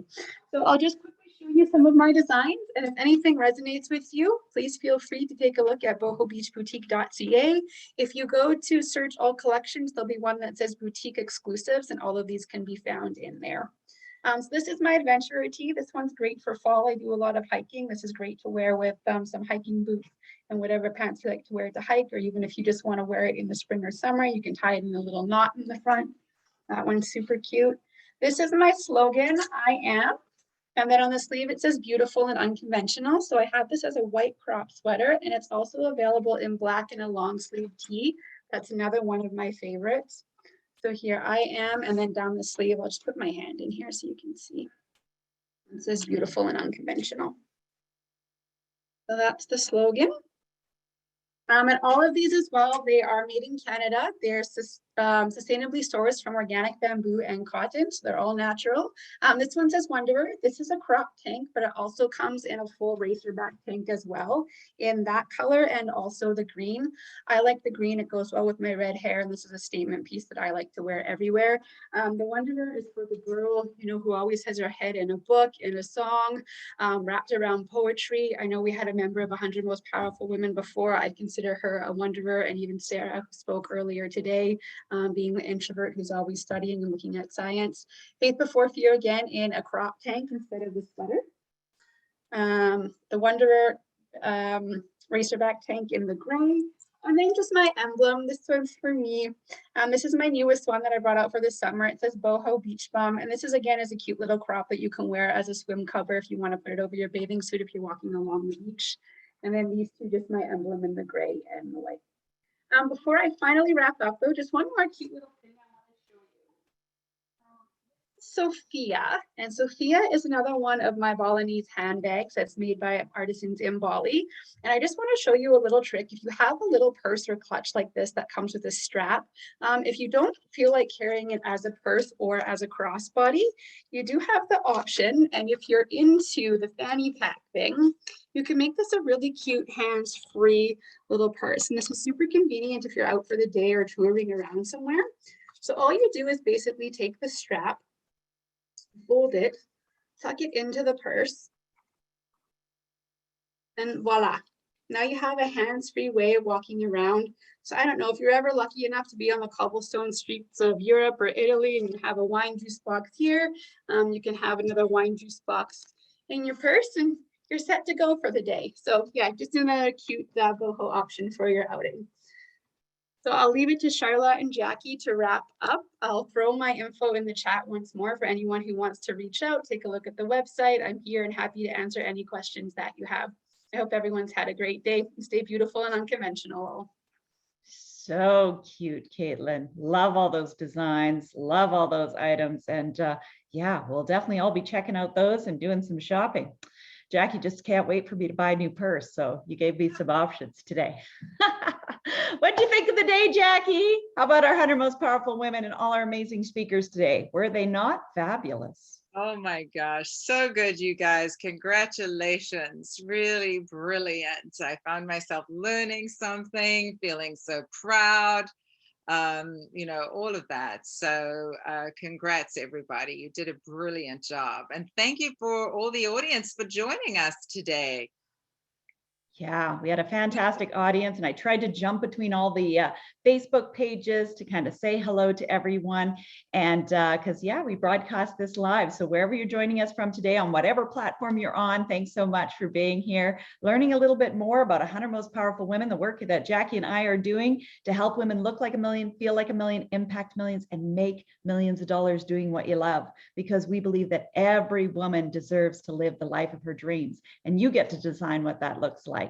So congratulations to the ladies who decided to join us for Jumpstart to Millions. I think we have 2 spaces left that if you haven't clicked on the link yet and you were sitting on the fence and you're wondering, well, hopefully our powerful women today inspired you to get off that fence and start living the life of your dreams because they're all so extraordinary. And we want to invite you that if there's somebody that you really resonated with today, one of our amazing speakers, as you can see, they work in all different fields and areas. Whether that's, hey, you're wanting to get fit and healthy this year and you want to connect with Carissa, or you know you're on the edge of burnout and you need Clara, or you know you want to step into healing your life and uncovering those blocks, you know, reach out to Brenda and all the other wonderful ladies today that you heard from. That's what they do. And so be sure to connect with any of those women. And if you've lost any of the links today, if there's somebody you really need to connect with and you missed out and you didn't click on it on the chat, I know I saw Ro had put that in the chat. Don't worry, just drop me an email. We are happy to connect you directly so that you can start living your best life. So Jackie, any final thoughts from today? Yeah, look, I mean, I think there was so many amazing things to take away, right? This beautiful, it was wrapped up so beautifully by Nicola too, because acceptance is such a huge part of success and loving your life and enjoying your life. Accepting what is while knowing what to reach for and what to be ambitious about. And it's this beautiful combination of fulfillment in the here and now, while also feeling the dissatisfaction of staying stuck and mediocre. When you can get those 2 things together, feeling fulfilled in the here and now while reaching for more, oh my goodness, you will have life by the tail. And you will be in a state of accepting the things you cannot change. And once you do that, as Nicola experienced, after accepting came the hug of a lifetime. And now she feels complete in a relationship with her son without anybody needing to change. And that is such a beautiful place to be. So I think that was such a lovely way to wrap up the day and such an important message for all of us. Feel fulfilled, feel the joy in the here and now, no matter what is going on in your life. Realize that everything is always happening for you while making peace with your desires and embracing your ambition and having the guts to move towards it. So that's what I want to say to wrap up. But again, I'm so incredibly proud of everybody who spoke today. And you all did such a good job, really. And all had such powerful messages. So congratulations. Yes. I echo all of that, Jackie. Thank you to our amazing speakers today, to all the women who make up 100 Most Powerful Women, for all of our ladies who joined us to be part of Jumpstart to Millions. Watch your email. I'm going to send you everything to get you started. And of course, to book that powerful private session with Jackie and I to really help you propel yourself into the life of your dreams. Thank you everyone for watching and joining us today, for our beautiful audience, for all your encouragement and beautiful kind words. And just watching that chat today just made our hearts just overflow. So I just want to thank you for taking your Saturday and having some fun with us. And hopefully you pulled out a wonderful drink like Caitlin did today and just really had some fun today and really started dreaming big for your life, because that's what we want for every woman in this world. So I'm going to leave you with some final words. What I started with this morning is that what we know for sure is that you are a miracle, divinely placed on this earth to make your mark, to change things, to help others, and most importantly, to experience love, joy, and abundance. Every day we choose. Trouble is, many of us choose struggle, mediocrity, and decisions made out of fear. What are you going to choose today, ladies? What is it that you're going to choose right here, right now, in this very moment, knowing that you are enough? You are more than enough. Do not rob this world of the gifts you've been given to make an impact in this world. You are made of stardust and grace, filled with the power of love. What could you do if you just turned on the switch? What we know for sure is that you were born to be powerful. Be sure to keep us in the loop as to what you're doing, what you have going on, all the powerful things that you're doing, and watch for our next Powerful Women's Summit that we will do throughout the year, so you can meet more of our amazing 100 Most Powerful Women. You can hear their inspiring talks, and hey, that could be you. So we wish everybody a fantastic day. Like I said, if there's anybody you want to connect with that you didn't snap up the link, feel free to drop us an email anytime. Have a wonderful rest of your weekend, everyone. Bye, everyone. Bye-bye.